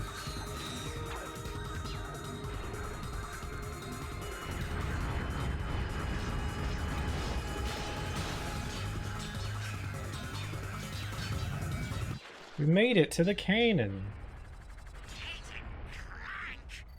What's going on here? What do you think you're doing? After all those hollow films, there is one thing you should know by now. Do not mess with Agent Clank. Oh, he just needs he needs a mic drop, or else some shades after that. Yay, the day is saved. Nice shooting, Clank. There's no telling how many lives you just saved. But we're not done yet. Huh? Al just finished decoding the data disk. Nefarious secretly constructed a second biobliterator. I don't know if he secretly constructed a second biobliterator. Where is it? Nefarious has a master control center on planet Mylon. We believe the last biobliterator is there now, guarded by an entire robot army. Then we better get moving. Be careful, guys. This time, they know you're coming. I don't know if he secretly constructed a biobliterator, because in an earlier cutscene, they said that Nefarious had multiple. That honestly feels like a bit of like a continuity error, or some kind of just like oversight in the writing. Maybe in an earlier draft of the story, Nefarious had multiple bio-obliterators, and that was just kind of a little slip up. I don't know. Battle your way to the launch site. Okay, this is the final area of the game. I didn't get all the sewer crystals, and I didn't get all the titanium bolts, but I'm fine. I don't really need the bolts for anything. Not in this playthrough. The extra bolts will be useful for getting the Rhino, but even if I did get all the sewer crystals, I probably wouldn't have enough bolts to get the Rhino anyway. The Rhino is kind of expected to be a New Game Plus kind of thing. You can get it in your first playthrough, but it costs a lot. I'll bet you miss your old shield charger. Not even a little bit. Lucky for you, I just picked one up.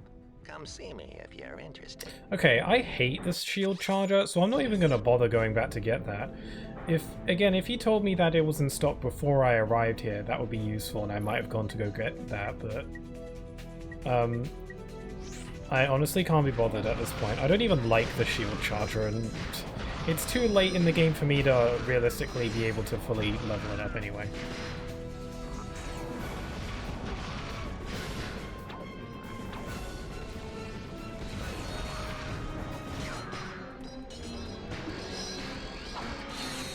Okay, final stretch time.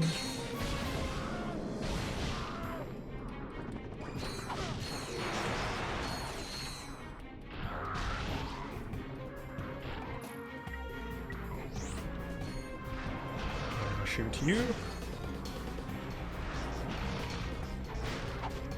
Oh, I thought that was a one-hit kill. Okay, I have no idea how I avoided those lasers. I just backflipped through them. It was pretty cool, though. Oh yeah, this is the only other planet in the game that uses the Tira guys.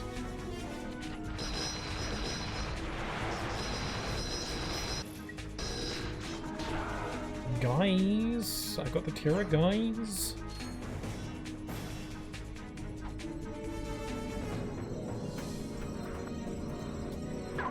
Ratchet, Yeah, I'm gonna need the Tira guys. Okay, here we go. I removed it from my quick select, so I gotta select it manually. Square, triangle, X, circle, square, X, circle, circle. This is a fire drill. I need you to activate the elevator immediately, then proceed to the nearest swimming pool and throw yourself in. Drown self. How do I know I can trust you? You are squishy after all. I feel like the word squishy would be offensive, I don't know. Could one Tyrannoid lie to another? Also, why aren't you looking at me while I'm talking to you? Only if his lips were moving.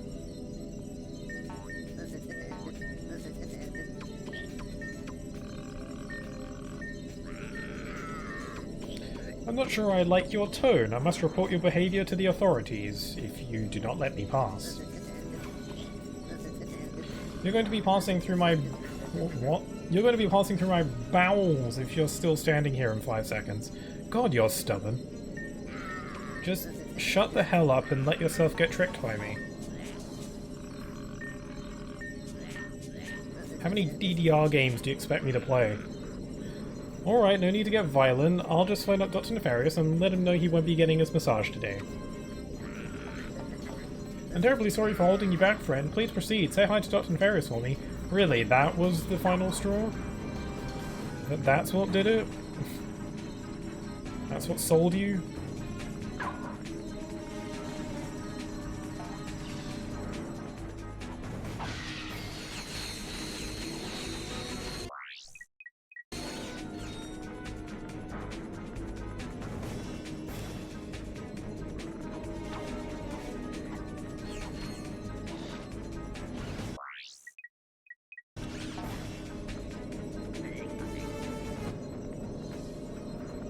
Okay. Square, triangle, X, X, triangle, down, up, circle. Or X is actually cross, apparently. Excuse me, sir. Lawrence doesn't like the color of this force field. He says it clashes with his trousers, and he wants it deactivated immediately. Aren't his trousers black? Nice try, Squishy. You know, I heard a rumor about a Lombax creeping around here disguised as a Tyrannoid. No. Sure ain't me. Yeah, that's a good one. That Lombax must be incredibly brave. Or incredibly stupid. Is that some kind of Halloween costume you're wearing? That is one of its functions, yes.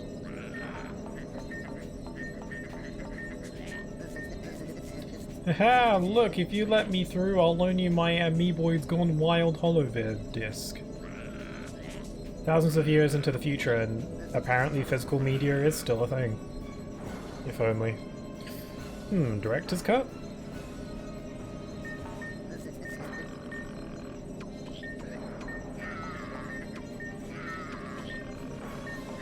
Of course! You won't believe what those slimy co-eds do when the cameras are rolling. Got yourself a deal! Immediate betrayal, just kick him off a roof. I think he'll alert the alarms if I reveal myself, so... How come the tour guide doesn't work on these robots?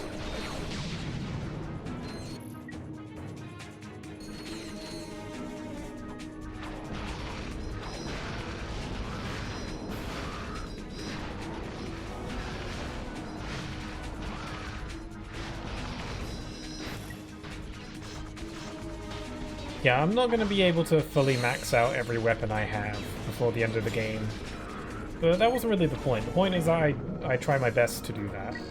To upgrade as much as I can before the game ends. It's usually my goal. Anything up here? Nope. There's the Bio-Obliterator. Nearly there. Thracko Ray achieved! Yeah, this thing leveled up super quick.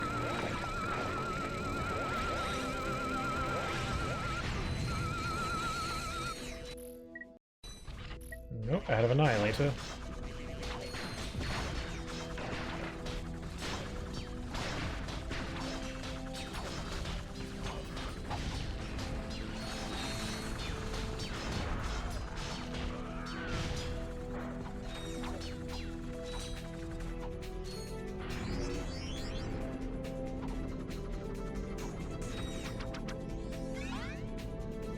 The Lawrence trophy. I think I have most of the trophies in this game by this point. I think getting all the trophies unlocks something. I think it unlocks the Insomniac Museum, actually.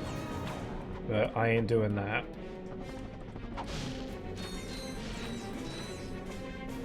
Oh, the hacker! I forgot about this thing.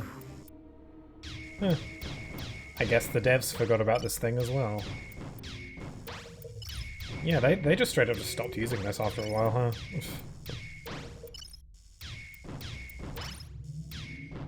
Not that I'm complaining. I don't exactly find the hacker thrilling. Hopefully this is the last hacker door in the game. Because I'm looking at the bottom and this is apparently stage 1 of 4 and this first stage has already gone on way too long.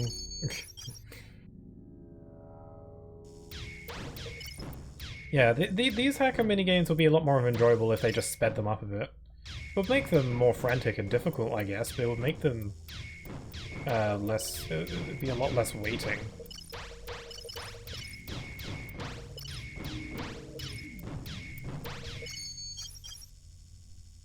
Because you can get into a pretty fun little zone when there's like a lot of stuff coming out.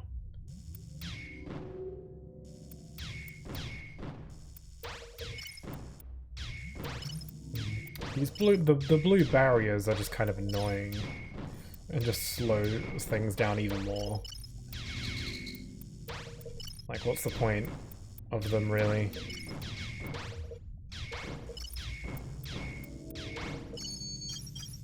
Okay. I wonder if anyone gets dizzy doing this. Like, just rotating the ring constantly.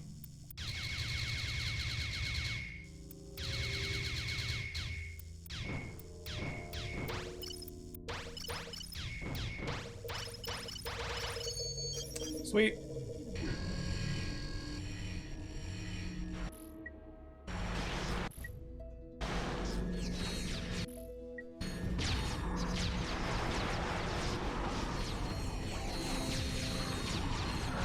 Yeah, some of my weapons just aren't doing enough damage to reliably defeat enemies and level up because they're just too weak. They aren't doing the job anymore.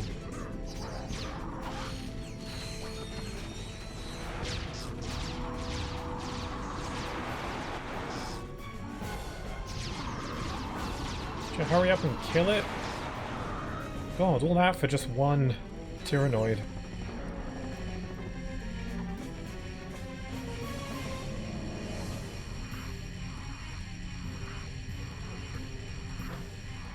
Okay, I need my refractor.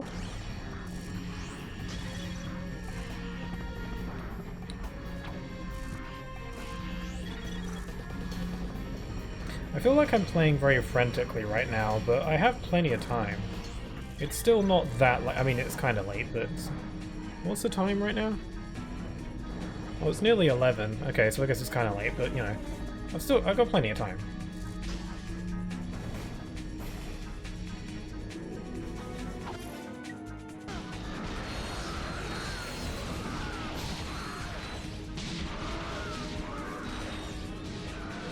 Yeah, no time to level up my plasma coil. We get it just so late. You know, you're intended to bring some of these levels into New Game Plus, though, so...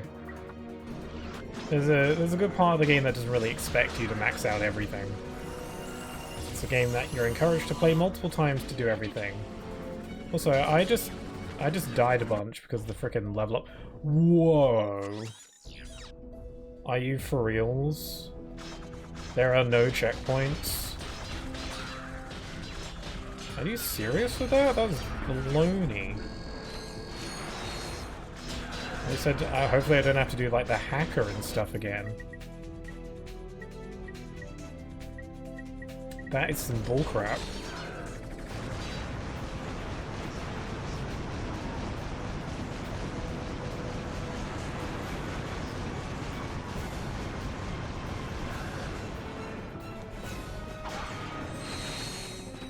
Wow, that is crazy. Why is there no...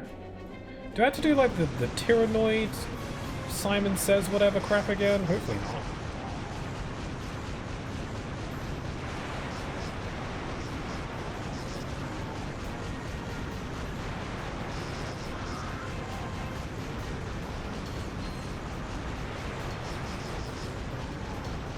Weird. I wonder why they don't put a checkpoint. Nice, we got the whatever hurricane. Oh, whoops.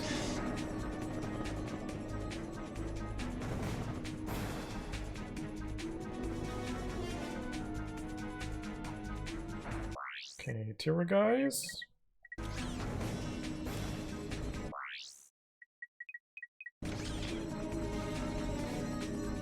Okay, the elevators are all still working, that's good. Good.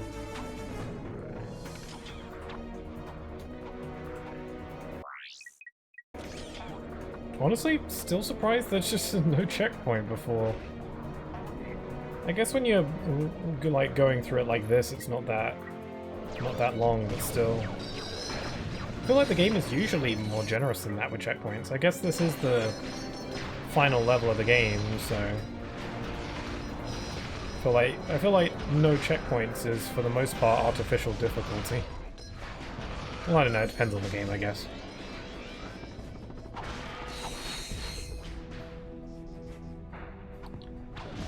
Probably the biggest example of artificial difficulty that I've ever experienced in a game is in Nier Automata, of all things. I loved that game, but I haven't gone back to play it since my first playthrough. Mainly because I have beef with that game's difficulty. It has difficulty settings, which is great, and I love that. But typically when I play action games or RPGs, I like the game to be fairly challenging. And Nier Automata's difficulty settings are either too easy or unfairly difficult. To the point where the game's not fun anymore. Like, I want a fun level of challenge. I don't want to be frustrated, exactly. The problem I have with Nier Automata's harder difficulty settings is that they remove your ability to lock on, which is kind of like a crucial feature that most action games have for a good reason. Yeah, removing a useful feature, well, yes, that does make the game difficult. It's not... That is artificial difficulty. It's not... Don't make the game harder by removing useful features. Like, that's a no. Don't do that. And yeah, playing the game on, like, the normal difficulty I find is just too easy. So it's very difficult for me to find a middle ground in that game, and that's why I haven't gone back to play it since my first playthrough. I have to do the frickin' light puzzle again. Or do I? The bolt crank is already turned. Okay, I just have to redirect the lights. I thought I had to spin the bolt crank again. Okay, hopefully I don't die. I partially died before because I was distracted by the level up animation, which I guess isn't really the game's fault. I mean, it kind of is, but you know, it's gotta do the level up animation.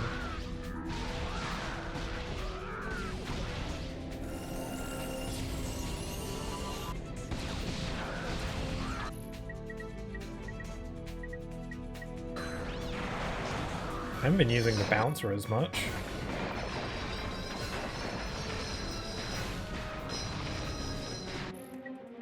My Annihilator's nearly maxed out, that's good.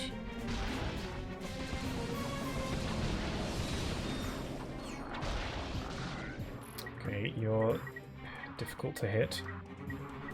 The Rift Inducer, would that even work here? Oh god, I want you dead, but I want to kill you with something that needs leveling up because of reasons. Plasma Coil.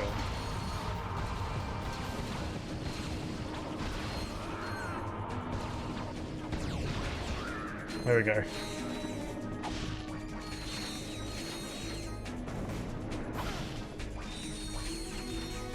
Okay, here we go! Checkpoint. We're too late.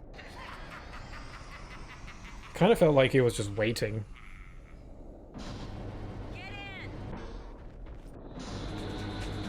Get in.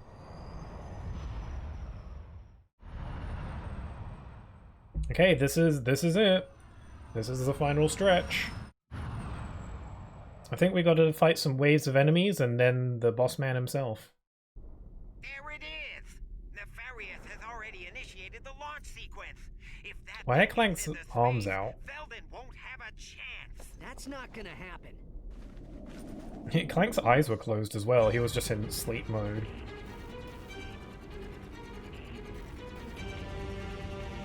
Wow, those rockets are kind of crap, aren't they? They're firing like the incredibly wrong way. Oh cool, one of the rare times the helipack is used in a cutscene. Pay for your insolence, you miserable rodent. You'll regret. Sorry, Nefarious. Your flight's been cancelled. Lawrence! Lawrence! Lawrence! How can I be of assistance? Annihilate him! Just kidding. You've reached my holographic voicemail. Leave your name and a brief message. Ta-ta! Fine. I'll do it myself. What was Lawrence gonna do? Oh god, he's approaching. Stranger danger. Maybe I should have gotten the shield charger just for extra defense in this fight. Okay, at this point I'm just gonna go ahead and use all my best weapons.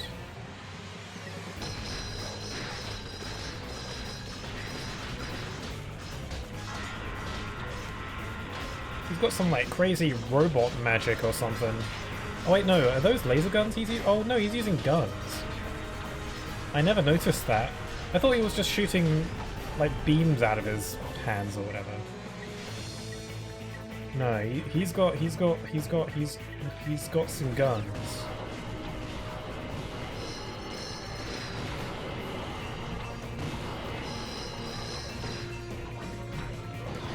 Ow! And he's got, like, ghosts. I am defeated.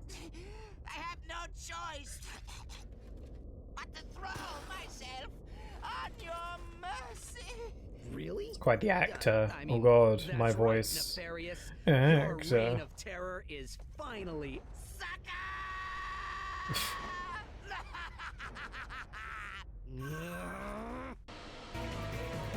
Let's do it to it. First I gotta heal up.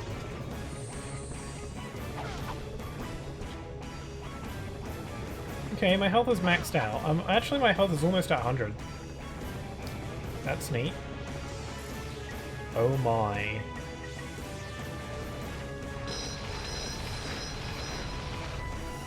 Yeah, my Annihilator's maxed out. The all-powerful Decimator. Ratchet Decimator releases a vicious swarm of heat-seeking missiles. Each... I don't care. Rift Inducer, go. Go gadget gun.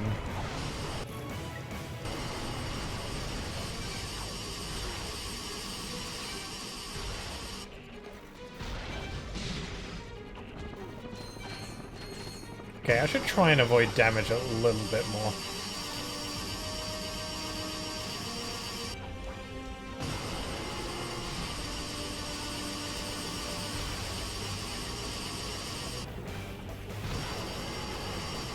Yay, health! Congratulations. You have reached your maximum nanotech level. Oh, that just means I'm gonna get no more level ups and health boosts in the middle of fights. Oh well. I'll just have to not die.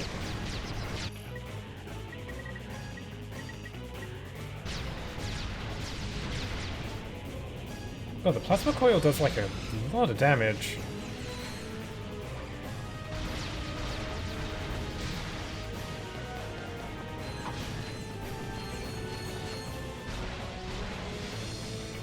Oh, just 2 shots takes out those giant robots. Also, the Rangers are here! Yay! Love it. I might sneeze.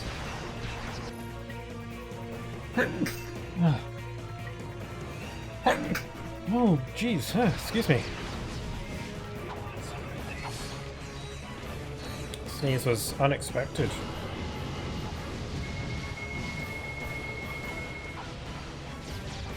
Okay, fight time.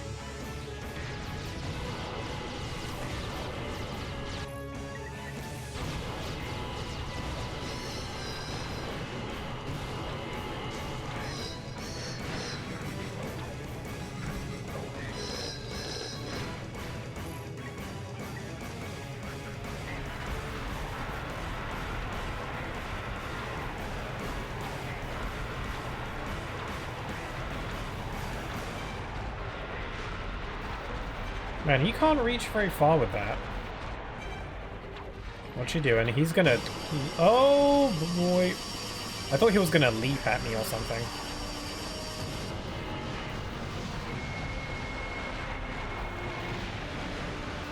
Okay, I'm out of Decimator ammo. Plasma coil was pretty powerful. I can't target with it, though.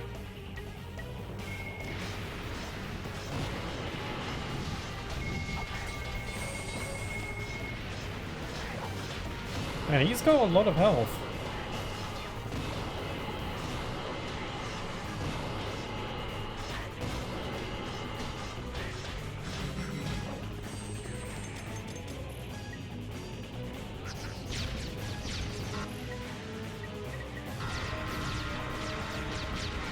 Get some more turrets.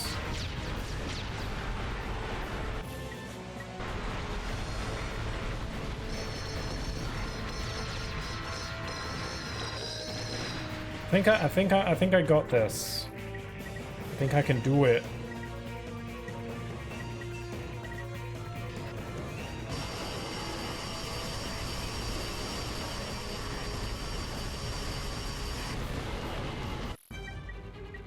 Running out of weapons. Running out of viable weapons. I can't really aim with my rifle right now. Set up some more turrets, I guess. Nitro Eruptor, not very good right now.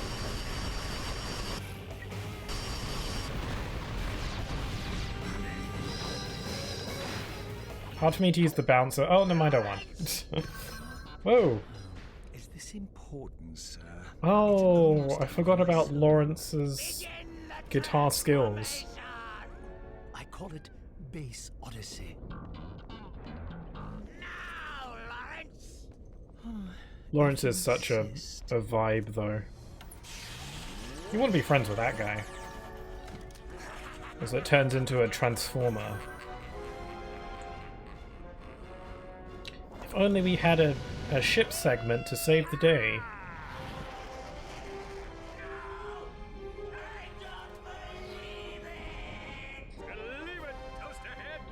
Yay! And even though we've done all the— oh, my belts are upgraded. And even though we've done all the work, Hawk is here to take all the credit at the end. Awesome. Whatever, it's fine. This is like the last final fight and it's super mega easy, you just gotta shoot. Just swerve around him and just shoot. Maybe go up and down a little bit. Just shoot. Just keep shooting. Just fire away. This is like, you know, the fight I just did was the real final boss. This is more like a curtain call. You know, a little extra spectacle, I guess.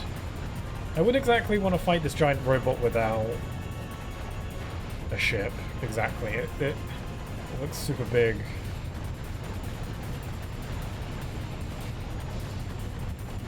Didn't we need like a really crazy powerful laser cannon to destroy the last bio-obliterator, yet this random ass hover ship can penetrate it? Calling some bull crap on that. I don't really care. It's just whatever.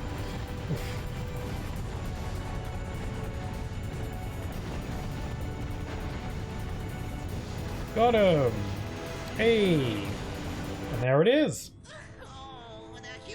That's Ratchet Clank 3. Up your arse.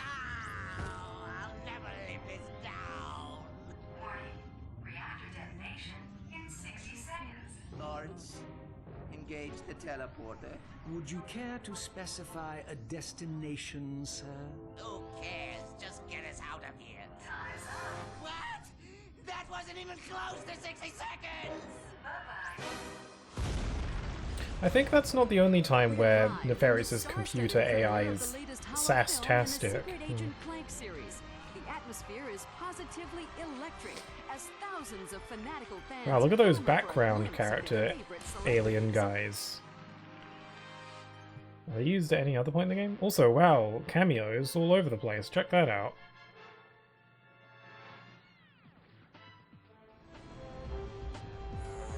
They're like, we've got all sorts of character models from the first two games. Let's like throw in a bunch here for fun. And it is fun.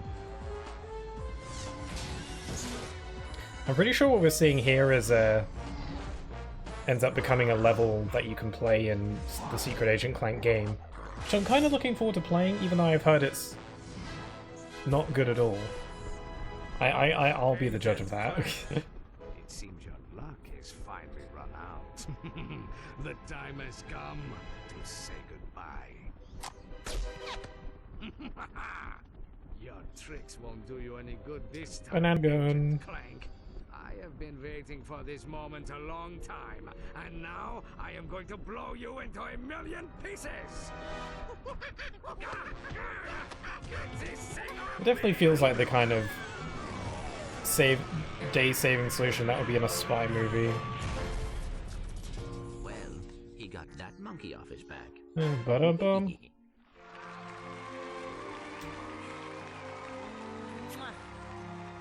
Ah. Do not even think about it. He got the girl. At least until the next game where he has a new love interest. And that's Ratchet & Clank 3!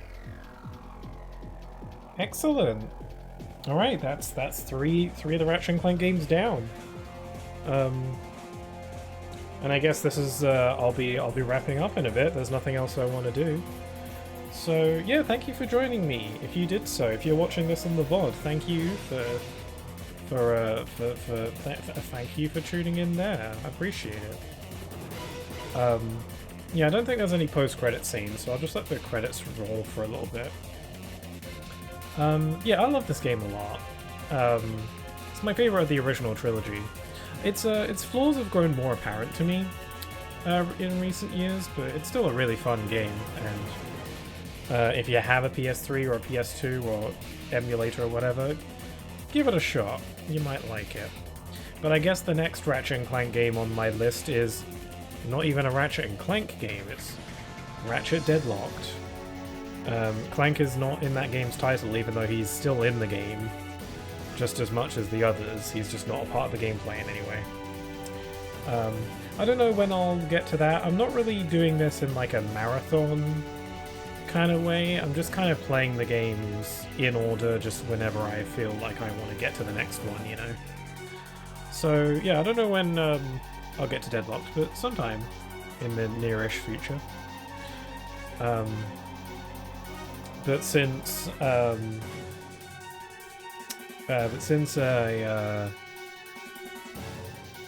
I finished this game today, like I was gonna, and it's not even that late. Well, it's getting kind of late.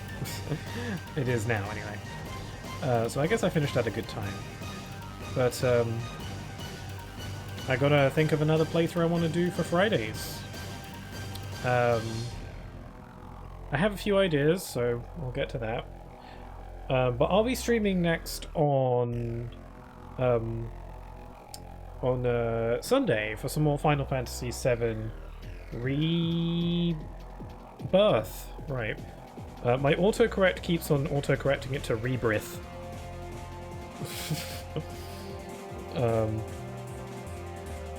But it is what it is. Yeah, I'll be playing some more Final Fantasy VII Rebirth if you feel like joining me for that. My hard mode run. I don't know how far into Rebirth I am. I think on Sunday that will be stream number 8 out of who knows how many. I feel like I'm not even that far into the game, honestly. So yeah, it's a long playthrough. It's a long game, so I guess I should have expected that. And then I might stream next Wednesday. I don't know for sure though, but if I don't, I'll definitely be streaming on Friday, so just check my schedule. I try and keep it updated as I can. But I guess I'll be ending here in a minute. Let me just... Can I skip the credits, or is that a no? Also, why are the backgrounds in all these areas like blue? What do you mean we can't teleport to a planet? I'm afraid we're well out of range. Dr. Nefarious being stuck in an asteroid surprisingly has like a callback later in the series. Oh, I'm sure something will come along in, say, 5 or 10,000 years. I don't believe Yeah, I was wrong. There is a post-credit scene. I forgot. Now what? I don't suppose you can play drums.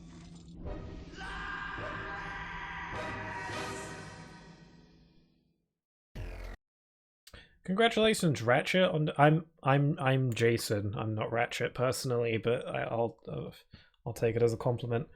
On defeating Dr. Nefarious, at this point you can time warp back to just before you finish the game with Square, or you can enter challenge mode with Circle. In challenge mode, you start a new game against tougher enemies, but all your experience, weapons, armor, and money from the current game carry over. And there are other surprises as well. Let's do the time warp. But yeah, I guess I'm all done for today, so I'm going to wrap up here. Thanks again if you're watching on the VOD or whatever, and I really appreciate it. But I'm ready to sign off now. It's kind of late, so I'm ready to hop to bed. So, with all that being said, I hope you all have a wonderful rest of your day. Stay safe, and I hope to see you all again very soon. Take care. Bye-bye.